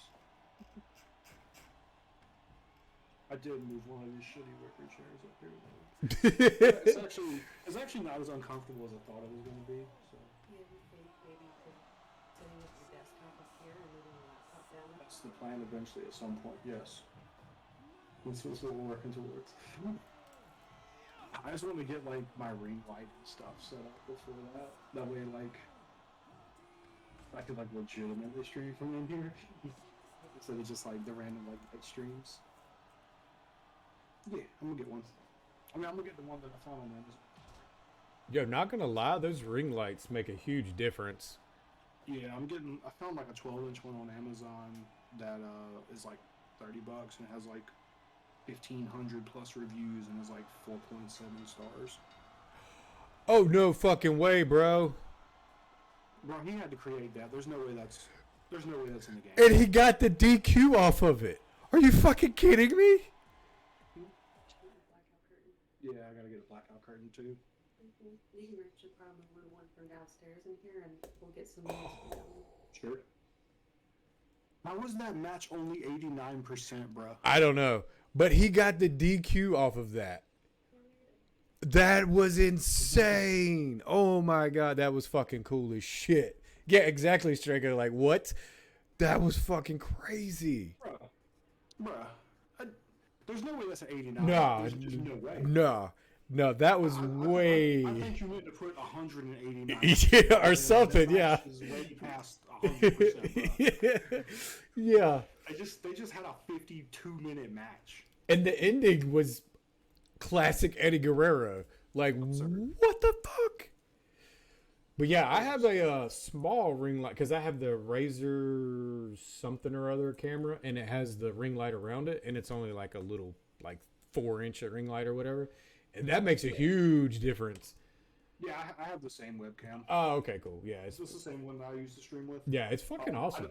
I don't have the ring light turned on most of the time because I have like it's meant to be like an outdoor light that you could like mount on like the outside of your house. Oh shit! It's like a light strip, and like I just mounted it on the wall above my desk. I in mean, my that's living perfect area though. currently. That's fucking perfect. Yeah, but yeah, I'm actually gonna get a ring light, and I actually moved. You remember that like big ass green screen that I tried to use for a while? Yeah. I also moved that up here to Oh. this room that I'm in currently. Nice. So like when I get the ring light, I can probably use the green screen because my lighting won't be fucking awful like it is in that office downstairs. Yeah, I might put. I have a green. Excuse me. I have a green screen in my office at work. I might bring that home and set it up here too.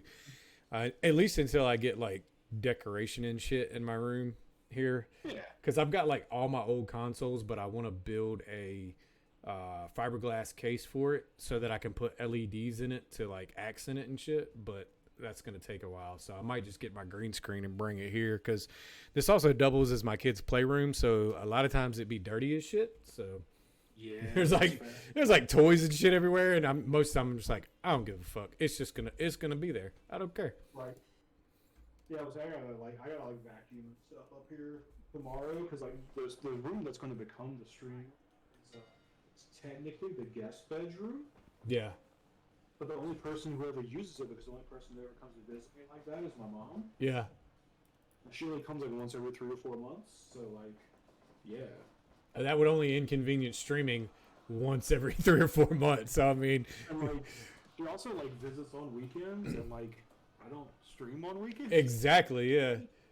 So like, she doesn't even bother stream like that. Hell yeah. So yeah, we turned the bed around. So the bed used to be like facing like towards where I'm currently sitting in the room. You can't see it obviously, but you'll see it tomorrow. Yeah. Yeah.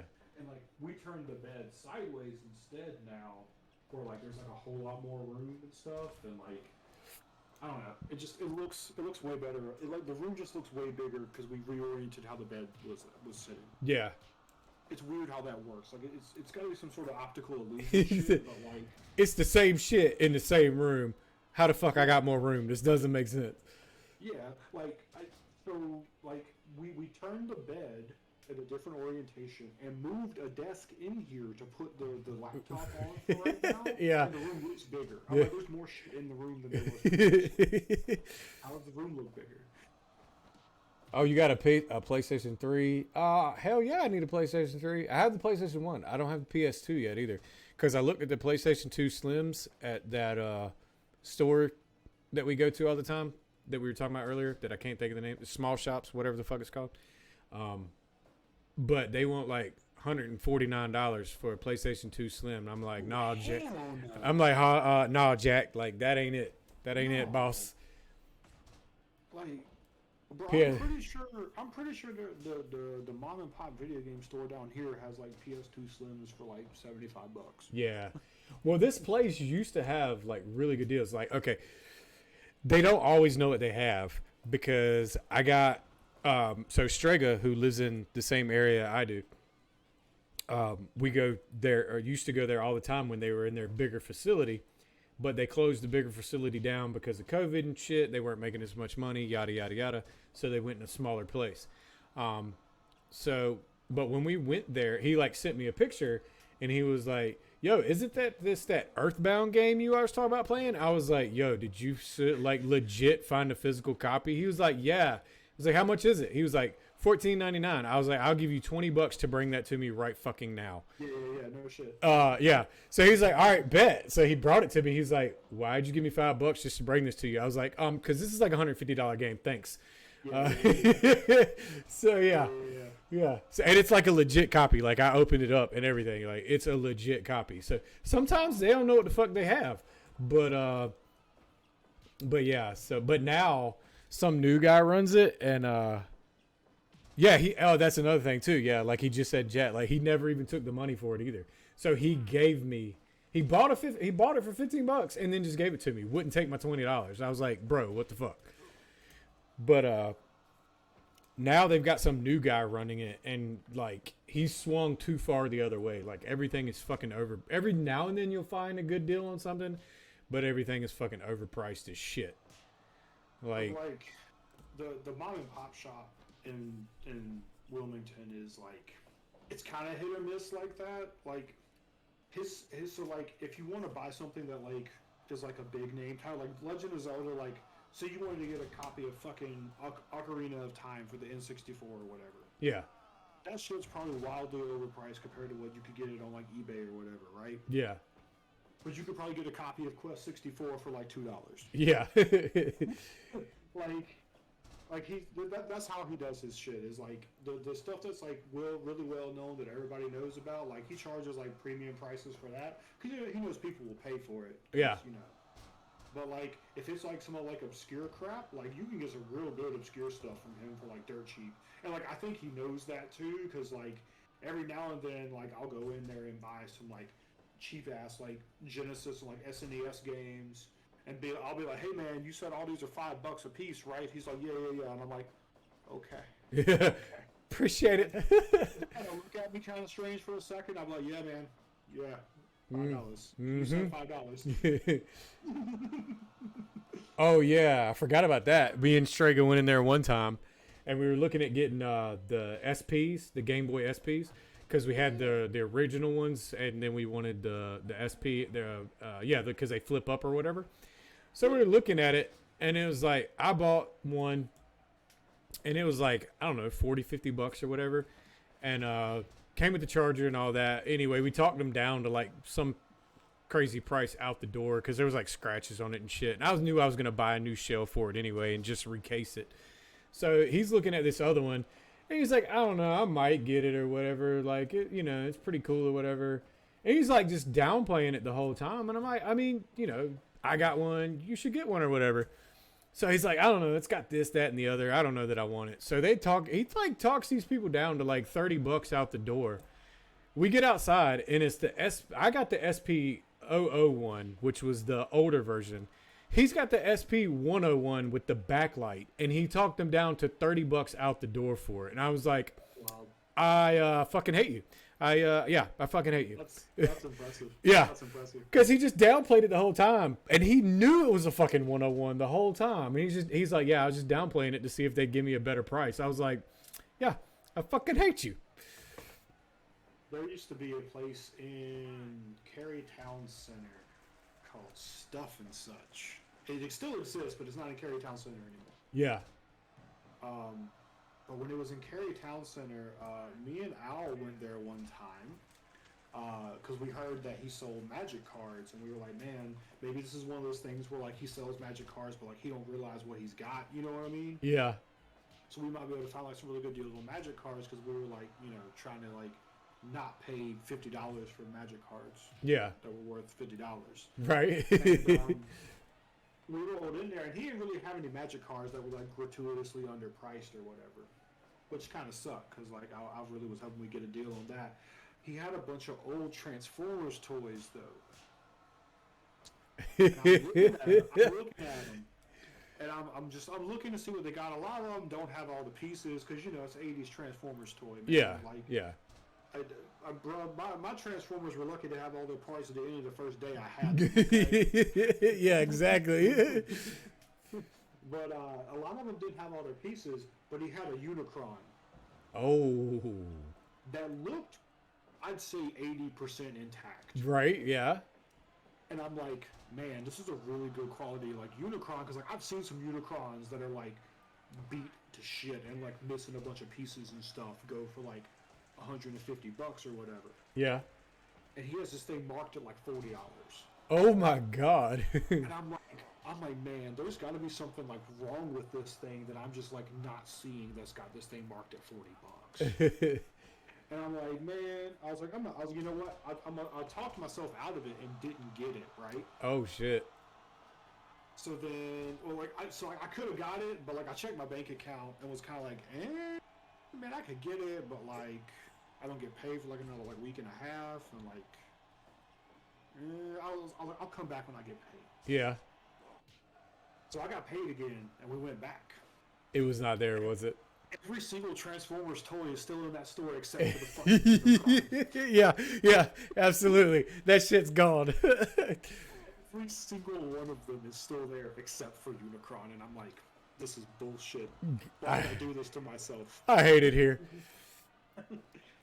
I ended up buying like some He-Man toy from him or something though for like $5 that was like complete, and it was like an old '80s one. And I'm Yeah. like, I don't know why this is marked at $5, but I'm buying it. Yeah, fuck it. I'm getting it, damn it.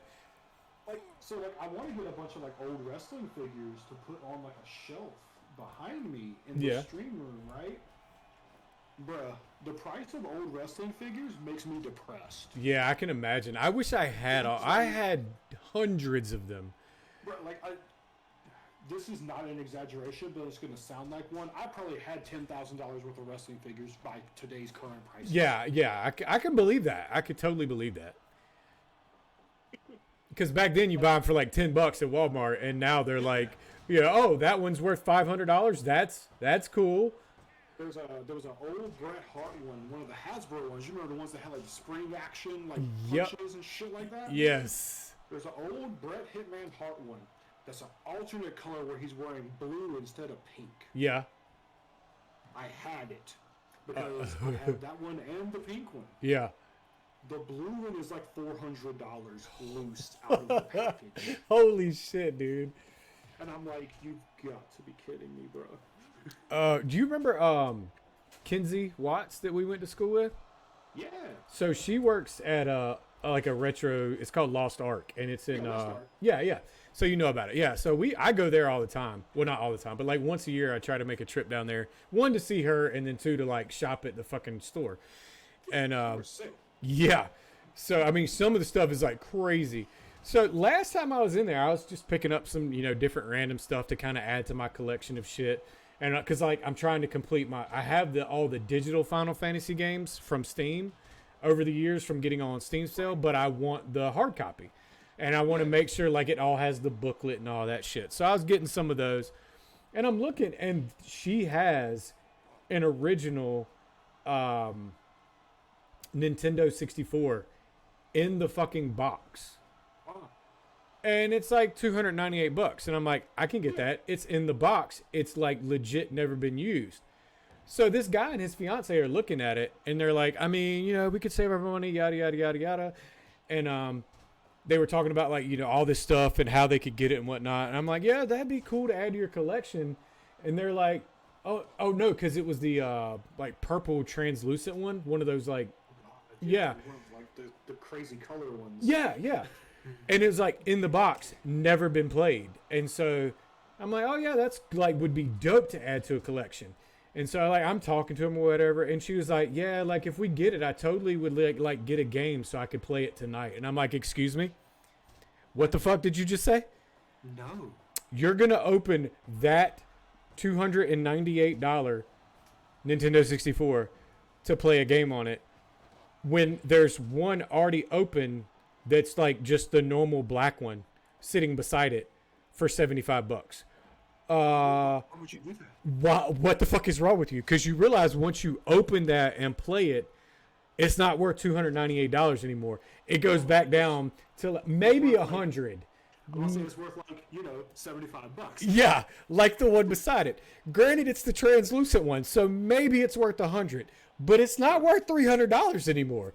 And they were like, are you serious? I was like, yes, dumbass. Like I didn't say that, but I was like, yes. It loses its value once you open the fucking box. See how it says new or mint in box right there? That once it's not like in box anymore, it's not worth that. Like it's worth the ones over here that don't even have a box. It's like when you buy a brand new car. Your car is worth $20,000 when you buy it at the lot, and then when you drive it off the lot because you have now driven the car, Yeah. it's no longer worth $20,000. Yeah. That's that's a thing. I was like, oh my God. And then they were like, thank you so much. You saved us from like so much. Like we would have lost so much money. And they were like, and they were talking about like bills that they were going to defer to buy this thing. And I was like, no. Especially if you're going to open the motherfucker and play it, buy the black one. Just buy the black one. It's cool. If you want to play games on it, just buy the $75 and try Yeah. It works. They tested it. I assure you it works. Yeah. So like when I went up there, every time I go there, because I buy shit every time I go, and I usually spend like $200 to $300. Kinsey usually like will cut me like a discount or whatever. And so I'm like, so this time she was like, oh, this is for your friends and family discount. I was like, hey, those people over there are like talking about like not paying a water bill or some shit to buy a Nintendo 64. So if you would just like whatever you're gonna cut me off, just like give that to them when they come up here with whatever the fuck they come up here with.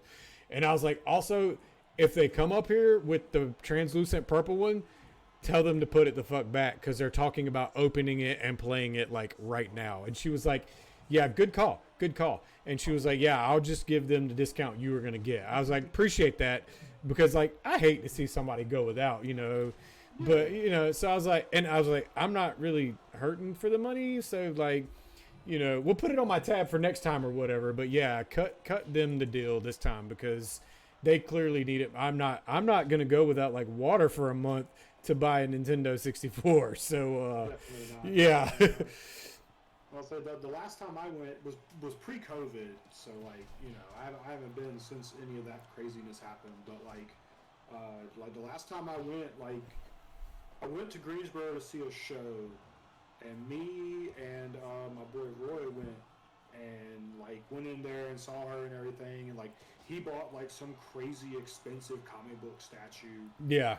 That they had in there. Those things are insane. I bought like a board game that like the store down here like just doesn't carry, so I can't get my discount on it anyway. Yeah.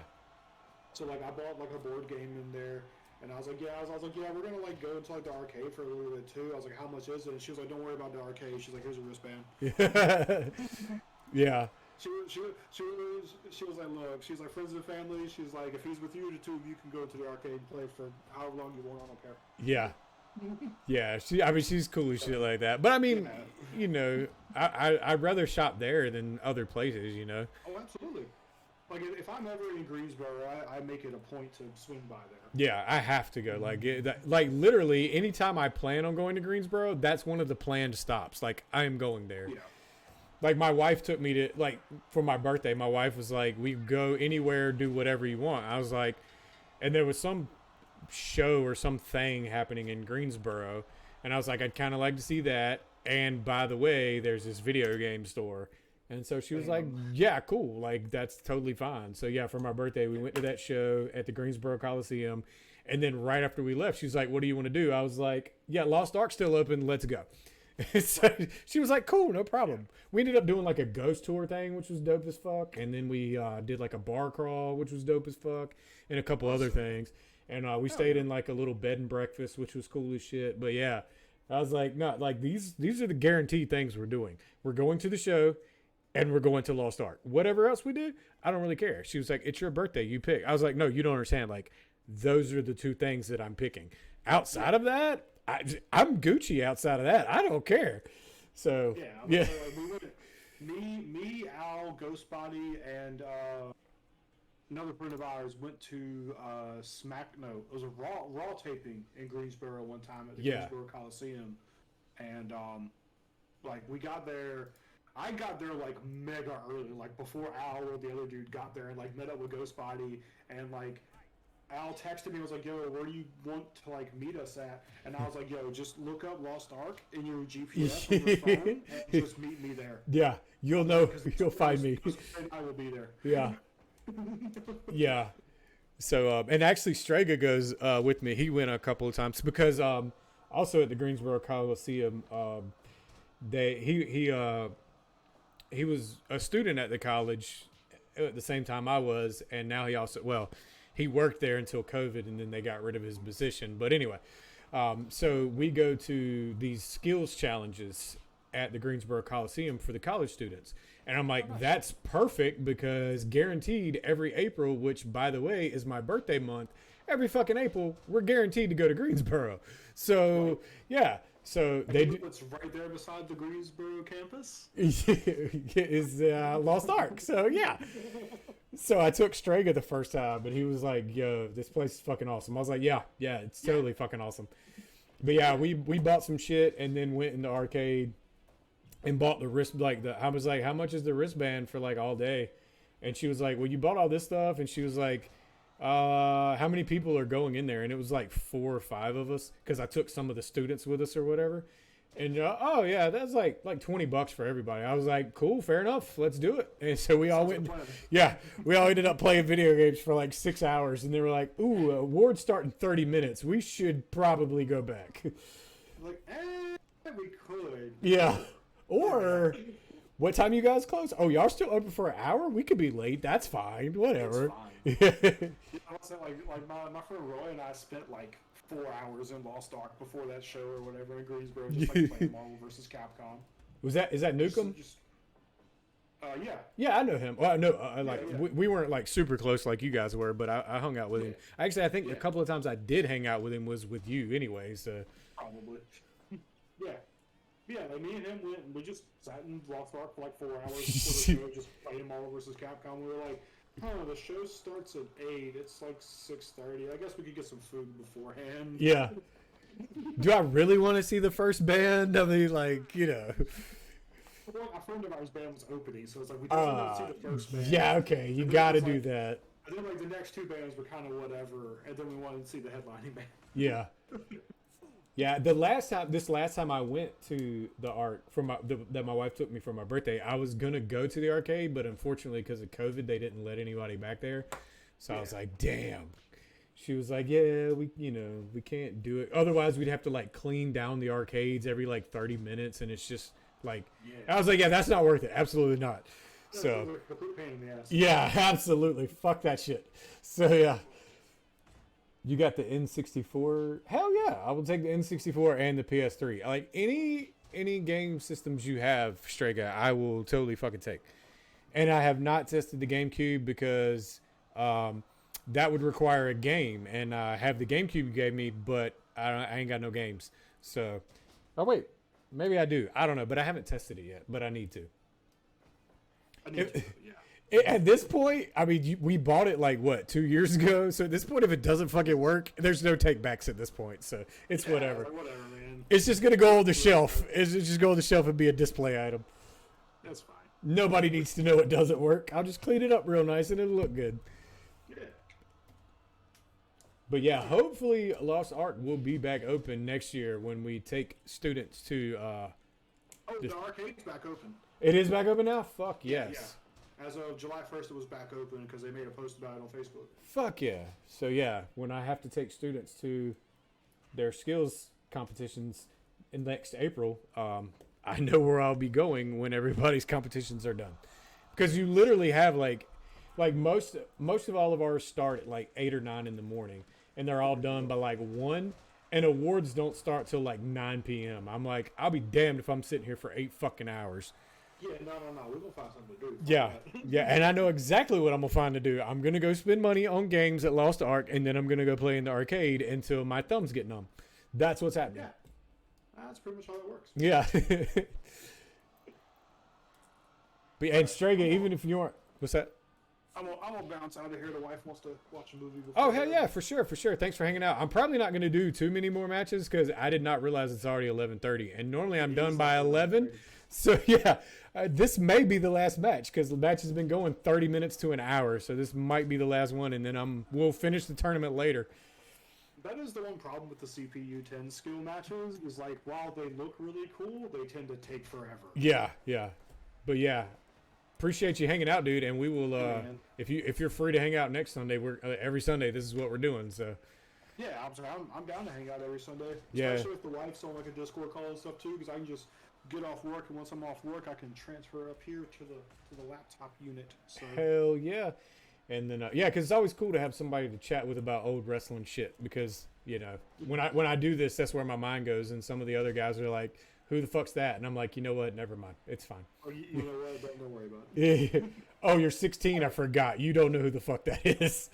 Yeah, it'd be like that. All right, well, I will catch you later, brother. Hell man, appreciate the hangout. Take it easy. Hey, man, have a good night. You too. All right, yeah. So this is, like I said, this is probably gonna be the last one for the night because it is super fucking late. But yeah, Strega is J3 streaming still? Or is he streaming at all? I don't know if he. I thought I saw it say he went live earlier. If he's still live, we'll just raid him and go over there in just a little bit when this match is over.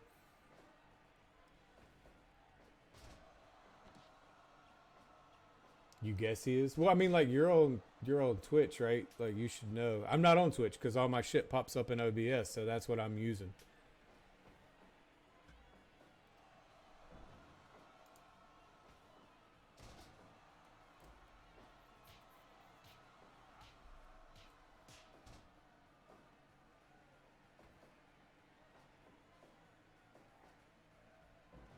It shows he's playing Valorant in Discord, so I'm wondering if he's streaming Valorant now.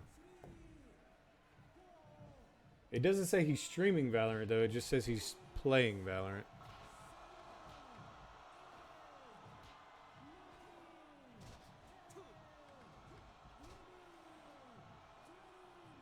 It's going to be a double count out. Now, Owen got back in the ring. Good job, Owen. Chat still active? All right, cool. Yeah, we'll just raid him then. That's what we're going to do here in just a minute. Whenever this match ends. It's probably going to be another 15 to 20 minutes before it even ends.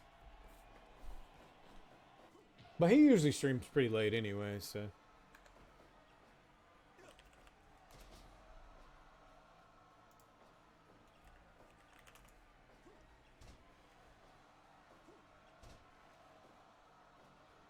Okay, yeah, I just pulled up Twitch. It says that he is live on Valorant right now. So, yeah.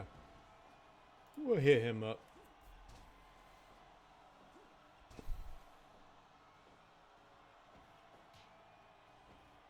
Actually, I should probably...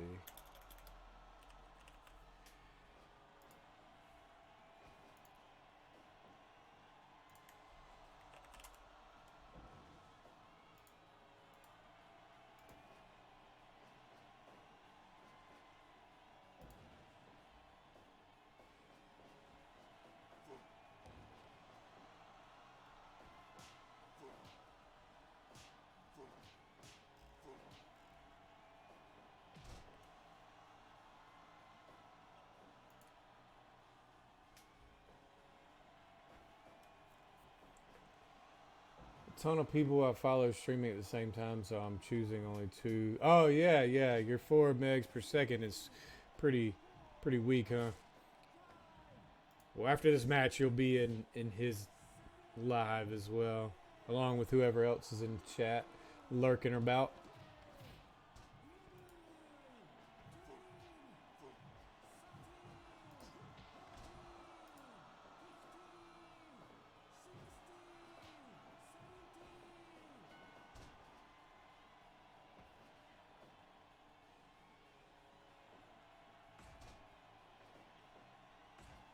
But yeah, we'll get up this week sometime. Actually, I don't know. What are you doing tomorrow, dude? Because my wife's working tonight and she's going to be sleeping all day tomorrow, and I'm taking the kids to the babysitter. At least until she wakes up at like, I don't know, noon or 1 o'clock. Usually she's up by like 1 or 2 in the afternoon. So if you're available tomorrow, like 10ish, we could go check out GameStop and the other place.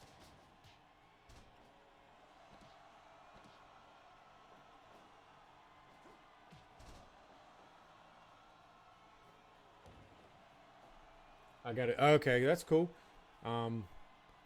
Hit me up when you're done with them, and like if you're done in time and the wife's still asleep, maybe we can still go, and like maybe we can like grab lunch or some shit or whatever.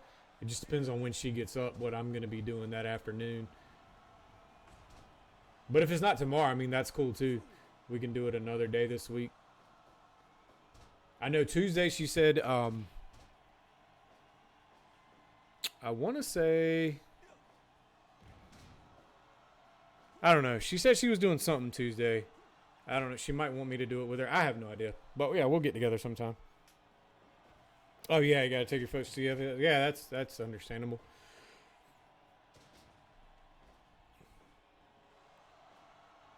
Yeah, just let me know tomorrow. It's cool. And if it doesn't happen, I mean, like I said, that's cool too. We'll get together sometime this week, even if it's later on in the week.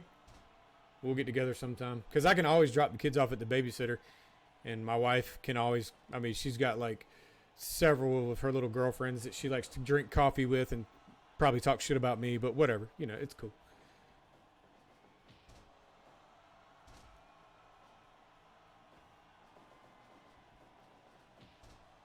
And the older kids aren't here this week, so it's actually the perfect week to do it. Because like I said, I could just take the younger 2 kids to the babysitter and then free to do whatever after that.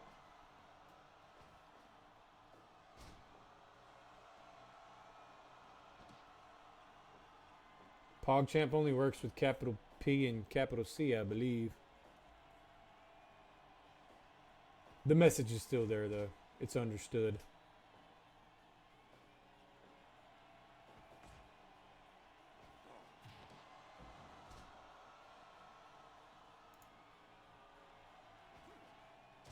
Yeah, it's all good. I think if you type it, even if you just type it, if you type it with the capital P and the capital C, it'll do the emoji, whatever the fuck they're called.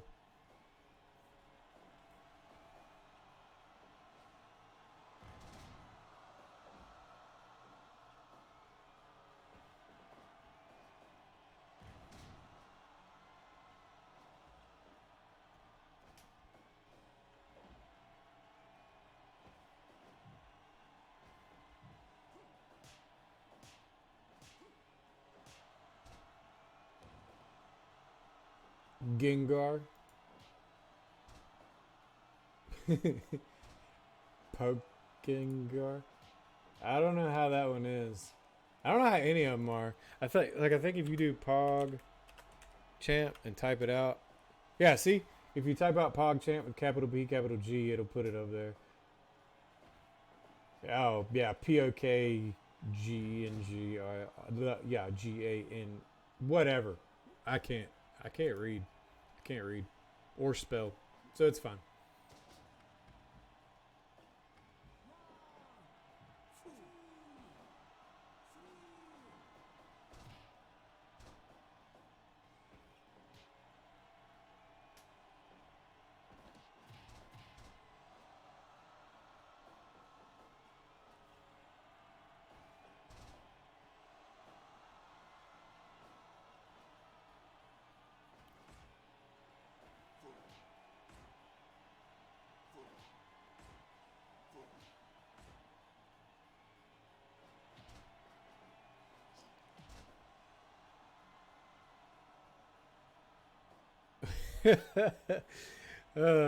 Fair enough.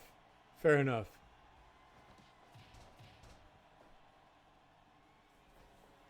Honestly, like going and finding them, if you haven't used them in a while, going and finding them in the list is kind of a pain. So I can see why you just type it out. And if it happens, it happens. If it doesn't, who gives a shit? It gets the point across.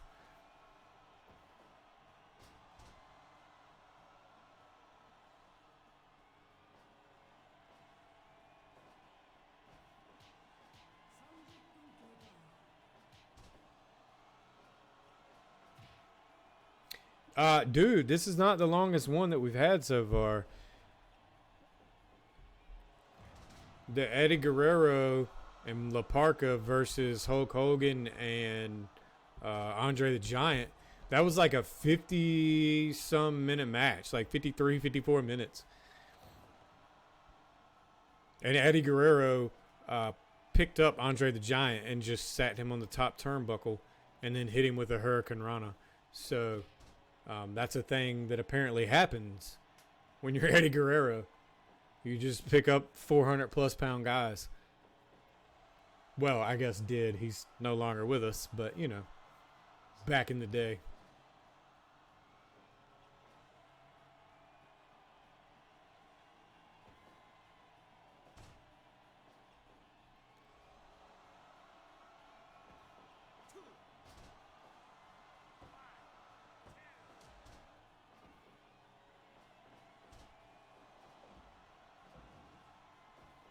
Old Earl Hebner. I forgot we put him as referee. 400-pound spear. Dude, Yeah. Yeah. Of course, like a lot of these people, like right now, that I have in the game are not even alive anymore. Like Owen Hart, for example, right there. He's not alive anymore. Eddie Guerrero, not alive anymore. Andre the Giant, not alive anymore. And honestly, I think Mr. Perfect, who is over there in the blue, I don't think he's alive anymore either. So.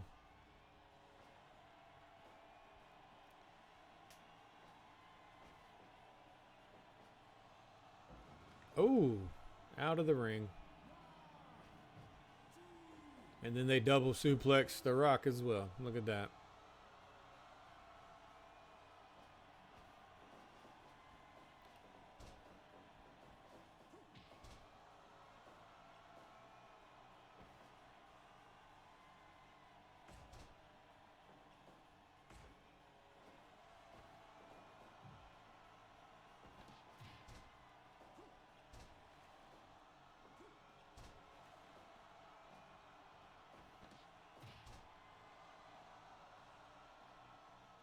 Oh, shit. So he must have just finished streaming.